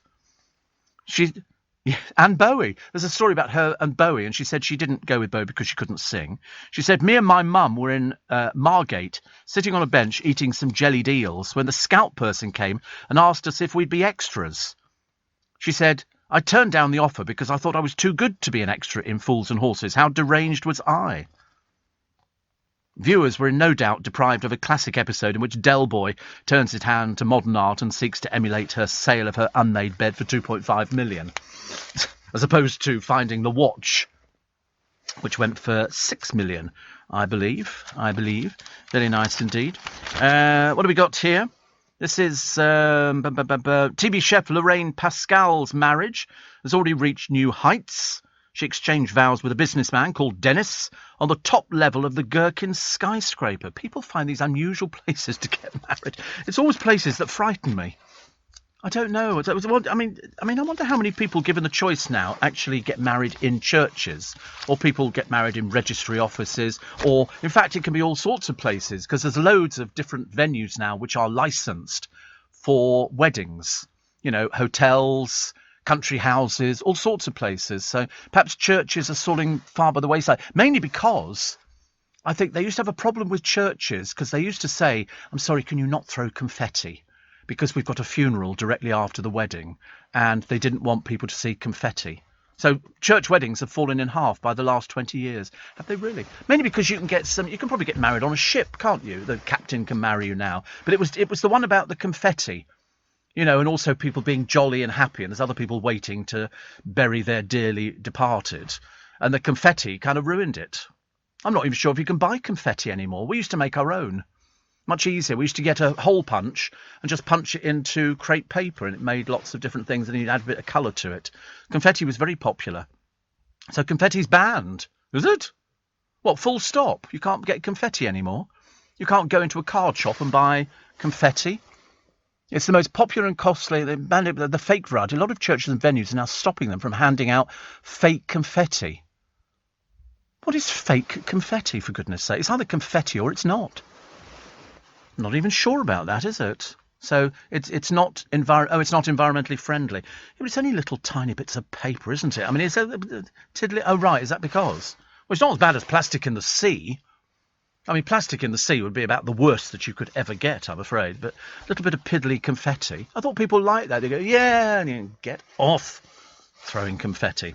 Lots of pictures of the Queen. Lots of people saying she got it absolutely right. Sitting next to a picture of the late Prince Philip. I mean, she's quite remarkable. And, I mean, you couldn't make this up, really. She's wearing green. She's wearing green to emphasise the fact that she's got green issues at heart. I mean, how much she believes of it, I've got no idea. But she managed to weave in Prince Philip into her speech, and William, and Charles as well. Strangely, no mention of Anne or Harry, but there you go. There you go. I'm sure one of these days they'll be welcomed back into the fold. We'll wait and see. Steve, I'm just wondering, did they think enlarging the ULEZ would clean the air? It's just moved the traffic further out now, so roads that were quiet are now busy and get the pollution. I know. Listen, we've got more things to worry about tomorrow, probably, as we head into Wednesday. It's like the blind leading the blind this morning. We're all trying to work out what my sign-in is to the computer, and we've got no idea. And unfortunately, young Joe is off today. He's not very well. So we can't even phone him. We will find, don't we? You're going to find it. Yeah. Mihal says we're going to find it, but of course, what does he know? Hopeless. This is the man who couldn't even stand upright on a piece of ice when he decided to go out and impress some ladies by ice skating at the Natural History Museum. How much was it? 18 quid for an hour, which actually seemed very good value until you think that he's now cost us about £5,000 at the NHS because he fell over and we had to give him stitches. So now he's got to have the stitches taken out. So to cover the fact he's got stitches because he fell over, he's grown a beard. So now it's seriously, it's like working with somebody at the end of the rainbow. Fancy falling over on the ice. He seems surprised. I said, well, unfortunately, ice is very slippy. And even I wouldn't risk it. But 18 quid I thought was quite good value, actually, really. Not bad. Nice to have your company. Welcome along to Wednesday, the 3rd of November. I bought some more fireworks the other day. I know I'm now going to get into trouble because people say, oh, you shouldn't buy fireworks because it's going to hurt the animals. But these are only rockets. I didn't buy anything that sits on the ground and goes bang. Because I don't like those ones, because even I can hear those indoors, bang, bang, bang. And they're 150 repeaters. So I just bought rockets, little rockets. But they each do like a little like that, which I think would look quite nice. And they're so far up in the sky, you're not going to hear them. The sort of noise that they don't do bangs. I didn't buy banging rockets or anything that goes bang or whiz or something like that. Just something fairly straightforward. And so I bought them the other day. And I remember thinking, because I bought them in Costco, they're running out rapidly. And they were doing, I think it's 20 rockets for 20 quid, I think, about £1 a rocket, but they're beautifully packaged and everything else. Anyway, they give me a box. Apparently, there is only 5 of these in a box. Well, you try getting them out of the box. They're in a wire cage. I said, you sure there's a box full of 5 of these things? She said, yes. So I'm yet to open it. I'll do it today, and then I'll have a look at them, and I'll get them out and then distribute them. So I told you, I already given 3 to my brother. He seems very excited by it. And then we shall wait and see what happens. We can't fathom out my pass thing at all here. The combined efforts of 3 people. It's like hacking into a bank account. Actually, I read that story. Somebody claimed that somebody tried to hack. Rylan, I think, claimed that somebody had tried to hack into his bank account. Which, of course, once people have got stuff in there, Here we go. Look at this, honestly. The combined brains of three people. It's like looking at atomic scientists. They go, oh, we can crack this one here. And no, they've missed it again. No, they've missed it again. Actually, I would have phoned Joe if I thought it would be worth waking him up, but I suspect the poor boy is not well at all. But if you are listening, Joe, could you phone me on my phone and tell us what my sign-in is, because we don't know, and we're sort of stuck between the devil and the deep blue sea. But I don't know how many times you're allowed to have a go at it before it locks you out. Capital F on the password, and the number's 22. But we don't want to reset it again, because I'll have to reset everything. And it just doesn't like it. Doesn't like it. Isn't that odd? When you think, I wonder how I find these things out. I can't remember. Do I just do Steve Allen? It can't just be Steve Allen, can it? It's got to be Steve Allen at... Oh, right. Well, you can't get into it, because, listen, if we can't get into it, they definitely can't get into it. That would be fun, though, wouldn't it? Harvey Goldsmith, top promoter. He's complained about the price of the Adele tickets. He thinks £90 is too steep. And some of the other ones, that looks more likely. The number 1 is very important. Now, whether... we could be getting nearer, actually. But there's definitely number 1. Definitely number 1. I remember, I don't know why I didn't think of that bit before, actually. But it's only when you sort of... No, you've got to do capital letters. No? You sure? Yeah, I don't believe you all in there. I don't think so. Because it's definitely... Wait a minute. Is it doing something? No, it's not. This is hilarious, seriously. I've never had so much fun without actually going anywhere. It's on my phone? Oh, wait a minute. Oh, yes. Okay, here come the numbers. I see, the trouble is I can't give out the numbers because people will think it. So I'll tell you, I'll hold my fingers up. Ready? The first... No, because the number will have changed again. It'll have to send you another one. So, are you ready? Ready for the numbers? Wait a minute. Coming up on the old fingers. First one is... Repeat it to me just so I know you've got the right number. No. No, lovely. That's good. Add 2. Good. Take away 3. That one again. Yep. Then there's that number. And then there's that number. Sorry, we have to do this. You seriously, you would not believe how complicated this is. Because what it... This is all... We're so hyper about protecting security for everybody's email addresses and everything else that even when you sign into the account, it won't let you access anything until you've put in a certain code which it sends to your phone. But it's only being... Are we in? So exciting, honestly. God, I felt quite drained. I'm not sure I can go for the 3 hours this morning. I might have to do a smaller programme. But it was very interesting. Very interesting. So at least we've actually done that. That's it, yeah. It's that number at the end of it which clinches. I should have remembered it. I sign in every day, and every day I sit in the studio and you try and remember things and you can't. There is a story about the world's fattest man. He's on the front of the Mirror. And his name is Paul Mason. He says he piled on weight in lockdown. Now he needs therapy. Now, I do remember, and it can't be the same person. There was a guy some years ago, and he claimed to be Britain's fattest man. And so they did a documentary on him. And the strange thing was that he liked being Britain's fattest man. He revelled in it. So they weighed him. And he claimed, I think, that he was 60 stone. Anyway, it turned out he was nowhere near 60 stone. And he got really quite angry. He thought they'd actually fiddled it. And they were telling him lies. He said, I am that weight. They went, no, you're not. You're not. Because this one here, he's 39 stone, but he fears returning to his heaviest, which is 70 stone. So he piled on during the pandemic 20 stone. 20 stone. I can't imagine how much you'd be eating to pile on 20 stone. However, when you look at what he's eating at 70 stone, you suddenly realise that's how easy it must be to pile on the weight. For breakfast, he would have a whole packet of bacon, 8 slices, 4 pieces of bread, 2 eggs, ketchup. For a snack, boxes of crisps and £20 worth of chocolate a day. Lunch takeaway, such as pie and chips or pizza. Snacks, sausage rolls, pork pies. Dinner, takeaway, such as Chinese, Indian or kebab. Would often get a kebab with a burger on the side. And the snacks, boxes of crisps and chocolate. And you wonder why you end up at 70 stone. I mean, that just sounds desperately unhealthy. And so now he's come down to... he's had a gastric bypass, which is what Jonathan Shalit had, who we were talking about the other day, the super agent. And now for breakfast, he has a piece of toast, a banana and a cup of coffee, because that's all he needs. Snack would be a piece of fruit. Lunch, small chicken breast with salad. Snack, yoghurt. Dinner, pasta with side salad. And then he went up the daily menu at 39 stone. Banana sandwich with peanut butter for breakfast. I mean, it couldn't be worse. Mind you, Elvis Presley used to have peanut butter sandwiches toasted, fried. He would do fried peanut, and terrible.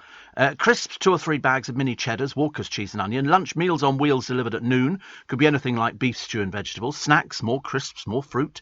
Lots of water. And then dinner, tinned meat in a sandwich with a packet of crisps. I mean, he's eating... Seriously, you can understand how you get that size. Now, the one thing that is wrong, when you see a picture of him at his heaviest, they say he was about 70 stone. I mean, I'm surprised he's alive. Seriously, surprised he's alive, because the strain that this puts on your heart is a former postman. Now, I've got a postman. I've got a number of postmen, and they walk. It's only the people who've got the parcels deliver in the vans, but the actual postmen walk. They push their trolley, so they're getting exercise every day. I don't think this bloke was getting any exercise at all, but they've made a documentary about him on the television. Well, this doesn't help, because people know if they're eating the wrong food, and it's only since the advent of fast food, Spudger-like, pizzas everywhere because they're cheap and cheerful, but boy, are they fattening. McDonald's, Burger King, KFC, it all tastes delicious, but it should be had as a treat. It shouldn't be, had as something you should eat every single day. It's like Chinese takeaways. If you have a Chinese takeaway every day, I can guarantee you're going to pile on the pounds. So the answer is you have it as a treat. I mean, I've not had a Chinese takeaway for, ages and ages. Haven't had an Indian takeaway for ages.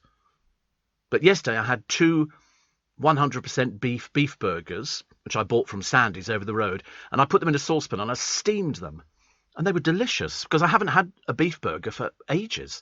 And it was really delicious. In fact, it was about the best thing I'd ever had. And I had it with some coleslaw and some potato salad, thinking that must be okay, mustn't it, really? I mean, it probably wasn't, but I should have had more potato salad. And it was the best thing I'd eaten in a long while. I was quite impressed with myself, because I went out to buy a new saucepan.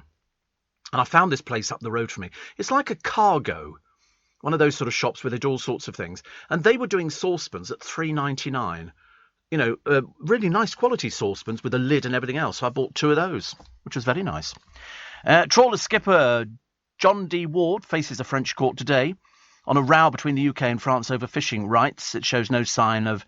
it does show signs of calming down, because they're not going to get anywhere, the French. It's no good threatening us. No good threatening us. We're more than happy to sort of share some of our waters, but you can't start fighting with us. It's over fishing rights, for goodness sake. Anyway, Britain claimed France had been stepping back from threats to impose punitive action in the dispute over the post-Brexit fishing licences. I mean, to be honest with you, I don't know why we're fighting over fishing. Why can't they just fish off their shores? We fish off our shores, and everybody's quite happy. I don't understand why we're arguing over it, and it becomes quite nasty. Really quite nasty. I remember the last time they were throwing, sort of coloured dye and everything else at our fishermen. And they don't look attractive covered in coloured dye. I don't care what anybody says. Anyway, we take all your texts and emails on the programme this morning, as per usual, mainly because I'm in such a good mood. But the firework thing, I'm sure, is going to get me into trouble, because there's a demonstration today out at Chigwell, I think, where they're meeting to discuss the supermarkets selling quiet fireworks. Have you heard of quiet fireworks before? They sell quiet fireworks. In other words, they don't go bang. Sorry, frightened the life out of me. They don't do things like that anymore. You can buy them, but they mainly do the quiet ones, which just go and they sort of put out different coloured flares and things like that, but they don't go bang. And it's the bang which apparently gets people upset about it because it upsets animals and stuff like that. Some people have been complaining that they've been having fireworks for ages, literally on a daily basis. And Joe said he was in, where did he go to the other day? Was it Tottenham or something? Anyway, people were throwing fireworks in the street. I mean, which shopkeepers, stupid though they must be, are selling fireworks to buffoons who are going to throw them in the streets at people? You know, I mean, you do get people who hold them. Can you believe that people hold fire? Why would you want to do that? Why would you want to? These things take your hand off. Really dreadful. With UK Export Finance, I'm fulfilling more export orders from around the world with working capital support. Export insurance means I'll get paid when exporting to challenging markets. At UK Export Finance, we believe no viable UK export should fail for lack of finance or insurance. Between 2022 and 2023, we provided £6.5 billion of government-backed trade finance to support UK exports. Learn how we could help you win export contracts, fulfil orders, and get paid. Search UK Export Finance today. Steve Allen on LBC. Text 84850. Do you know, there's nothing worse than people name-dropping in this business. There really isn't. It's the kind of thing, it's like somebody will say to you, somebody just said to me a minute ago, somebody said to me, you know, one of my former producers, we call him my former producer, keeps him on his toes, and he said, I met Joan Collins in here the other week. I thought, oh, goodness, wait a minute, there's another name we've dropped. Can't believe it. And he said, and he asked for her autograph, and for his mother. You imagine you're a celebrity, you're 88 years old, like Joan Collins.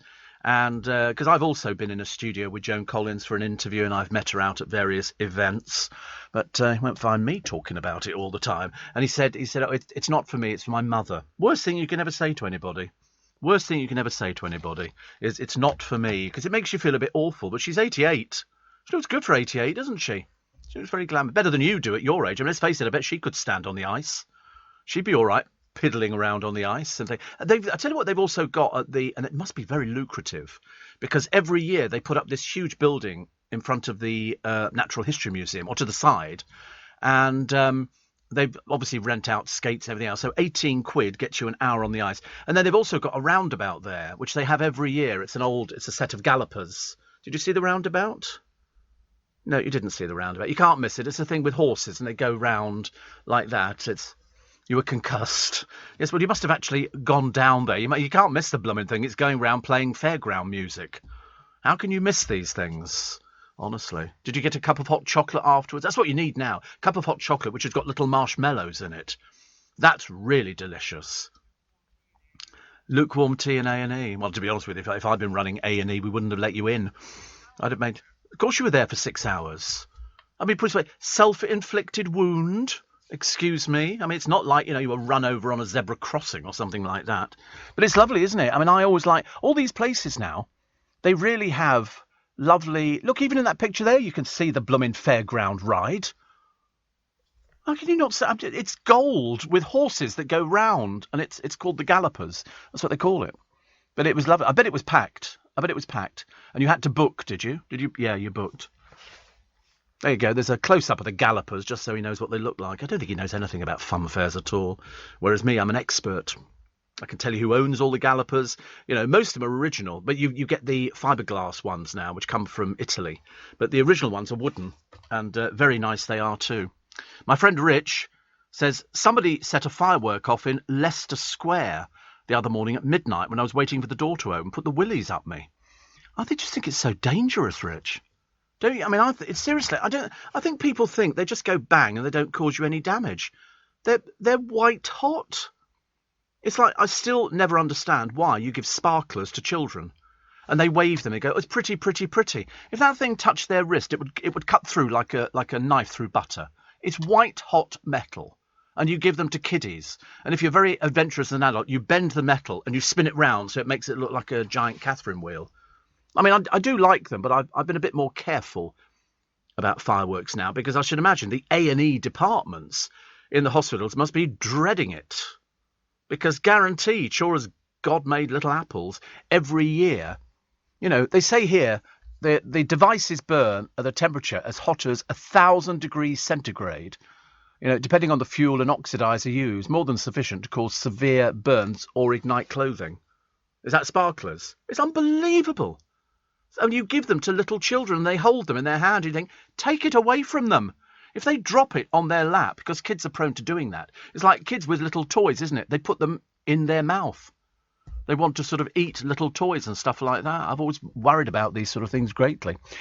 Shane in Sydney says, Steve, I got an email yesterday saying my tea tray is on the way. I should receive it by Christmas. What a great present. How lovely. How lovely. And Steve, I was just watching, says Mark, a hilarious clip of you interviewing Kathy Dennis on the Channel 5 show. Great to see. You still had amazing one-liners. Oh, I don't remember that. I don't remember doing that. Mind you, somebody said to me, oh, you've interviewed so-and-so, so-and-so. And I go, have I? I've got no idea. Got no idea. I hated television. Absolutely hated it. Well, I didn't hate it, actually. I just found it was very tiring. I never understand why sort of people, especially in this business, people crave doing television. And I think to myself, my God, that's a sure way to kill a career stone dead. Very few people can actually, you know, sustain a career in television nowadays because they're always looking for different people. And the most ambitious people, or the people who try the hardest, are the children's presenters. Because they always go, oh, it's easy to be a children's presenter. It's the worst job in the world. You've got to convince little people. There's a guy, I think he's on Channel 5, and I think he does the Milkshake show, and he's an Irish guy.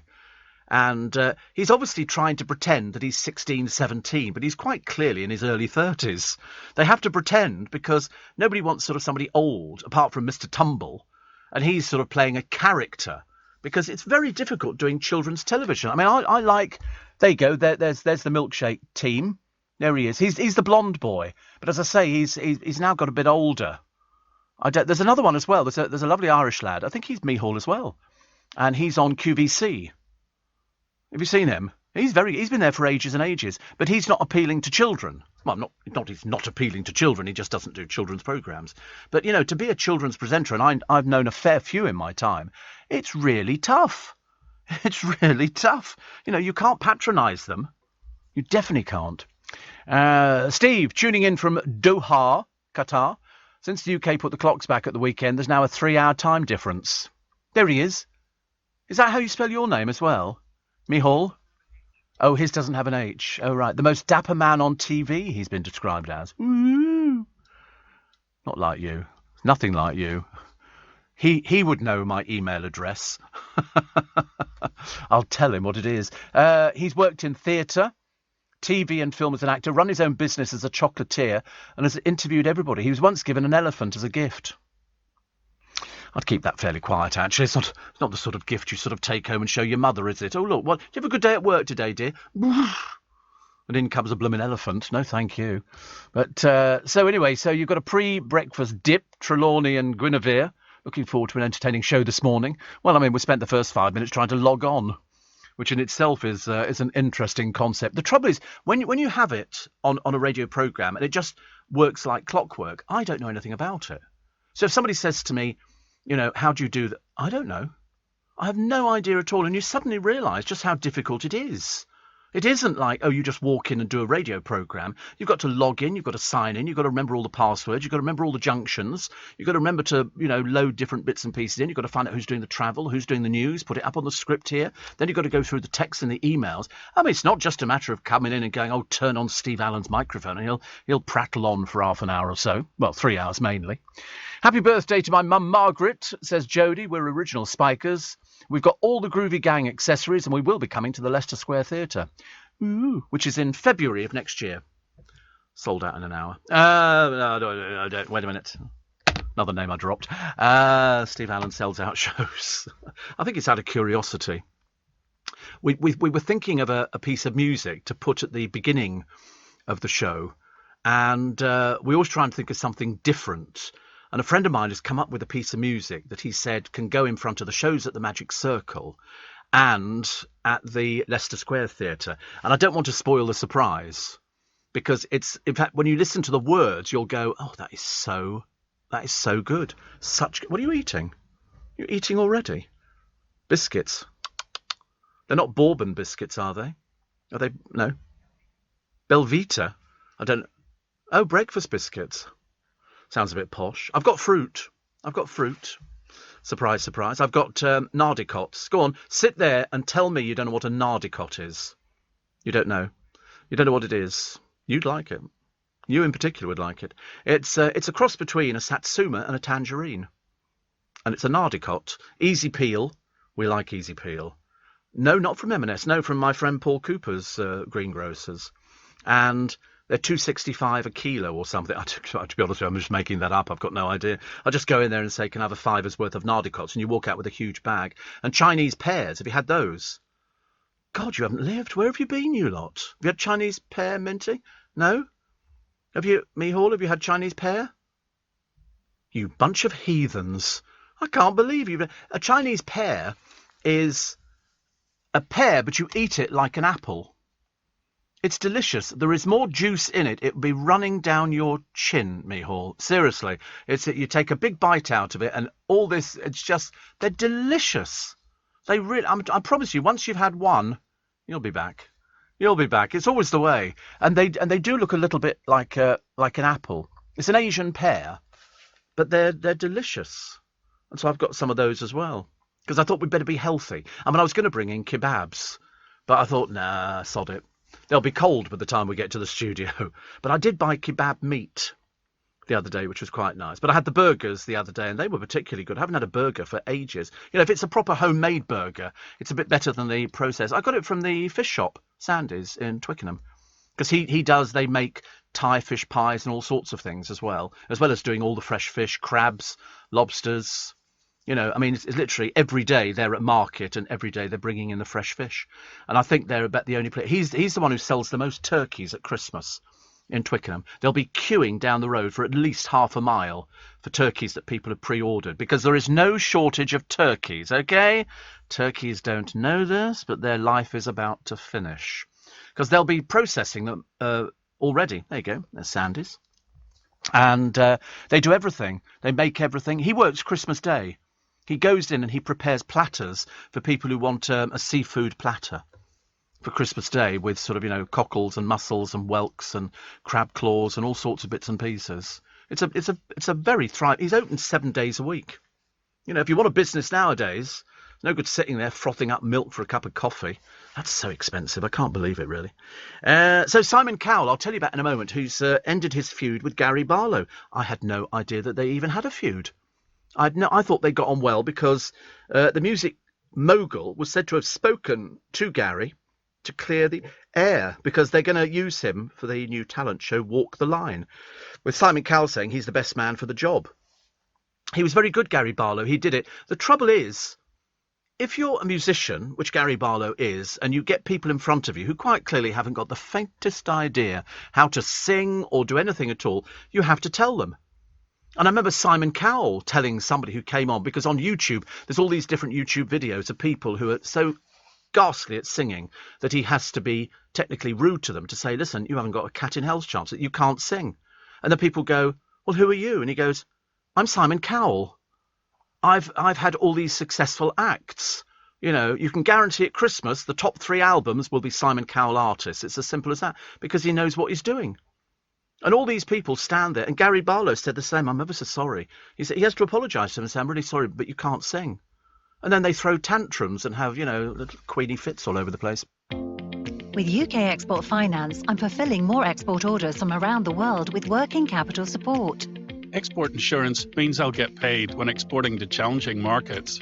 At UK Export Finance, we believe no viable UK export should fail for lack of finance or insurance. Between 2022 and 2023, we provided £6.5 billion of government-backed trade finance to support UK exports. Learn how we could help you win export contracts, fulfill orders, and get paid. Search UK Export Finance today. Leading Britain's conversation, LBC, with Steve Allen. Morning. So the Chinese pears were a big hit. Okay, we managed to persuade Mihal to try it, and he's never had one before in his life. They're very nice, aren't they? They're really good. And also, you get it's a good chunky size to hold. It's not one of these little tiddly things that you're holding, like a grape or something like that. It's a good sign. And this is the season for them as well. It's like the other thing that they'll bring out shortly, I think comes out middle of November, the little tiny Chinese mandarin oranges. Little tiny things. I mean, literally about an inch across. And they're only picked from one particular region in China, and the market will be flooded with them. Then as fast as they're here, they're gone again. It's like toffee apples. I love toffee apples, but you only get them. There you go. These are little Chinese ones. Yeah, Chinese. They're tiny. Look at them. The top one, China Fresh Mini Mandarin Oranges. I mean, to be honest with you, you do need to peel them. But they're absolutely delicious. And there is only one place in China where they grow them and they pick them. And they must have millions of the blooming things. But they're very good. Somebody told me years ago, they used to say, if you've got a cold, have vitamin C. And vitamin C is in an orange. And then somebody else said, there's not enough vitamin C in an orange to sort out a cold. You're going to need to eat an orange grove. And when we went to Florida years ago, Dale and I, we were driving around, and they've got so many orange groves, they're offering boxes of them outside. So they sell loads, and then if you're passing and you want a box of it, just go and pick up a box of oranges and take them away, because they've got so many of them. But very nice indeed, actually. So there you go.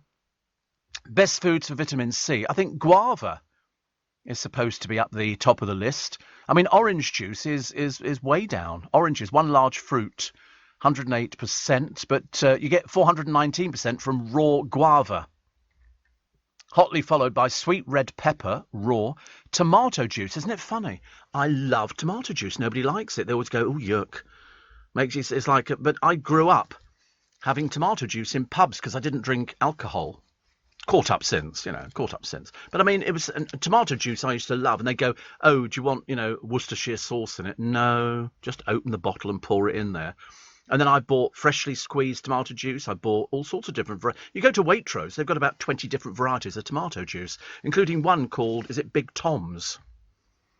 Well, I don't know anything about Big Tom at all, but all I know is he makes this very spicy tomato juice, and it's apparently really good for you. There you go, Big Tom spiced tomato juice. You can get it from Ocado and all sorts of places. I thought it was really nice. Of course, it's better with a bit of vodka in it. A Bloody Mary. Wonder why they call it a Bloody Mary. Is it because the tomato juice is red and that's what they think is blood? As opposed to people going, oh, lovely, Bloody Mary. Imagine, can't you? But no, I thought that was quite nice. But a lot of people hate it.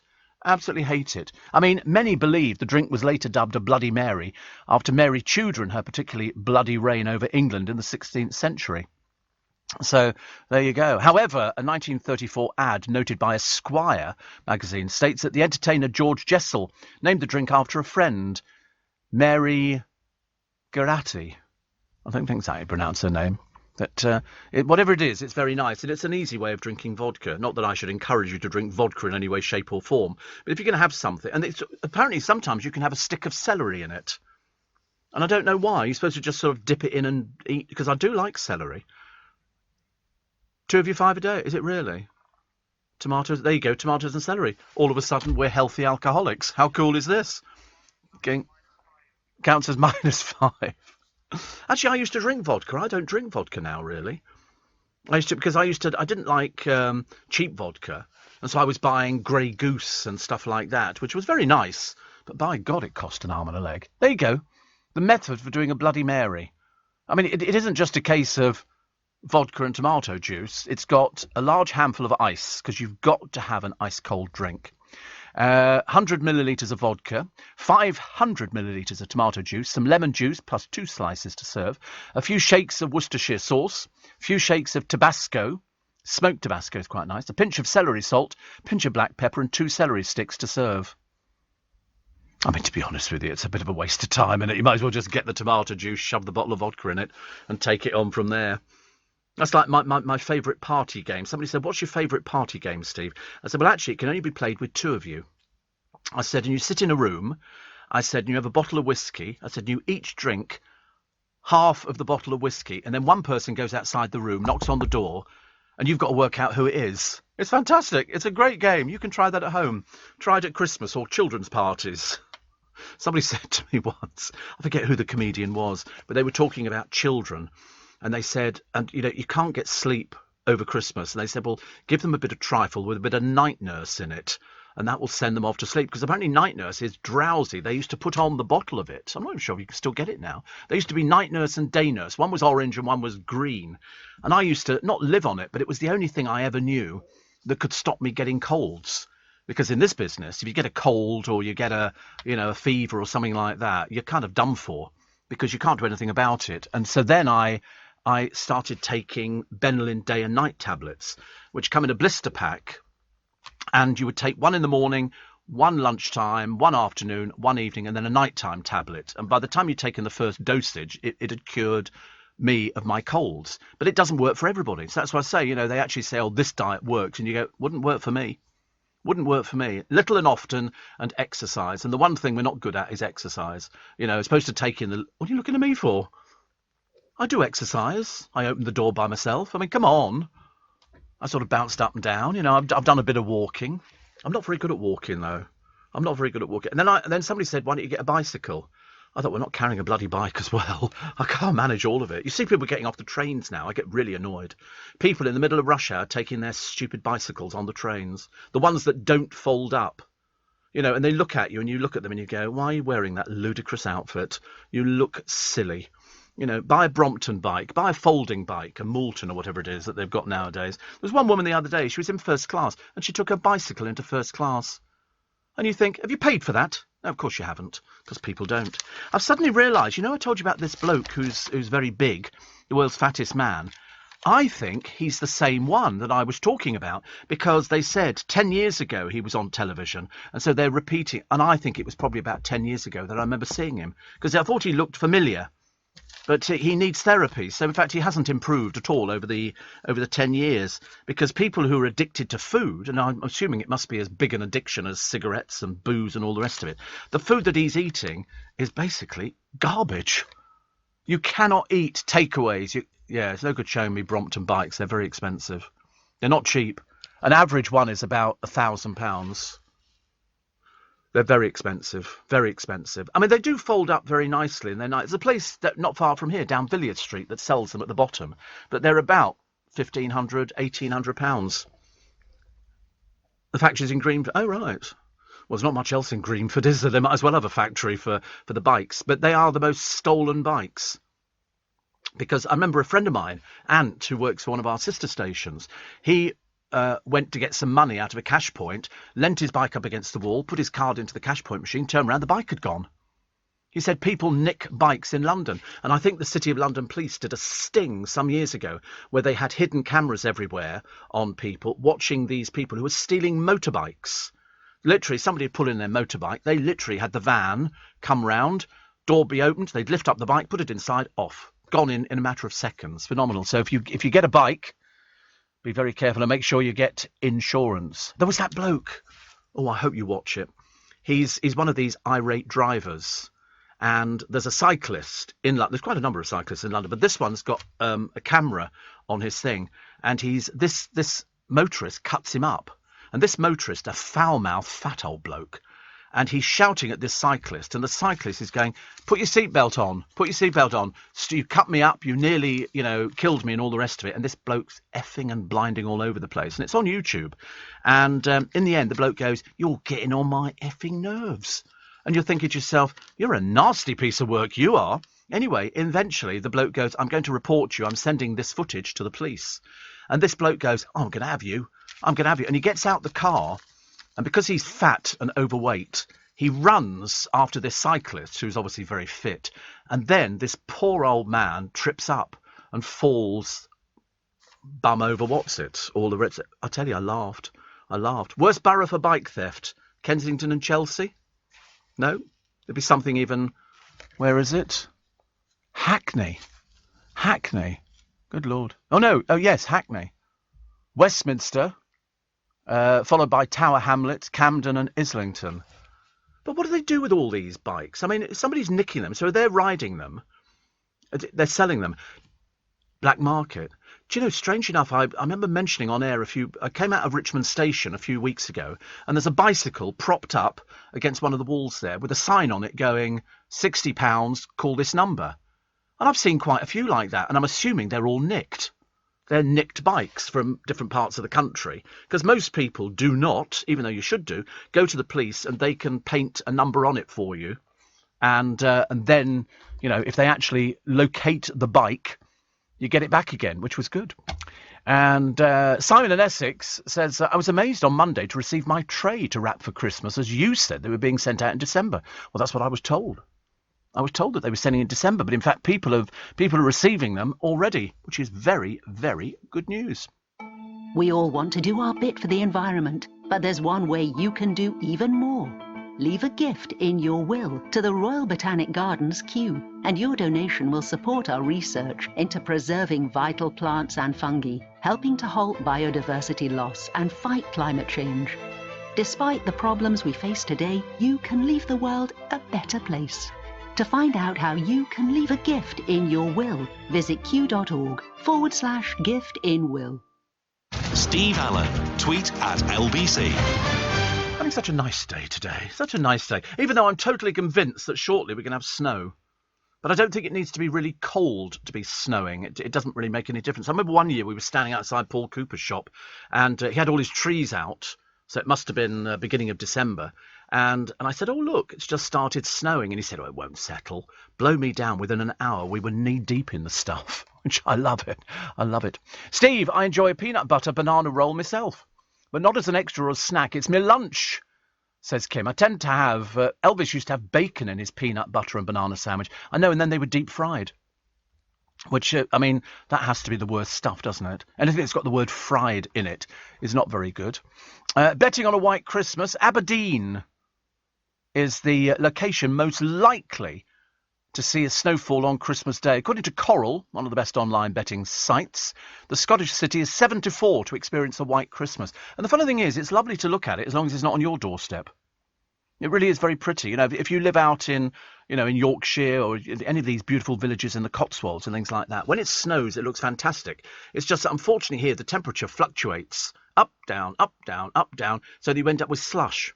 And your car looks filthy, dirty, it's miserable, it's horrible, it's deeply unpleasant. But I think we will, actually. I think we will get... There's a 36% possibility that there will be snow this Christmas, but mainly, I think, around sort of the Aberdeen sort of neck of the woods. I think so. I mean, it's just, but then people are prepared for it. As long as the council are prepared for it, Mama, we ought to give them plenty of forewarning, don't we? So, you know, there's a very good chance it could snow. And they go, oh, we'd had no idea, getting the snow ploughs out and that horrible sand that they put everywhere, which is orange in colour.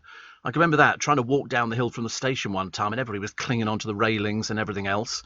And I was trying desperately not to fall over. Be good. Straight up. When you're in hospital having your stitches out, is that today? No. Oh, you're getting a private one. Wow. Friend. Oh, right. It's a friend of a friend. Well, it's a friend of his brother. Bottle of wine. She'll take the stitches out. I bet it hurts. She rips them out of your skin. You go, ow! It hurts. Mind you, I've always said to people, you know, people complaining about the NHS waiting list, if you went private, if anybody could afford to actually go and private, you get it done almost immediately. There's no hanging around for something. But, you know, I think there's about 5 million people waiting for operations. But, see, it's not what you know, it's who you know.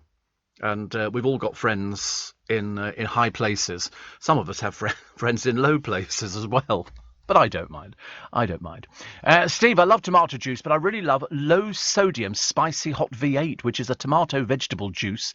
You don't even notice it's low sodium because it's spiced so well, says Carol. Well, that sounds nice. Christine says, it's very comforting to hear you, Steve. I've not slept well because I've got to have an impacted wisdom tooth removed today. Oh, I don't know what that is, but it sounds horrible. It sounds as though it's really, really painful. Very painful. Enjoy your pear. Good luck. You watch, he'll throw it in the bin as he walks out the door. I never believe a word he says. Impacted tooth. Now, is it partial eruption, angular, horizontal or vertical? Because that's the choices you have. An impacted wisdom tooth. I can't remember if I've ever had my wisdom teeth out. I don't know, actually, but I'm told it's sort of one of those operations. I've had all sorts of sort of strange things going on, as one does nowadays. Not very good. Pride of Pals, the Anton Deck, little Anton Deck, out there, and how much money they've raised for charity, because they use them a lot, and they seem to be doing very well. I think they've raised over £200,000, which is excellent. Paul Mason, this is this bloke who is still as big as ever. So he became desperate. His weight fell to 19 stone. So all of a sudden, unfortunately, it takes away from him the world's fattest man. Well, he's not the world's fattest man. It's a title which he seems to relish. He became desperate, so his weight fell, and then he got arthritis, and then he began to balloon to 39 stone.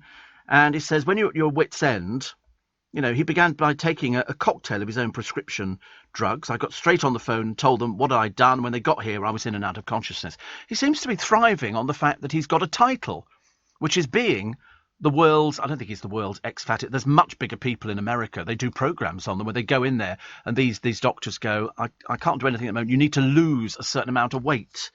I mean, he lives in sheltered housing. He gets carers in the morning and the evening, lunch delivered by Meals on Wheels. I mean, it's quite an expensive thing. I mean, surely they could deal with somebody's sort of mental state. Because I remember him moving to America. He seems to enjoy the publicity. When they actually had to get him into hospital, it took 5 of them to get him onto a reinforced trolley to get him into hospital. You know, I mean, to leave the accommodation, he needs the support of a private emergency care team, 2 wheelchairs and a reinforced ambulance. Mind you, diabetics get it in the neck for costing, you know, an absolute small fortune. But he says, crisps have always been my go-to snack. Well, you need to get yourself off them. They're not good for you. They're potatoes. They're fried. He says, I've just got to focus on recovery. Yes, we know what you've got to do. Do it. Because otherwise, it'll be, as they say, you know, the death of you. Because the strain on your heart is absolutely phenomenal.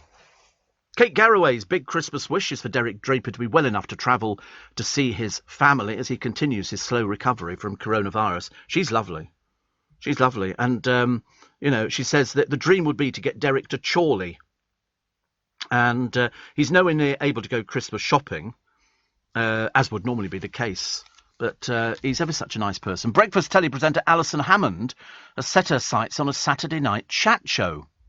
I don't know why. Everybody thinks that this is the saving grace. So she's planned the format with space for an interview with a megastar and chats with a normal person doing something amazing.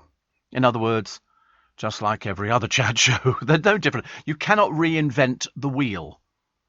She says there's a section all about me and what I've been up to. It's more like a local celebrity, like Peter Andre. Well, there you go. There's instant switch off straight away. You've come up with better names than that.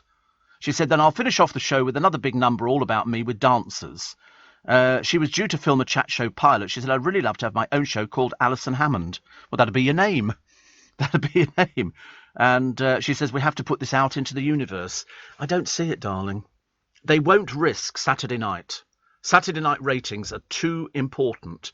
They're not going to just go, oh, yes, we're going to give a total unknown, because in television terms, you're an unknown. To give somebody a chat show on a Saturday night ain't going to happen, you know. And, you know, a megastar interview, well, like whom? Because the only person who gets the big megastars is Graham Norton. Graham Norton is the only one who can get the guests on there. When you look at his lineup of guests and then compare it to the nearest bit of rivalry he's got, which is Jonathan Ross pales into insignificance. He has to put up with people like Rob Beckett, you know, going on to plug a book. Although, very interestingly enough, I think Series 9, Ron Howard, Halle Berry, Miriam Margolyes, Stephen Fry, you know, loads and loads of really, really famous people. You know, and, you know, Alison just having a megastar, because their PR will not put them up for it. I'll tell you that for a fact. They will not put them up. They'll want to see ratings. Nobody wants to put their client onto a show which hasn't proved itself in the ratings. You've got to get huge ratings on a Saturday night. And also, 9 out of 10 people would not do a live programme on a Saturday night. They'd have to be pre-recorded. And you've got to prove your worth in the chat show stakes. And to be honest with you, her chat interviews are not brilliant. They're passable, but you know, doing a big number with dancers, I'm afraid, is a bit dated.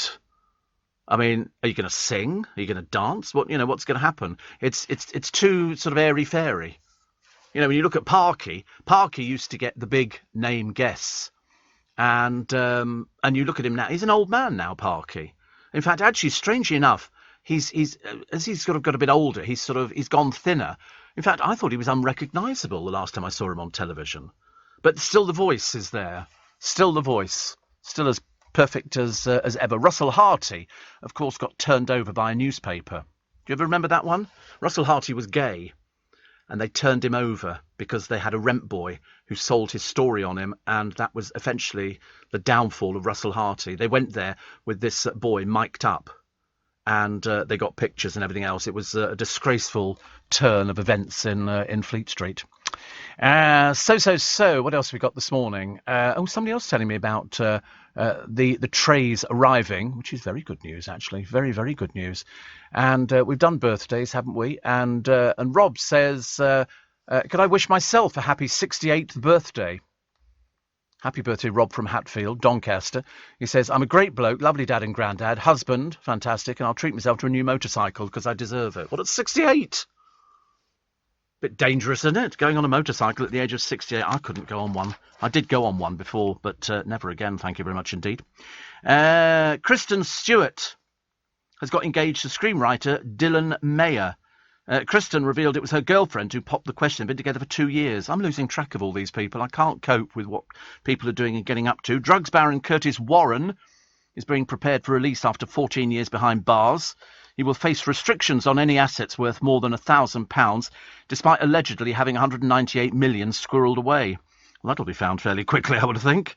But he spent almost the past 25 years in jail. So not the most pleasant person you're ever going to meet. And if you want to buy a piece of What's the Story Morning Glory, the tambourine that Liam Gallagher broke whilst recording that particular track fetched just over £3,500. It'd been thrown away in a skip until somebody went, I think that could be worth money, even if it's worth £100. £3,600. 3,600. It was snapped up by a UK buyer for 7 times the top estimate. Because things are worth, I mean, I wouldn't mind, but it looks a bit battered, doesn't it? That's like sort of bumping into, sort of Beatles lyrics or something like that. Oh, I found them in a skip. John Lennon wrote, this one, and we found the lyrics. You'd be going, really?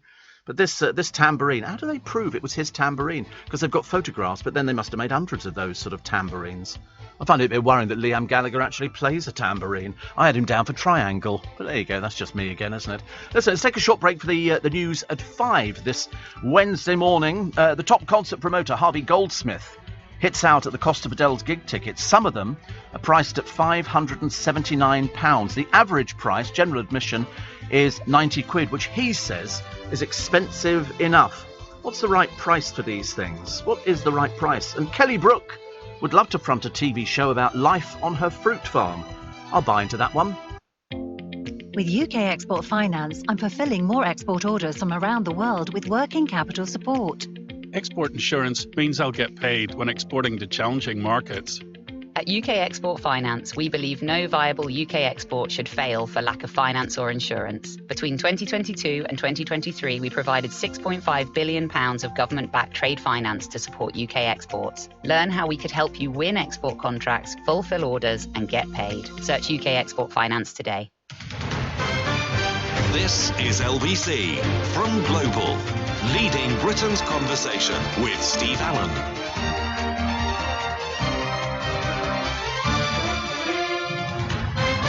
Morning, everybody. Nice to have your company. It's Steve Allen's Early Breakfast. 'Tis Wednesday, the 3rd of November, and people are buying fireworks. I personally haven't been into any supermarkets yet to see what fireworks are on display. I think one of the chains is selling what they call quiet fireworks.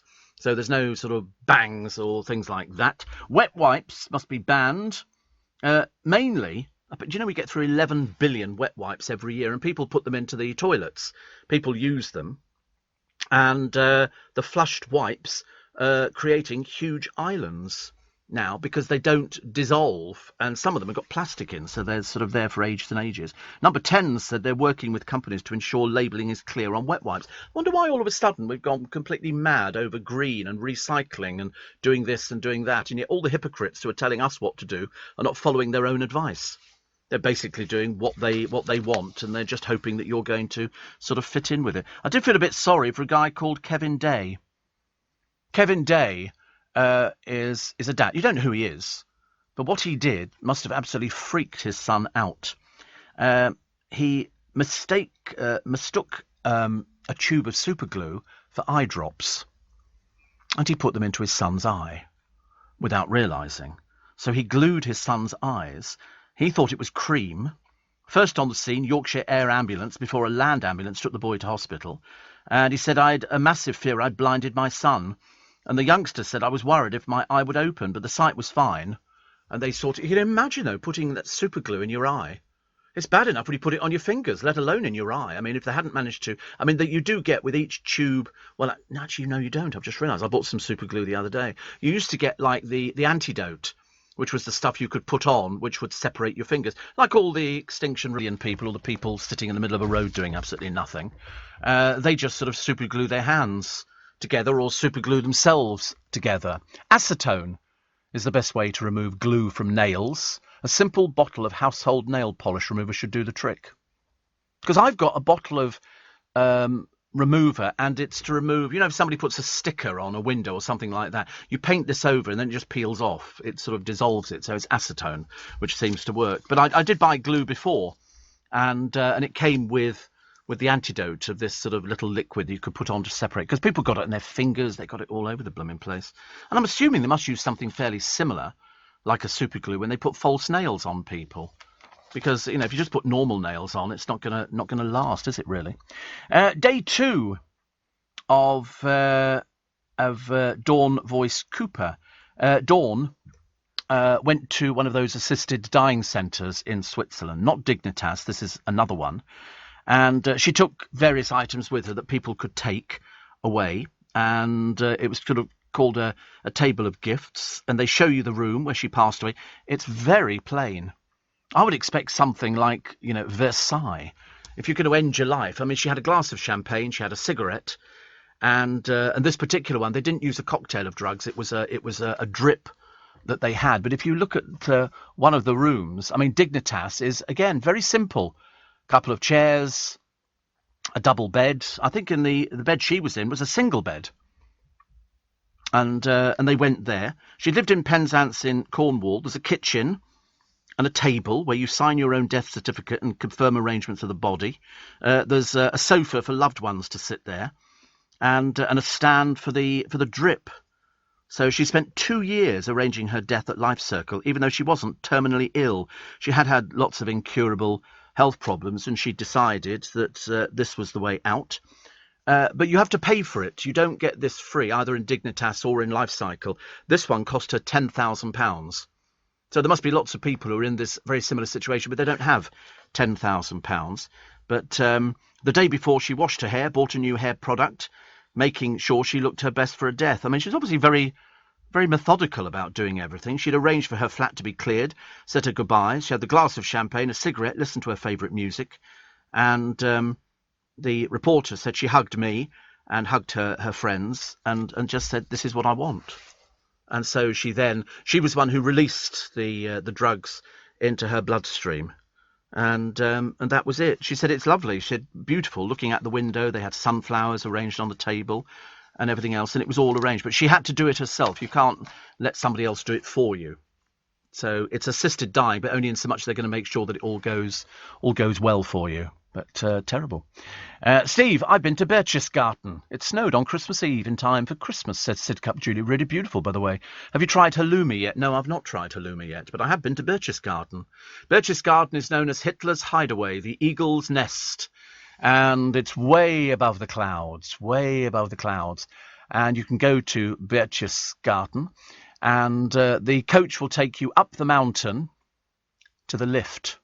Built into the cliff is a lift. It's the only way up there. You can only go up in this copper lift, and it will take you up to the Eagle's Nest.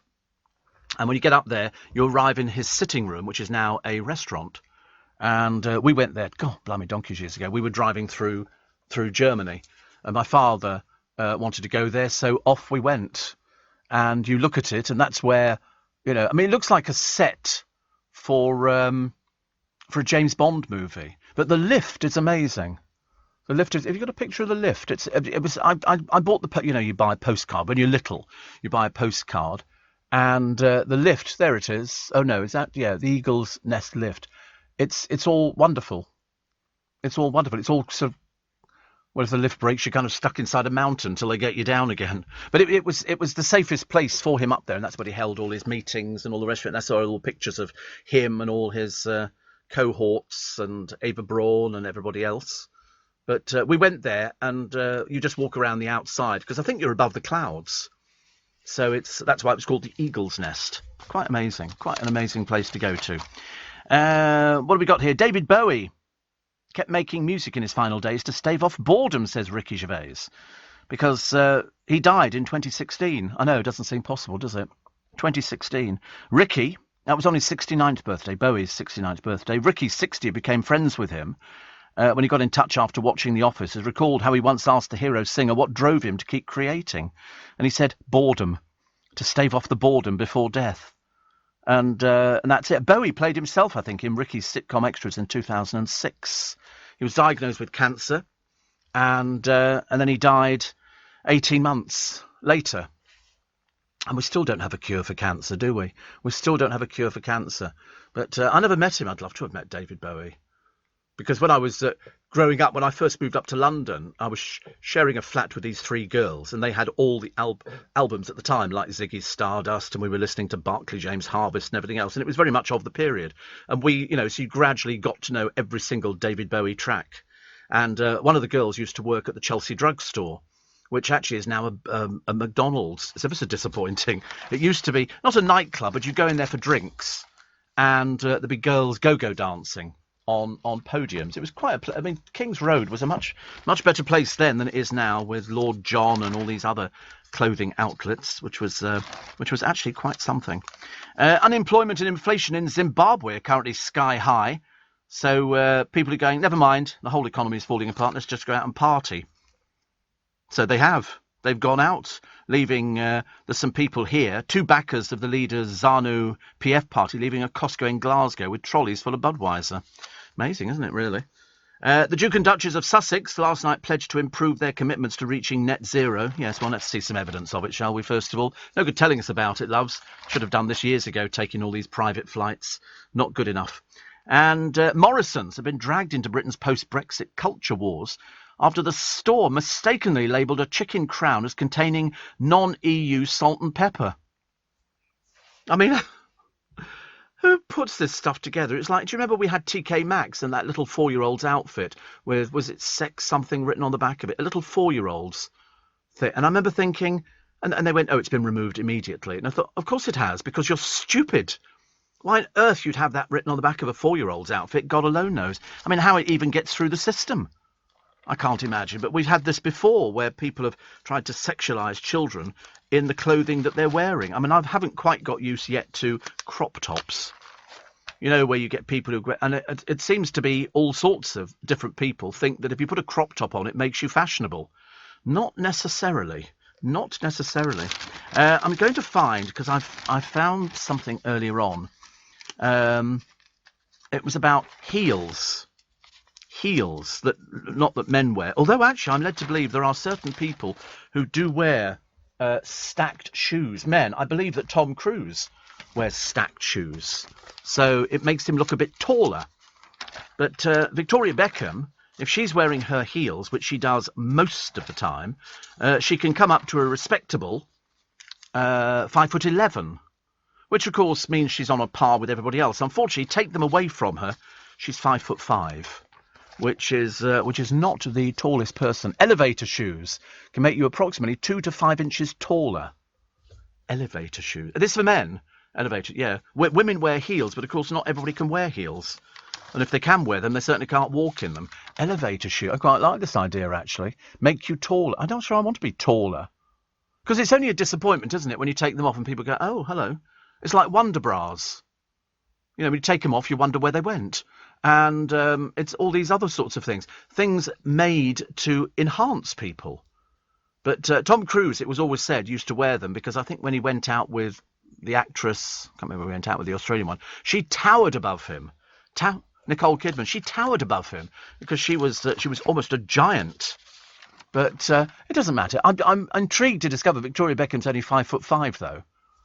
I think that's actually quite interesting because 5'5" isn't the tallest. So we'll run through them in a minute. Everybody from Helena Bonham Carter, Kim Kardashian, Holly Willoughby, Lady Gaga, that'll be the interesting one, and Nicki Minaj. Who's the tallest? We'll tell you in a moment. With UK Export Finance, I'm fulfilling more export orders from around the world with working capital support. Export insurance means I'll get paid when exporting to challenging markets. At UK Export Finance, we believe no viable UK export should fail for lack of finance or insurance. Between 2022 and 2023, we provided £6.5 billion of government-backed trade finance to support UK exports. Learn how we could help you win export contracts, fulfil orders, and get paid. Search UK Export Finance today. Steve Allen.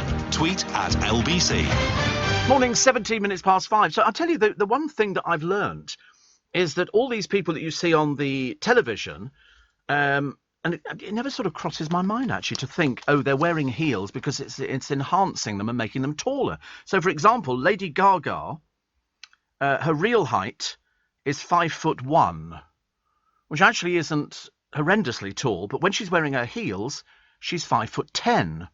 Although, having seen 9-inch heels, Nicki Minaj, 7-inch heels, so that takes her up to 5'9". She's really 5'2". Miley Cyrus, 5'5", her real height, so that's almost respectable. 5'11" in the heels. Kylie Minogue is 5 foot. Only 5 foot, but I mean, she is tiny. And the heels are 6 inches, takes her up to 5'6". Victoria Beckham's 5'5" tall. With the heels, she's 5'10". Sheridan Smith, 5'2". So it's amazing, actually. They all seem to be much of a muchness in the size. Helena Bonham Carter's 5'2" as well. Heels take her up to 5'6". Zoe Kravitz, real height 5'2", heel height 5'6". Reese Witherspoon, 5'3", wears 3-inch heels. Emma Watson wears 3-inch heels, takes her to 5'8". And Holly Willoughby is 5'7". You see, 5'7", and she's positively a giant compared to most of these other people. With her heels on, she's 5'10". But as I say, there are not many people that can wear heels. Not really many at all. Because you see them in the middle of summer in Leicester Square when I was coming in. You see the girls coming back from the clubs because they've been out on a Saturday and they bought their heels, which they know look good, but they've not actually practiced walking in them. So when they walk back through Leicester Square, they're holding their heels. They're not walking with any shoes on at all because basically they can't manage it because A, they're drunk, and B, they haven't rehearsed doing it. It's like all the drag queens on television. You have to rehearse wearing heels. When they did the film Kinky Boots, they had to literally keep the shoes on for ages and ages, so they got used to being on them. Because I used to watch the dancers on the Palladium shows and things like that, and they were dancing in heels to bring them up to the right height. And in fact, in Paris, what they're looking at the Bluebell girls, they need to be 6 foot and above. They're looking for 6 foot, 6'1", 6'2" girls. So they'll all be normal height until they put the heels on, and then it takes them up, so they all look very statuesque. But, I mean, it must be an absolute... You must ruin your feet completely. It must be like being a ballet dancer, you know, where if you go on point, bearing in mind, I mean, most of these people, when they're sort of learning, they go home and their feet are bleeding and all the rest of it. It's a terrible situation. Terrible. Not so good. ITV has confirmed I'm a Celebrity returns on the 21st of November. A new group of brave campmates. The trouble is, it's done in Wales. It's not the same. We want it to be in the jungle because that's where you get all this stuff. They must have to import everything in. It's the only way I can think about it. Colleen Nolan's revealed her new tattoo is a teapot. Apparently, her children already have the design to remind them of their mum, who's a self-confessed tea addict. It's a bit of a worry, isn't it? Depending on what your addiction is, determines what your tattoo... Have you got any tattoos? No tattooed, Mike? No, really? No tattoos, Mincy? I am surprised. I thought you'd have a discreet tattoo. I thought, have I? My mother would have gone up the wall if I'd had a tattoo. That's like having an earring. If I'd gone home with an earring, my mother would have had a blue fit, I should imagine. So, I mean, I used to sometimes think perhaps I could go into one of these places where they do instant studs in your ear, and then I'd be confused because I couldn't remember which ear you're supposed to wear it in. You know, depending on whether you're gay or straight or bisexual or trans, it determines where you have your piercing. And I have met people over the years who've got more piercings than I've got places to put them. I mean, everything pierced. Like, everything. Really? I mean, it's quite worrying. But I thought... I do remember transfers. Used to get them in Bazooka Joe bubblegum. And you would take it out and you'd wet your arm and you'd put it on there. And then you'd peel it off slowly and that would leave the transfer. And you go, got a tattoo. And they go, don't be silly. It's a transfer, Stephen.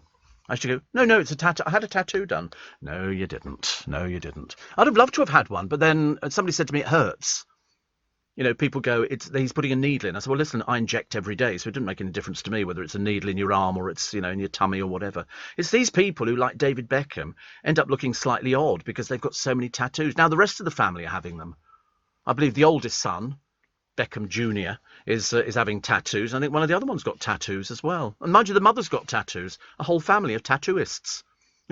Some of them cost an arm and a leg, or 2 arms and a leg. But no, I don't think I could have one, actually.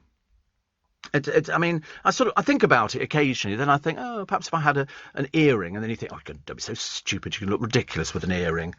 A henna tattoo? No. I quite like henna tattoos, but I wouldn't want one. I don't want anything that sort of disfigures my otherwise perfect body. Well, temporary or otherwise, it's going to be there for a certain amount of time, isn't it? So I don't know, actually. Most popular tattoo, is it like mum and dad and things like that? Does it say mum and dad? Wait a minute. Oh, flowers. 12.5% of you like flowers. Works of art. I mean, how long do these things take to do? Do they, I mean, you're going to be in there for ages, aren't you? Apparently, when people used to go to Magaluf, they used to go into the tattoo parlour after they'd had a skinful, and they would have their tattoos done. And I remember thinking, you're probably really embarrassed because it's going to stick with you for ages. Like there's a bloke in Towie called Pete Wicks who's got them going up his neck. And you think, fine when you're your age, matey, wait till you're 60. It's going to look so tragic because by that time they'll have faded, they'll have stretched, they'll have looked really, really awful, ghastly. But unfortunately, it's the young. You can't educate people anymore. They don't understand, do they? But you look at how many he's actually got and you think, why do people have tattoos? They think it makes them look butch or hard or something like that. Because now you see police officers with tattoos. I watch the Interceptor programmes, and 9 out of 10 times you're going to find a police officer there with tattoos down his arms. And I think to myself, I don't know, perhaps they're allowed to have stuff like that. But it's when they start going up the side of your neck and onto your face that you start thinking are a bit odd. I saw somebody a few years back at Waterloo Station going off to Royal Ascot, and he was wearing his morning suit with the top hat, and he was covered in tattoos up his face and everything. Ghastly. Absolutely. I mean, there's nothing you could do about it. You're kind of stuck with it. Most forces allow officers to display tattoos, although it's a decision for each chief. However, College of Policing guidelines state that visible ink artwork is unacceptable only if it could be deemed discriminatory, offensive, or not complying with its code of ethics and standards of professional behaviour. Bit of trying to interpret that one, I should imagine, nowadays. I'm honestly, the police come in for it all over the place. They've been getting some really bad stories in the papers about serving police officers, and I listened to Tom Swarbrick last night talking about where do we go to try and educate police officers. They're either, I mean, some of the stories are so horrendous, you can't believe it. You really can't believe it. Strictly Come Dancing will film its festive special on December the 7th, and has just put out a call to fans who want to be in the studio audience. So the 7th is when they record Christmas shows. In fact, a lot of them will be done probably middle November because you've got to get studio space. And so they'll be doing it and it will be all nice. But whether or not Bruno Tonioli comes back, I don't know. A December date should have given him plenty of time to return and turf Anton Dubek out of his seat. Anton Dubek, I'm delighted to tell you, is doing pantomime in Richmond. There's obviously nobody else in it, so he must be costing them an arm and a leg. But how many little children watching a pantomime, and it is little children who watch pantomimes, will have the faintest idea who he is? Not a clue. Not a clue. Who is he, Mummy? He's on the television, dear. He's the irritating one. Remember? He dances. Well, he's on a panel, and sometimes he doesn't dance and all the rest of it. So they've got him. Normally, they actually tell you in the Richmond pantomime who else is in it, because you spend all your money on the main person, which could be £100,000, £200,000. It's quite lucrative, but very tiring. Some of them have to do 3 shows a day. You can imagine, you do your first show, you go, phew, knackered. And then they go, you've got another 2 shows to go now. I've done 2 shows in a day, and believe you me, for sort of what I do, it's actually not too bad. But unfortunately for other people in pantomime. So Cinderella, it's a picture of him. He's obviously had his hair coiffured. Whether it's his hair, I don't know, or whether it's something else. But they've got tickets from £13. Subject to a transaction fee of £3.65. What in God's name is a transaction fee? Is that because somebody has to sit there and answer the phone and go, hello, Richmond Theatre? Who else is in it? Do they tell you who else is in it? It just says Anton Dubek. Don't tell me it's just him. Drive you mad, wouldn't it? Who else is in it? Let's have a quick look. We shall find it's something. Completing the cast, David Dale, drag, and Bobby Delaney, drag. Edward Chittix and Johnny Weston. Who? I don't want to be rude. I've heard of David Dale. He's a very, very well-known drag artist because Channel 4 did a documentary on him years ago called If They'd Asked for a Lion Tamer. Now, their pantomime starts on the 4th of December and runs through to January 2nd. Years ago, they used to run for months, pantomimes. But there's nobody in it apart from Tony Beak, Anton Dubek. He's the only person. Well, apart from David Dale, as I say. Normally, they have loads of people who are sort of big stars. I mean, if you look at the Palladium pantomime, the Pantoland pantomime, they've got every star under the sun. You put up the Palladium cast. I mean, this is like the cast to end all casts.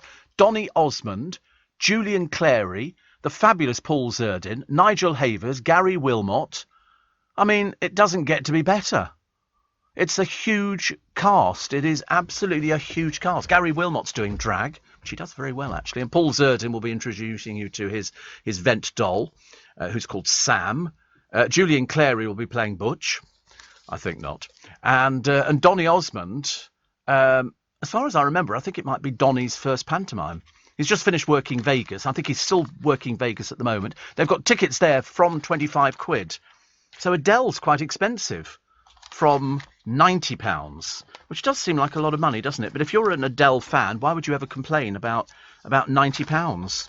Not a lot, is it? I mean, for that, you could buy quite a few of James O'Brien's new game, which he's selling at the moment. I don't know how much he's making out of it. I shall find out, believe you me, before the end of the century, because it's all been beautifully done and it looks like quite a good idea. And the amount of people I know who go, oh, can you get me a game? And I go, no, order it yourself on Amazon. It's on there. Although he has promised me a copy of the game. It's not materialised at the moment, but it will do by the time we get to Monday. That's what I'm hoping, anyway. So, Liz Hurley's got a new bikini. There you go. Big Sky Games, the James O'Brien Mystery Hour game. It's quite nicely packaged, nicely made. Very nicely made. And it's for 2 or more players aged 12 to adult. Oh, well, I'm okay. I connected to that. They've got 250 questions with correct and false answers. And you have to sort of check out. I mean, it's an ideal Christmas present, isn't it, I suppose? But so that's very good. It's something that he's been doing for a little while on the programme. Snow is on the way over the rainbow. That's what it says here. Don't hold your breath for golden conditions. And because we've had the rain, the next thing is snow on higher ground. So let's all stay lower ground, make it a lot easier. What else have we got? It's most of the people, I've got no idea who they are. You know, when they do their sort of pop columns and stuff like that, I go through them and I go, I don't know who that is. They say Christmas will be extra special for Gregory Porter after he made his childhood Disney dreams come true.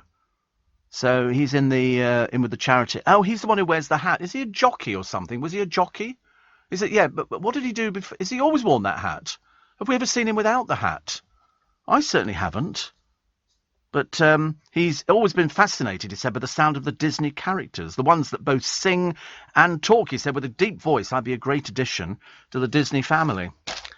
He's trying to get work. He's trying to get work out of Disney, but they don't pay the best, Gregory, as we discovered before. Drinking alcohol in moderation, in apparently this latest report, may not help prolong your life. Well, quelle surprise on that one. Leading Britain's conversation, LBC, with Steve Allen. Morning, Steve. Just finished Miriam Margolyes' book. What a fun read. Have you ever interviewed her, says Robert in Canada. Many, many times. Yes, Miriam Margolyes, the first time I ever met her, I was in the studio and we used to have a big glass window which was you could see into the studio, and then another glass where you could see into the control room. And I had a couple of guests in the studio, and I was talking, and right outside the window was a sofa where the guest who was going to be appearing would sit and wait, and then the producer would show out the last guest and bring in the new guest, which is roughly the same it works now, except they don't sit outside the studio. And Miriam came in, and I remember at one particular point, I happened to look to her outside the window, and I sort of nodded, like, hello, looking forward to talking, blah, blah, blah. And she stood up, knelt on the settee and lifted her top up and showed me her boobs, which I thought was very sweet. Just the kind of thing you need. Unfortunately, the guests in the studio turned round at the same time and also got an eyeful. Well, 2 Eiffels. And I've met her on numerous occasions since then. And she tells naughty stories. In fact, on Graham Norton, she told a very naughty story, which I can't even repeat to you. It was too rude for words. Too rude for words. But no, she's lovely. Absolutely lovely. Steve. The reason that super glue sticks to your fingers was because it was developed to do just that. And it was developed during the Vietnam War as a quick fix for medics to use as a quick fix for open wounds. Yes, I've heard of people using it for sticking their teeth back in again that have fallen out. I wouldn't recommend it. Definitely not. And Sue Ann says to Steve, high heels come with old age, bunions, bad knees. I'm 5'4", thank you. My cousin, Steve, says Kim, went to see David Bowie in his Serious Moonlight tour back in the 80s. I was so jealous, would have loved to have seen him in concert. Yes, I'd have loved to have talked to him. I was amazed, though, and I've said this before about other people as well, but they sold all of his items. The family sold all of his art collection, everything. Whereas Yoko Ono kept a lot of John Lennon's stuff, including the glasses he was wearing when he was shot dead. And she's kept all sorts of things because it's personal. I mean, I suppose if it's artwork, you can get rid of it because I think David Bowie collected very, very well and bought some really lovely stuff. But it was all sold, actually. He had all sorts of... I mean, I don't understand art. It's no good asking me anything about art. I want to see a picture that looks like the person it's supposed to be of. When you look at some of these things, I mean, the extraordinary art that he actually collected, I thought was... horrible, but that's just me. If ever I was going to collect art, if ever I won, the lottery, I would collect art, but it would only be pictures of snow.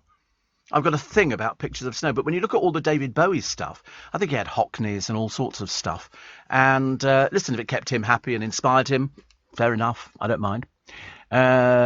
Steve, your comments about footwear brought back some memories. I worked in Oxford Street for British Shoe Corporation, running Dulcis, Saxone and Lillian Skinners. In Lily's, we had a tall and small department for women and men's sizes from 5 to 15. Only certain brands could be stacked or built up, and we had many a celebrity having shoes made up for the height. Very expensive. Many had accounts through the TV companies for themselves, and some of the stories would fill a book. Sadly, Oxford Street is not the same. No, it's not. No, it changed. I mean, I was thinking about that the other day when I was talking about the King's Road. The King's Road has changed completely from when we used to go down there years ago and go to the Trafalgar, because the girls I lived with were dancers. They were training to be ballet dancers, but to earn extra money, they go-go danced. And go-go dancing is when, in some of them, you'd have a podium that they danced on with lights flashing round and all the rest of it, and they would wear a sequined bikini.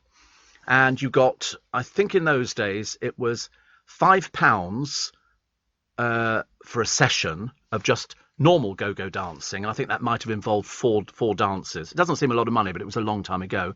If you did what they call see-through dancing, then you would get, I think it was £7 for see-through dancing, so it was a see-through bra. And then if you went topless, you got £10. So a lot of the girls went topless for the £10 because the pub wasn't open to everybody. It was, they had people on the door and everything else. But that's how it worked. Steve, my trolley dolly friend Wayne, do you remember he told us the other morning, because Joe couldn't believe it, that he's been listening to me on the aeroplane coming back from Vienna, because apparently they've got Wi-Fi on the plane, so you can listen to this programme on the aeroplane. And he said, I'm tucked up in bed this morning listening as opposed to being on a flight. However, I've listened to you airborne over Asia, Australia and the Atlantic Ocean. I think that's so clever. I think it's really so clever, because we didn't believe it. In fact, Joe didn't believe it even when he was told. I said, no. And then there are people writing going, no, you can listen to the radio, on your telephone, because all the planes have got Wi-Fi on now. And Joe was going, I have to stand corrected. I mean, he's so old-fashioned, he doesn't know. He's got food poisoning at the moment. Gary in Broxbourne says, I heard you talk about the Magic Circle shows. I've been several times over the years. But this time I intended to go on my own, but in my sleepy stupor, I don't think my order's gone through. So I tried again and again. Now I've got 3 tickets for the matinee performance, and they're not together. You'll have to find friends to take with you. Because I've got a show on the 18th of December at the Magic Circle, where I host lots of super magicians. And we've got an evening show, but it's sold out. And I think most of the ones for the matinee have nearly gone as well. So 2 shows in one day. 2 shows in one day, and all the money goes to the Magic Circle Foundation, which is a registered charity. Pamela said, I used to love This Is Your Life. If it was around now, would you have liked to be on it? Well, actually, we used to work in a building where the This Is Your Life office was. And they came to me when we were doing Fives Company, and they said, oh, Steve, can we have a word? And I went, yeah. They said, we want to get Dale for This Is Your Life. And so I thought, well, he'd love it. He loved anything like that, any sort of any bit of publicity he was up for. And so I filled them in on all the details of all the people who he would expect to see on This Is Your Life. People like Barbara and, obviously Barbara and all the people that he'd worked with and stuff like that. And they got him, I think, at the BBC. It was a night that we were going out. Yes, we were going out. And what they did was they sort of do you. And everybody's waiting back at the studio up at Teddington, which has gone now. Teddington Studios have long since gone. They put up luxury flats there now. But so you're all waiting there, and then they do him. They pick him up, and they sort of do their. I think he was done at the end of the lottery, if memory serves me. And then we're all waiting back there, and then you come on, and they've already briefed you. You're going to tell this story and. That story and everything else, and it was all done. But he loved every minute of it. By Jove, they don't do it now. They don't do it. Isn't it a shame that they don't? I wonder why they don't do it. You know why?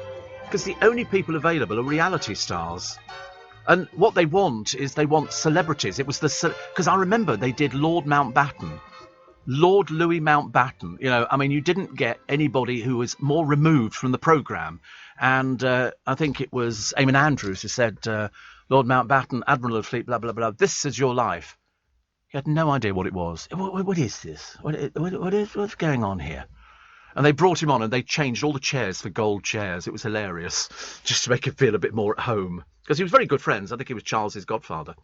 But no, Dale loved it. Absolutely loved it. And then afterwards you have drinkies and stuff like that. But it's all very well rehearsed. But they keep it all secret. They don't allow anybody. If the person finds out they're going to be done, they cancel the show. You get the red book, strange enough, is empty. When they're reading the red book, it's completely empty. And what they do is they fill in afterwards all the bits and pieces, like all the photos of the people who are there. So you get your picture taken and they put it, and then they send the red book on to you. So your book is empty and then it is filled. He loved it. He couldn't get enough of it. He thought it was the best thing ever. It's like I told people before, he was asked to do a Royal Variety performance in front of the Queen. And all he had to do was push a trolley on and go, supermarket sweep. And he said, I don't want to do it. And I said, are you blooming mad? Why would you not want to do it? It's in front of Her Majesty the Queen. But in fact, he was a very nervous performer, as anybody will testify, who knew anything about him at all. And he said, I don't want to do it. I said, listen, you get a picture with the Queen. A picture with the Queen, come on. Doesn't get any better than that. And in the end, he decided to do it. And all he had to do was push the trolley on, got a huge round of applause, and then he gets a picture of him with the Queen, and he had it duplicated, and he had it put in all his houses. Picture of him and the Queen. He'd go, that was me when I did the Royal Variety performance.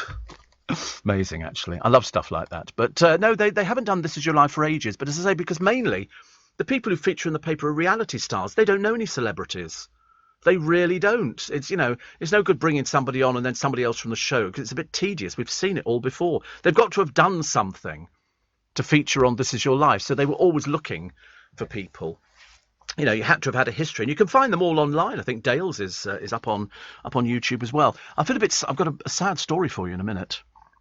It's a really sad story, actually. I can't even tell you this particular man's name, but he didn't have a very good day at all one day. And the other story is some snow leopard cubs melting the hearts of animals. They're so cute. So cute, snow leopards. These ones were born at Toledo Zoo in Ohio, and they were recently named Pasha and Yuki. They're described as little balls of energy, but they are like giant powder puffs. If you go to YouTube, and you'll see me with a snow leopard holding it. And unfortunately, it died. Not because I held it, but it had a brain tumour. But it was like holding a giant powder puff. It didn't weigh anything at all, but beautiful, absolutely beautiful. And Captain Kirk's famous gun from the first ever Star Trek appearance tipped to sell for £370,000. People buy memorabilia. Steve Allen on LBC. Text 84850. Morning, 12 minutes to 6 at a time. So here is the sad story of a man. I can tell you that he's in southeast Brazil. Well, he was in southeast Brazil. Unfortunately, he was fleeing a swarm of bees. Now, I've seen pictures before on the internet of people who've been standing by a bus stop. The queen bee lands on them. The next minute, 20,000 bees descend on you at the same time. This particular man was fleeing a huge swarm of bees. And so what he did, to get away from them, he jumped into a lake. Big mistake. Because unfortunately, he was attacked by piranhas. And the piranhas ate him, and he drowned. It was as simple as that. It was a fishing trip. He was a 30-year-old and two friends. They disturbed the bees. And the one thing you don't do is disturb bees. And they jumped into the lake to escape the stings, and the pals managed to climb out unharmed once the swarm moved away. But the victim was attacked by the piranhas and then drowned. So they then had to sort of call the local firefighters in to retrieve him. And he had surfaced after noticing the victim's face had been torn by razor-sharp teeth. He was then told that the water was full of the killer creatures. Because if you see piranhas, when they attack, I mean, they are basically sort of not the biggest fish you've ever seen, but it's their teeth. They literally rip things to shreds. And once they start, it becomes like a feeding frenzy. It becomes like sharks. Sharks do exactly the same. It's the smell of blood and things like that which get sharks going, and then they go into a feeding frenzy. Although I've seen people who put sharks to sleep. If you turn them over on their back underwater, they become docile. And I've seen people doing it, and they're sort of literally holding them there. And obviously that makes them go very tired. I think you can do the same with turkeys. Although why you'd want to do it with a shark, I can't imagine. But anyway, I mean, I suppose if you want to risk something like that. But yeah, I've seen people, putting sort of tiger sharks. There's one shark here, look, and they just sort of touch it. They obviously like human touch. Although, frankly, what happens if they change their mind and all of a sudden decide they don't? Look, and he turns it over on its back. Look. They're obviously very amenable to things like this. Although, frankly, I wouldn't go anywhere near them. I can't think of anything worse. I wouldn't even go down in one of these cages. Just in case look, I mean, they're just sort of playing with it. Hello, hello. You're a friendly little thing, aren't you? No, it'll take your arm off. Especially when you get sort of loads and loads of them. But I suppose it's like manta rays, isn't it? I think manta rays also like human company, or some human company. As I say, I wouldn't risk it at all. Steve, David Bowie once appeared at the Granada Cinema in Tooting. So taken was he with the building's interior, he tried to emulate the decorations in his New York flat. The interior is nothing like I've ever seen for a cinema, designed by some bloke in 1931. It's now a Grade 1 listed building, which makes it important at Buckingham Palace and the Tower Ballroom. I've been many times, Chris. It's one of the buildings that's opened up to the public when they do the building. So the Granada in Tooting, have you ever seen the inside of it? Oh, God. It's in the... You'd never believe it, looking at the front of the cinema, what lies behind the front door. You go in there, it is absolutely unbelievable. It really is. It's huge. It's yes, it's been a bingo club. I think it's a church at the moment. But if you look at some of the picture, it's done up inside. It is just unbelievable. Cathedral to bingo, a palace to the golden age of cinema. Because when people went in there, they would go, blimey, because it's all gold and beautiful work in there. And even the corridor, look, bingo in Tooting, the London Paces. You go to that right where you are with the little arrow thing. Right, no, right, down, no, back. Left, that's it, there. That's just one of the corridors. They were palaces of pleasure because we didn't have television. Well, I say we didn't have television, I wasn't there. But it's beautiful to go to. And, of course, people would come out and they'd had a night. You would get sort of the man playing his organ. You'd have a complete sort of show, and then you'd get the cinema. And people smoked. How this thing ever survived, I've got no idea. But when you look at the outside of the Granada Tooting, nothing prepares you for what's inside. We've been there about 2 or 3 occasions. Fantastic. And they used to put on pop concerts in loads of cinemas because they were about the biggest venues. So the Beatles used to play. If you played the Granada scene, then you played all the Granada cinemas because there was enough room on the stage for you to put. How people ever heard anything, I'll never know. Jackie in North Weald says, I quite fancy a little butterfly tattoo on my shoulder. I love butterflies. Yeah, lots of people have. Butterflies are quite popular. Quite popular. People like butterflies, but it's still going to hurt. And also, I think it should be discreet. I don't think you should display tattoos, you know, especially as people have them in all sorts of peculiar places, very peculiar places. But the butterfly is quite cute. But then you have to live with it for the rest of your life, unless you then go back to the tattoo fixers, which I've not seen for ages. They must have axed the programme. But they used to have people in there and they go in and go, oh, I've got this and I hate it now because I'm not going out with her anymore. And they turn it into something else, which I thought was quite clever. But it's just never appealed to me. Never appealed. I remember Lillian Skinner, says Michelle in Redruth. Back in the 70s, my mum took me on the train to London to get a pair of size 9 shoes, as I was having to wear my older brother's shoes to school. All we could get was a pair of brown suede hush puppies, even more embarrassing than the chunky black boys' platforms I'd been wearing up until then. It had taken 40-plus years, but thank goodness for my niece's Otto and Ivy Shoe Company, which has enabled me to buy and wear beautiful girl shoes. At last, I'll be wearing some when I attend your Magic Circle show, and again in February at the special show. Woohoo! Yes. I can't believe we've sold a show out that's in February. I mean, for goodness sake, honestly. The Magic Circle shows we have done before. If you like magic, you'll definitely like them. Dawn Neesom's column today talks about people having a banging bonfire party. Just remember that dumb animals need protection. But that's enough about firework banning misery guts, London Mayor Sadiq Khan, because there's no fireworks on New Year's Eve. Don't know why. There's no logical reason for it. People stand by the side of the Thames and watch the fireworks. But he doesn't want people to have any fun. He doesn't like people having fun. Presumably because his own life is fairly miserable. You know, why would you want to stop people having fireworks? You know, they've done it in years gone by. Mind you, we can always vote him out. The Royal Mail have got 6 Christmas stamps this year, shockingly. They contain scenes of the Nativity. There are wise men, Mary and Joseph, and even a baby Jesus, with not a hint of transgender colonialism, critical race theory in sight. A beautiful reminder, says Dawn Neesom, of the true meaning of the festive season. See, I'm not sure what is the true meaning. I mean, the stamps look great, don't get me wrong. I think they're very nice. I shall be going and buying them. And because I think they just look very nice. I like anything that's sort of fairly trad. You know, I still like cards with robins sitting on a gate covered in snow. You know, or carolers standing around a Christmas tree in a marketplace. I like things like that. I might have to buy some Christmas jumpers this year, you know, just to sort of get myself into the festive spirit, especially as I'm working Christmas Day and Boxing Day. Steve, I have the pleasure, says Sarah, of working alongside the armed forces tomorrow as part of the London Poppy Appeal Day. If anybody's passing a London station, don't forget to make a donation. If you're lucky, some stations will have brass bands playing. It'll be a long but well worth it day. Absolutely. Good luck to you. Good luck to you. I like it when they have the brass bands playing. They do at Waterloo Station. They've got about 5 different places selling poppies. And you can give whatever you can afford. But remember, it's for them who gave their lives that we're here today. And for that, you can't put a price on it at all.